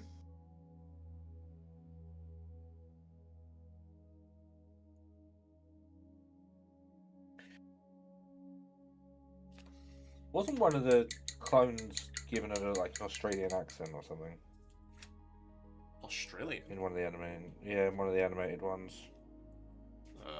Maybe. Because the surprise, because for someone with an Australian accent, there's surprisingly few utterances to zero utterances of a certain four-letter word the Australians favour quite a bit.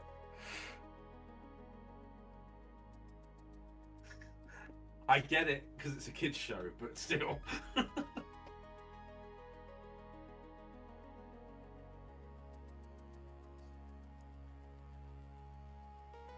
Well, one of my friends said that to me before. It's like, do you know the most unbelievable thing about Star Wars for me? I was like, what? He was like, the lack of swearing. In that situation, I would be swearing constantly. I'm like, yeah, fair enough. It's kind of like Star Trek though, with swearing, you know? Yeah. It just doesn't fit. Yeah, it'd be a bit different if suddenly, like, the ship got rocked by something and someone in the middle of a Starfleet ship went, "Fucking hell, what was that?" It's kind of what they do these days, though, with modern Star Treks. Yeah. Yeah, without the swearing. Well, that one time that Data went, "Aw, shit," was really funny. It was hilarious, hysterical even. It was fucking brilliant. But then with like these but with these modern TV shows for Star Trek, everyone's f-bombing, everyone's just cursing all over the place. It's like, this isn't Star Trek. Oh no!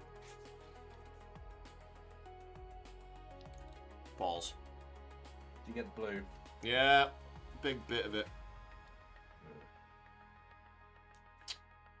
Shit.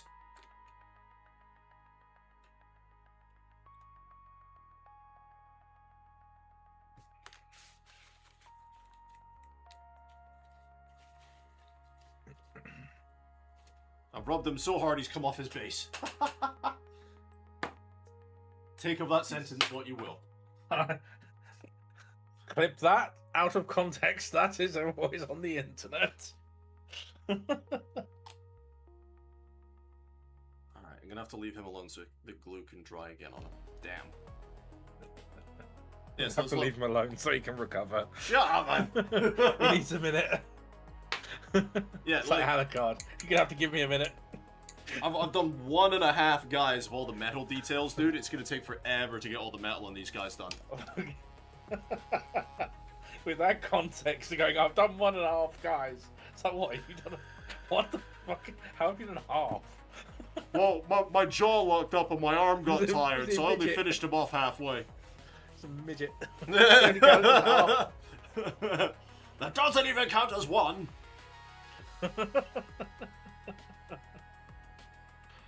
Could you imagine? Oh dear. Well, that is not politically correct, sir.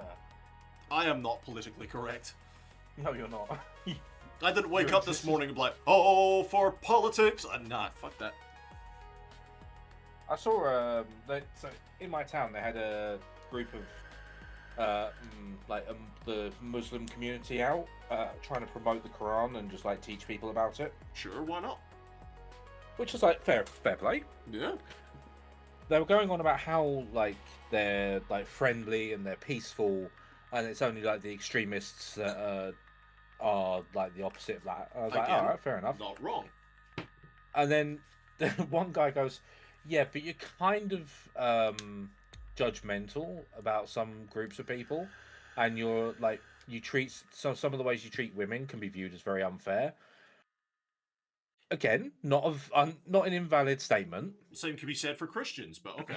Yeah, yeah. I mean, regardless, it's not an invalid statement. Mm-hmm. But after just talking about how peaceful and friendly they are, his response was to punch this man in the face. Oh dear. I was like, Oh dear. And they were so close. you did so well. Oh man. Oh well. I mean, at least they didn't shout "God is great" before doing it, but still. Ugh. Ugh. No. I was just like, okay. To be enough. fair, did this I was man like- deserve to be punched in the face for what he was No, saying? Okay. Well. because he wasn't being like horrible towards me. He just said, like they were just like, oh, he was like, oh, okay.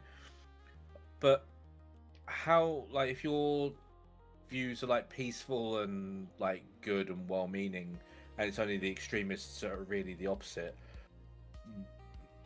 do you not acknowledge that some of your beliefs and your traditions can be kind of judgmental and unfair towards the female side of your religion? And this guy just went, like, didn't even say anything back, just like full on just douche straight in the face. I'm like, that was uncalled for. He asked you a question. He didn't accuse you of anything. I don't know. He literally just went, don't you think that this could be seen this way? And he just went, fuck you, and punched, like, just straight up punched him in the face. I'm like, huh? How was that an appropriate response? I can understand. I find religion I as a could've- whole is quite. I could have understood if he'd been like, all right, Jihadi John, what's up? What are you doing? And it's like, yeah, okay, yeah, then maybe Mate. punch him in the face, but he didn't. He just asked a genuine question, and this guy just went, off. He's maybe having a bad day.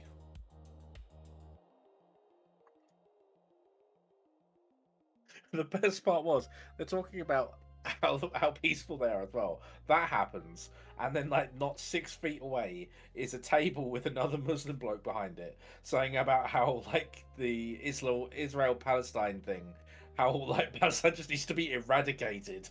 No. I'm like, hang on a minute, like 6 feet that way they're talking about peace. You're talking about genocide. What the fuck? Was it a piss take real by any chance? No, this is just cruelty. Oh dear. This is just how this town is.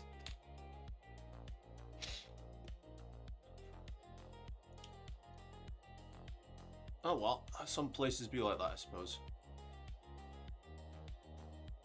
It's like we had the Christians in town like 3-4 days ago. And I was really surprised at them, to be fair. They were handing out free Bibles to anyone who approached them, that talked to them, and they approached nobody. Like they didn't like talk to anybody who didn't say anything to them. And I was just like, I'm really surprised, because you're normally trying to hand out some kind of leaflet. Mm-hmm. But they weren't. They were just like, no, if you don't come near us, we ain't talking to you. I'm like, alright, fair play. Because normally, in my town at least, it's the Christian groups that are trying to like push like what they're doing. Like they normally have a leaflet they're trying to hand out, or they're trying to convince you to get into like conversations about it and stuff. But this group was just like, nah, if you don't talk to us, we don't care. That's fair. I mean, that's how it should What's be. that? People should seek out religion, Yeah. not have it forced upon them. Yeah, exactly. Like, you That's, know, that's the attitude they seem to take. It was just like, if you don't ask us about it, we're not going to tell you about it. remember how I told you I was brought up as a Mormon? Hmm. And you know how you have the Mormon missionaries and stuff go about sometimes in their duos. So actually, on my way back from the Games Workshop yesterday, there was some on George Street, and one of them came up to me and it was just like, I was just like, "You're right, Elder." And it's like, "Oh, you know how to address us?" And it's just like, "Yep." I was baptized at 8 years old in the Bridge of Dawn ward by Adam Hull. And I was like, "Holy crap, you're one of us!" I was like, "I am." And I was just like, "How come we haven't seen you at service?" I was like, "Yeah, because I just don't go anymore." And it's like, "Oh, fair enough, we'll leave you to it." And I was like, "Yeah, you crack on, mate. You do a good job." I just left them to it. I'll still shake their hands, you know. As far as I know, I have not been excommunicado, but you know, I'm pretty sure they would have gone out their way to tell me if I was. I just kind of, for me, I just kind of do the thing of everyone can believe whatever the hell they want, whether that's religious, like your religious beliefs, your sexual beliefs, your fucking whatever beliefs, like dietary, whatever. Believe whatever the fuck you want, but leave me out of it. Which is fair.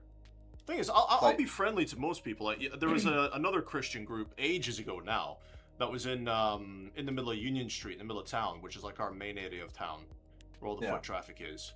And this guy was trying to force out leaflets and stuff and trying to get in your face. I was very polite. I was like, "Yeah, sorry, mate, I'm not interested. All right, you just leave me alone." And I was very polite to him. I was just like, "No, thank you. Off you pop." And you know, some people take it better than others with those groups.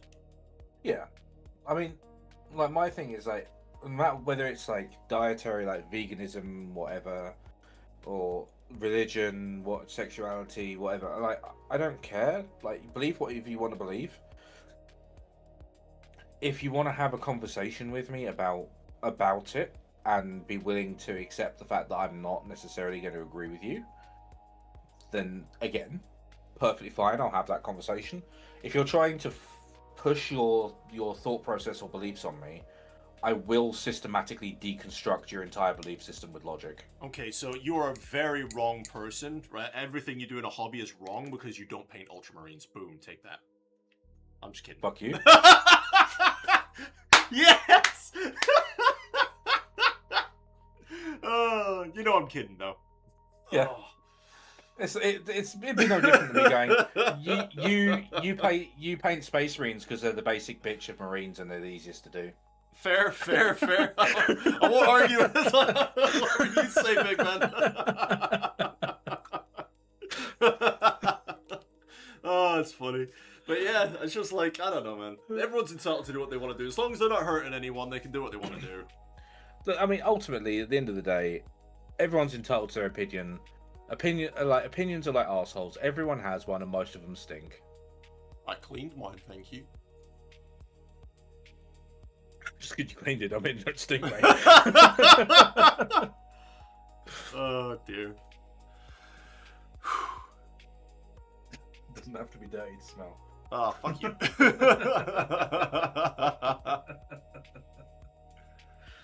Oh man. Oh shit! I threw that away. I didn't throw that away. I need that still. Because he still has his fucking seal. Bastard. What, did you throw away his transfer sheet? No. I can't remember what they're called now. Purity seals. Ah. They're still on the sprue. Oops. For the Emperor! They're so small. I'm so concerned about trying to cut Chris them out properly. Coldfelter, thank you for subscribing, dude. Thanks for hanging out.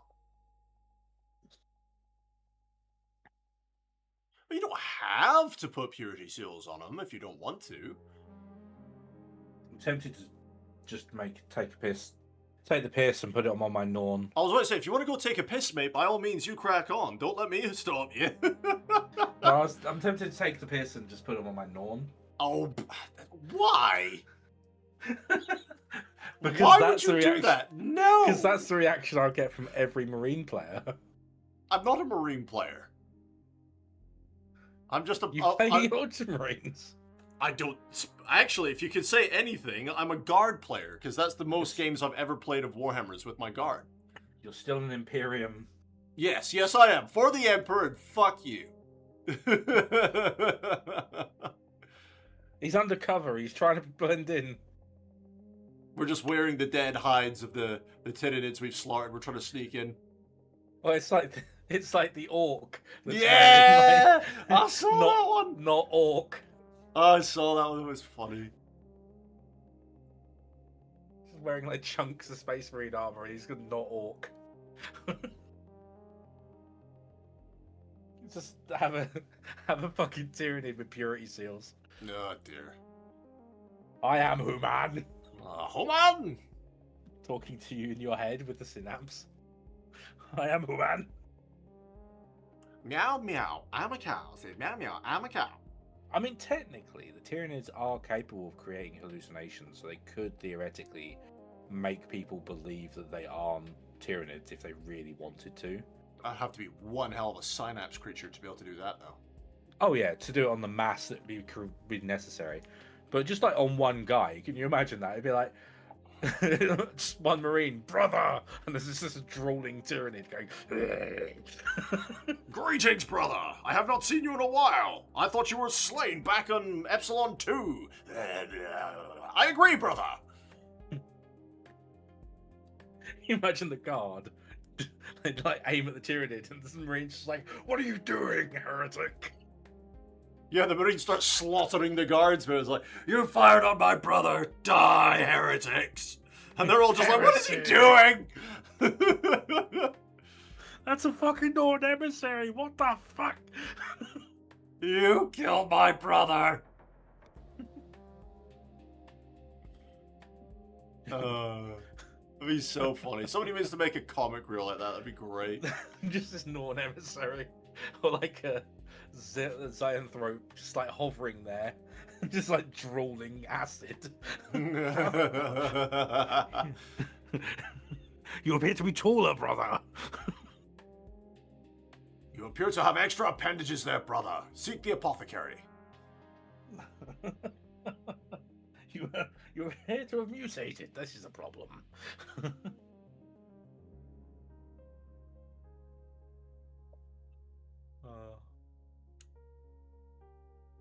It's funny because it's theoretically possible. That is exactly why it's funny. If the Tyranids so desired, they could just hide a little gaunt as a guardsman. Oh my god. I actually sometimes forget how big gaunts really are, though. Yeah, they are pretty big. They're about the size of a... Well, they're the size of a fucking xenomorph, mate. Yeah, they're like 5-6 feet tall. Like, Gene Stealers are like 12 foot-ish. They're comparable to a Terminator size. Yeah, they're Supposedly, anyway. Scary little fuckers, aren't they? Well, you see them on the tabletop, and it's like you got a normal Marine and you got a Gene Stealer, and they're about the same size. If you were to actually look at the size difference, like a Gene Stealer is like stands up and will look a Terminator in the eye. Just got the Terminator inside his Terminator arm, pissing himself right down to his boots. I'm like, fuck! Oh, hi. Fuck off. It sounds like Dad's games, like, fuck off! Love Daz. Daz is great. I'd love to watch Daz react to some Warhammer stuff. just the jeans. Can you imagine it through their visor, like the limited view some of them must have? You just see like a Gene Stealer's head slowly lifting up into its vision. Or worse, dude, right? Like, you know that sometimes with that, in the Alien movies, they do that shit where they come up from behind you and look up and over, do the Spider-Man thing? Oh, yeah, they just Could you just imagine that? The Terminator just looks up and he just sees this fucking Gene Stealer head just like, fuck! Just like a squad of Terminators and this Gene Stealer does that. Just the one guy at the back is like, brother? By the Emperor! Just doesn't even put up a fight. It's just like, avenge me, brothers! It just turns around, avenge me, brother! Gets fucking impaled by Gene Stealers, and everyone's like, no, brother! Fucking Space Marines. Can you imagine how terrifying it'd be though with the Norn? Because that thing, it wasn't quiet in that ship, but they didn't they went to where all the noise was, and it's like, where did it go? Oh, about the book I told you about. Yeah. It's like they get to where they hear like it tearing through a bulkhead. There's just a hole, and they're like, "Where did it go?" Hmm. The thing was, though, they were usually distracted by what came through the bulkheads. There's like the big gaps that it was making in the ship. That it's just Tyranids and biomass would just pour through and be like, "Oh my god!" Something big came through here. Why is everything else coming back? And it systematically destroyed all of the leadership on board. Bar 2 people. Well, they weren't leadership. But it's just like the fucking. How terrifying is that though? It's like it's worse than a fucking xenomorph, because xenomorphs you can hear them scuttling in the air ducts. And you can hear that like And they- hissy, clicky shit they're always doing. To be fair, I can imagine the Norn doing a deeper version of that. Like That is- a more guttural grunt, like Utterly terrifying. Stop it, man. What's worse? What would be worse, though? Actually, argue with me. In the foggy street, you can't see like a foot in front of you. What would be worse? Hearing that noise from the Norn emissary that we imagine it to be, or hearing that satellite ringtone? I think probably the clicking. I'd be terrified of both. It's like, either way, I'm fucking dead. I think probably the clicking, purely because that would be more unfamiliar to me than a ringtone. Yeah, but you know what's on the other side of that ringtone, right? Yeah. But the thing is, if you can hear that ringtone and you haven't heard footsteps, it's not moving. If you hear that clicking, it might still be moving.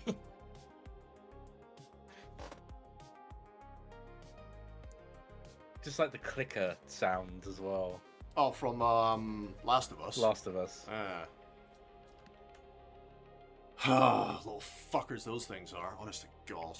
I used to shit myself playing that game. When I used to stream it from my PS4 Pro back in the day, and I was playing through the first Last of Us game, and people were like in hysterics because I was shitting myself during those stealth scenes.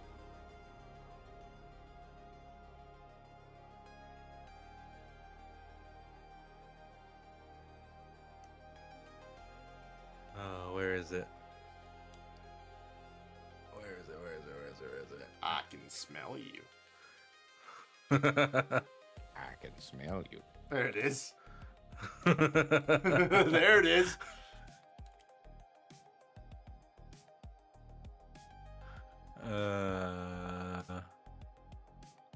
So I would just get the good barbarian on my side. I automatically win.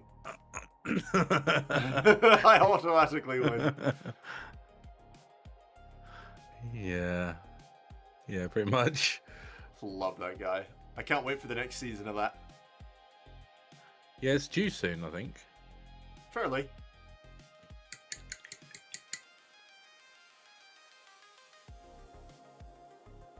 We got a sneak peek with that leprechaun one that everyone's seen now. Yeah.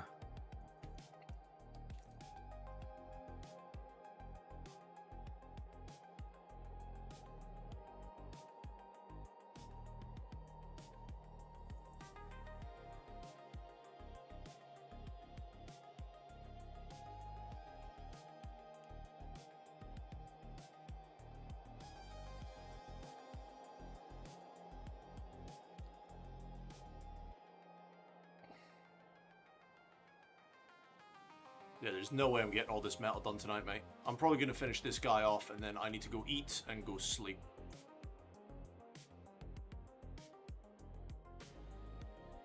I'm trying to do something. If it'll let me. What are you trying to do?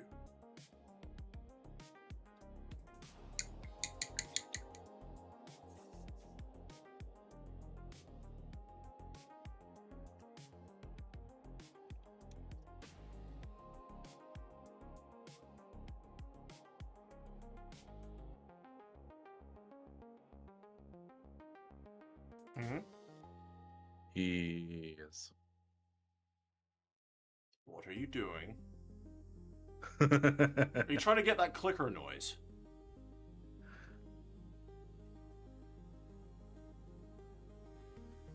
There we go. Yeah, yeah. Just like the terror, that would be horrible though. In like, imagine a deeper version of this. Yeah, that would suck. Just hear like a lower rumble of that, and it'd be like, "No, I'm fucked." Oh no no no no! Yes, brother. No, brother. Just someone goes down a hall, you hear. Oh no! Oh no! Yeah. The second that sound starts, oh no! That's the guardsmen that are with you. Yeah, you're in massive armor. You stand a hope in hell, and the guards are just like, oh no!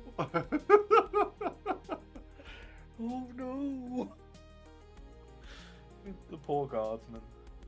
They're the red shirts of the Imperium. They really are, dude. I did see someone who got custom bodies for their guardsmen, and it was the Starfleet uniforms. Oh And no. he did do them all as red shirts. So you got guardsmen wearing like Starfleet red shirts.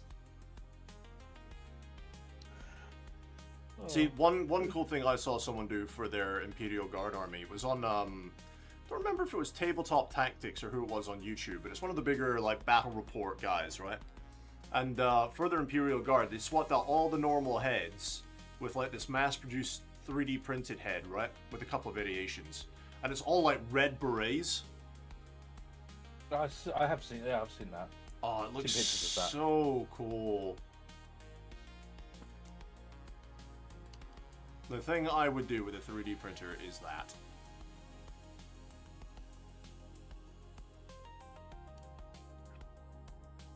Yeah, there is so much metal detail in these Marines, dude. It's a bit silly.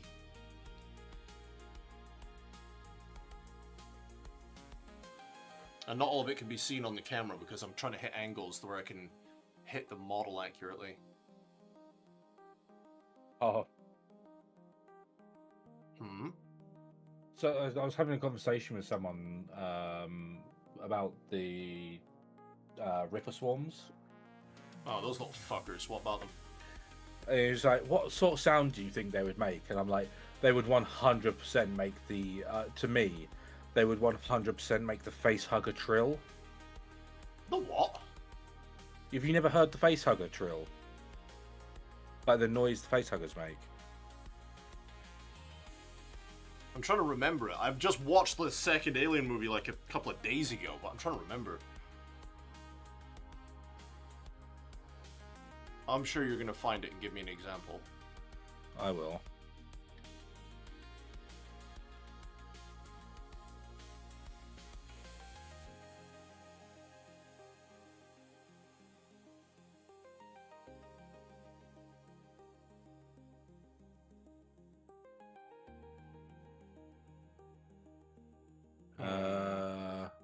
This one. Oh! Oh! Well, you gotta have to ruin fucking Rippers for me. They 100% make that noise. Oh! In my mind. Fuck off. That with the drool. Oh. Or the why? xenomorph screech. Yeah, I know the Xenomorph Screech. That would be another sound I can imagine them making.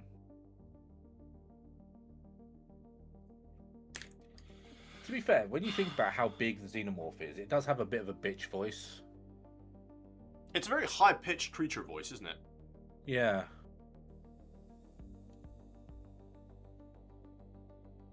Like, I always imagine lictors to make the xenomorph hiss. You see, I could imagine them making the hiss noise, yes, but not the high-pitched screeching noises. No. I imagine them to have a bit of a bellow. Yeah, like roar more when of they a want to. bit more bass to it than the, you know, the choir boy getting fucked up the arse by his local priest. Yeah, a bit more like the, bit more like a Predator's roar. Bit, yeah, a little bit. But I can 100% imagine most of the Tyranids making like the xenomorph hiss. Oh, for sure.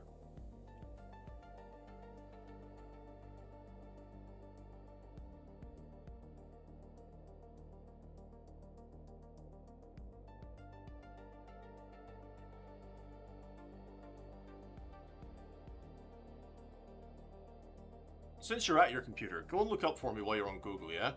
Hive Fleet Gorgon. What color are they?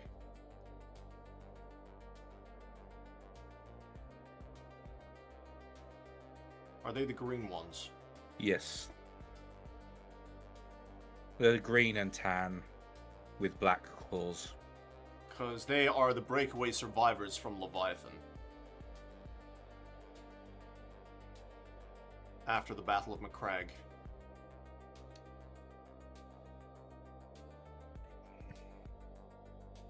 Yeah, there's quite a few Hive Fleet colours. The old third edition Tyranids Codex had tons of colour schemes in that. It's a shame they don't really show those off anymore, though, isn't it? Yeah. Like, you still see lots Like, of Leviathan, and you see a little bit of Behemoth. And that's about There it, was four main ones that they showed.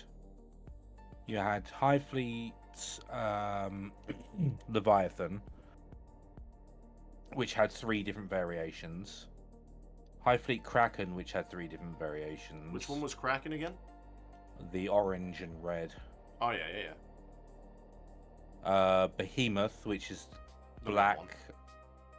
one. Not in the original book.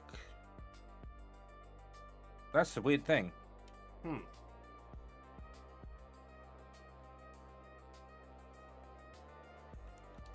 So Behemoth in the 3rd edition book was black and red, blue and red, black, green and red.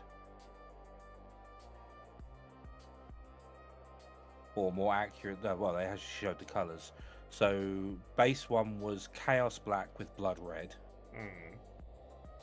Regal Blue with blood red, and then the complex one was Tentacle Pink, blood red, Hawk Turquoise, and Chaos Black.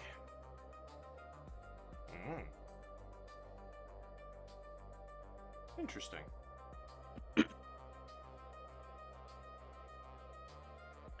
I'll find the pictures, I'll send them over.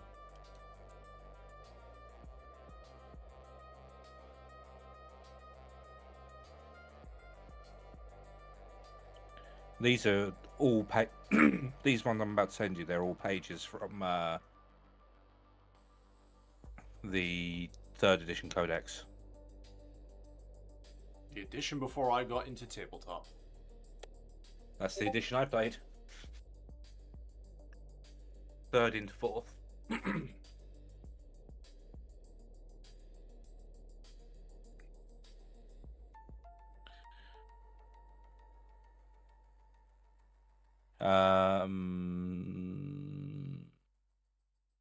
Yeah, there's loads. Like, one of their really nice color schemes that I used to really like was Pallid Flesh, and then for the carapace, Lich Purple with a white undercoat. That one was a really nice looking one. Shit. And then they had Codex Grey with Fortress Grey. That was a nice one.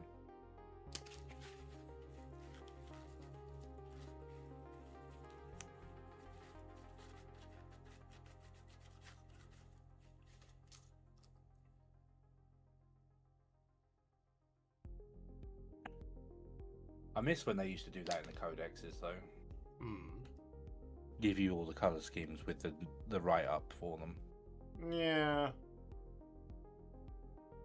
Because they used to do it for all of the armies back then. They all had, like, their base, like, some of their color schemes.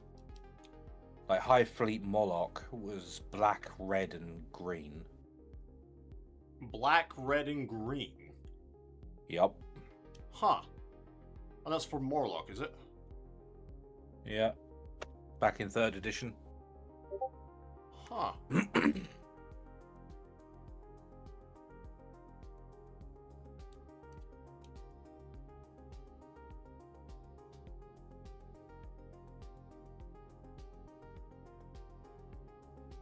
They looked really mean.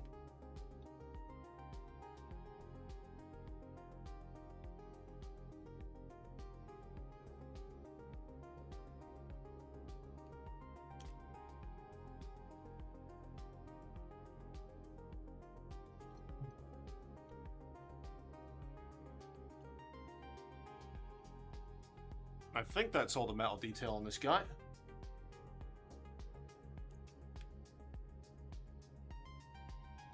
A High Fleet Typhon is weird.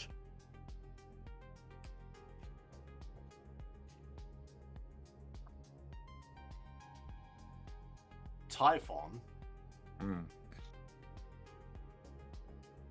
Yeah, it's like a washed out purple blue with dark,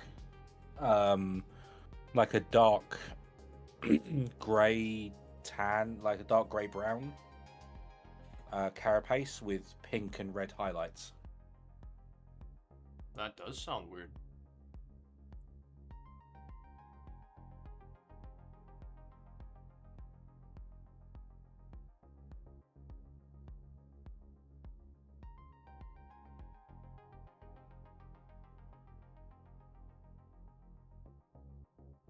Right, what I'll probably end up doing is that little tiny skull there in between the blade. I'll probably end up doing that in gold. But I'm pretty sure that is all the metal for him. So I am going to leave it there. That's 3 guys with metal on them. Only, what, 2, 4, 6, 8, 9, 10, 11, 12, 13, 14 more to go. Which I'm going to do on the next stream, I think. Which is not going to be tomorrow. It's probably going to be on Monday evening, because I have my kid tomorrow. Into Monday. Oh. Alright, ladies and gentlemen of the live stream, thanks for hanging out, guys. Bye-bye for now.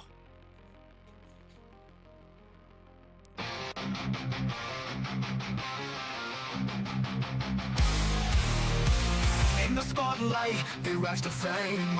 Finest fellas, remember the name. Guitars blazing, they rock the scene. Streaming glory, living the dream. Charging up, can't bring us down. In the chaos, we're ruining this town. Raise a horns, it's showtime now.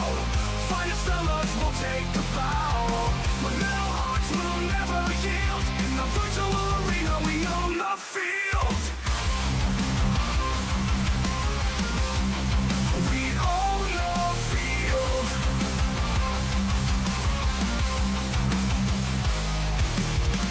People tune in, watching the fight. Their energy streams igniting the night. With every riff, the crowd goes wild. Finest fellas, forever a child. With sweat on our brows, we won't back off. Together we rise, we'll never scoff. Raise our arms, it's showtime now. Finest fellas will take the bow. With metal hearts, we'll never yield. In the virtual arena, we own the field. We own the field.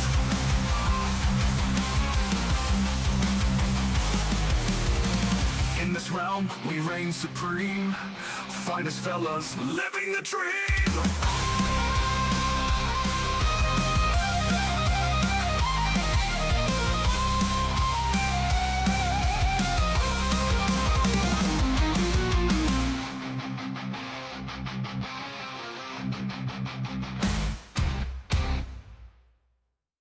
Raise the horns, it's showtime now. Finest fellas will take a bow. With metal hearts, we'll never yield. In the virtual arena, we own the field. People tune in, watching the fight. Their energy streams igniting the night. With every riff, the crowd goes wild. Finest fellas, forever a child. With sweat on our brows, we won't back off. Showtime now. Finest fellas will take a bow. With metal hearts will never yield. In the virtual arena we own the field. In the virtual arena we own the field. In the virtual arena we own the field. In this realm we reign supreme. Finest fellas living a dream. In this realm we reign supreme. Finest fellas living the dream.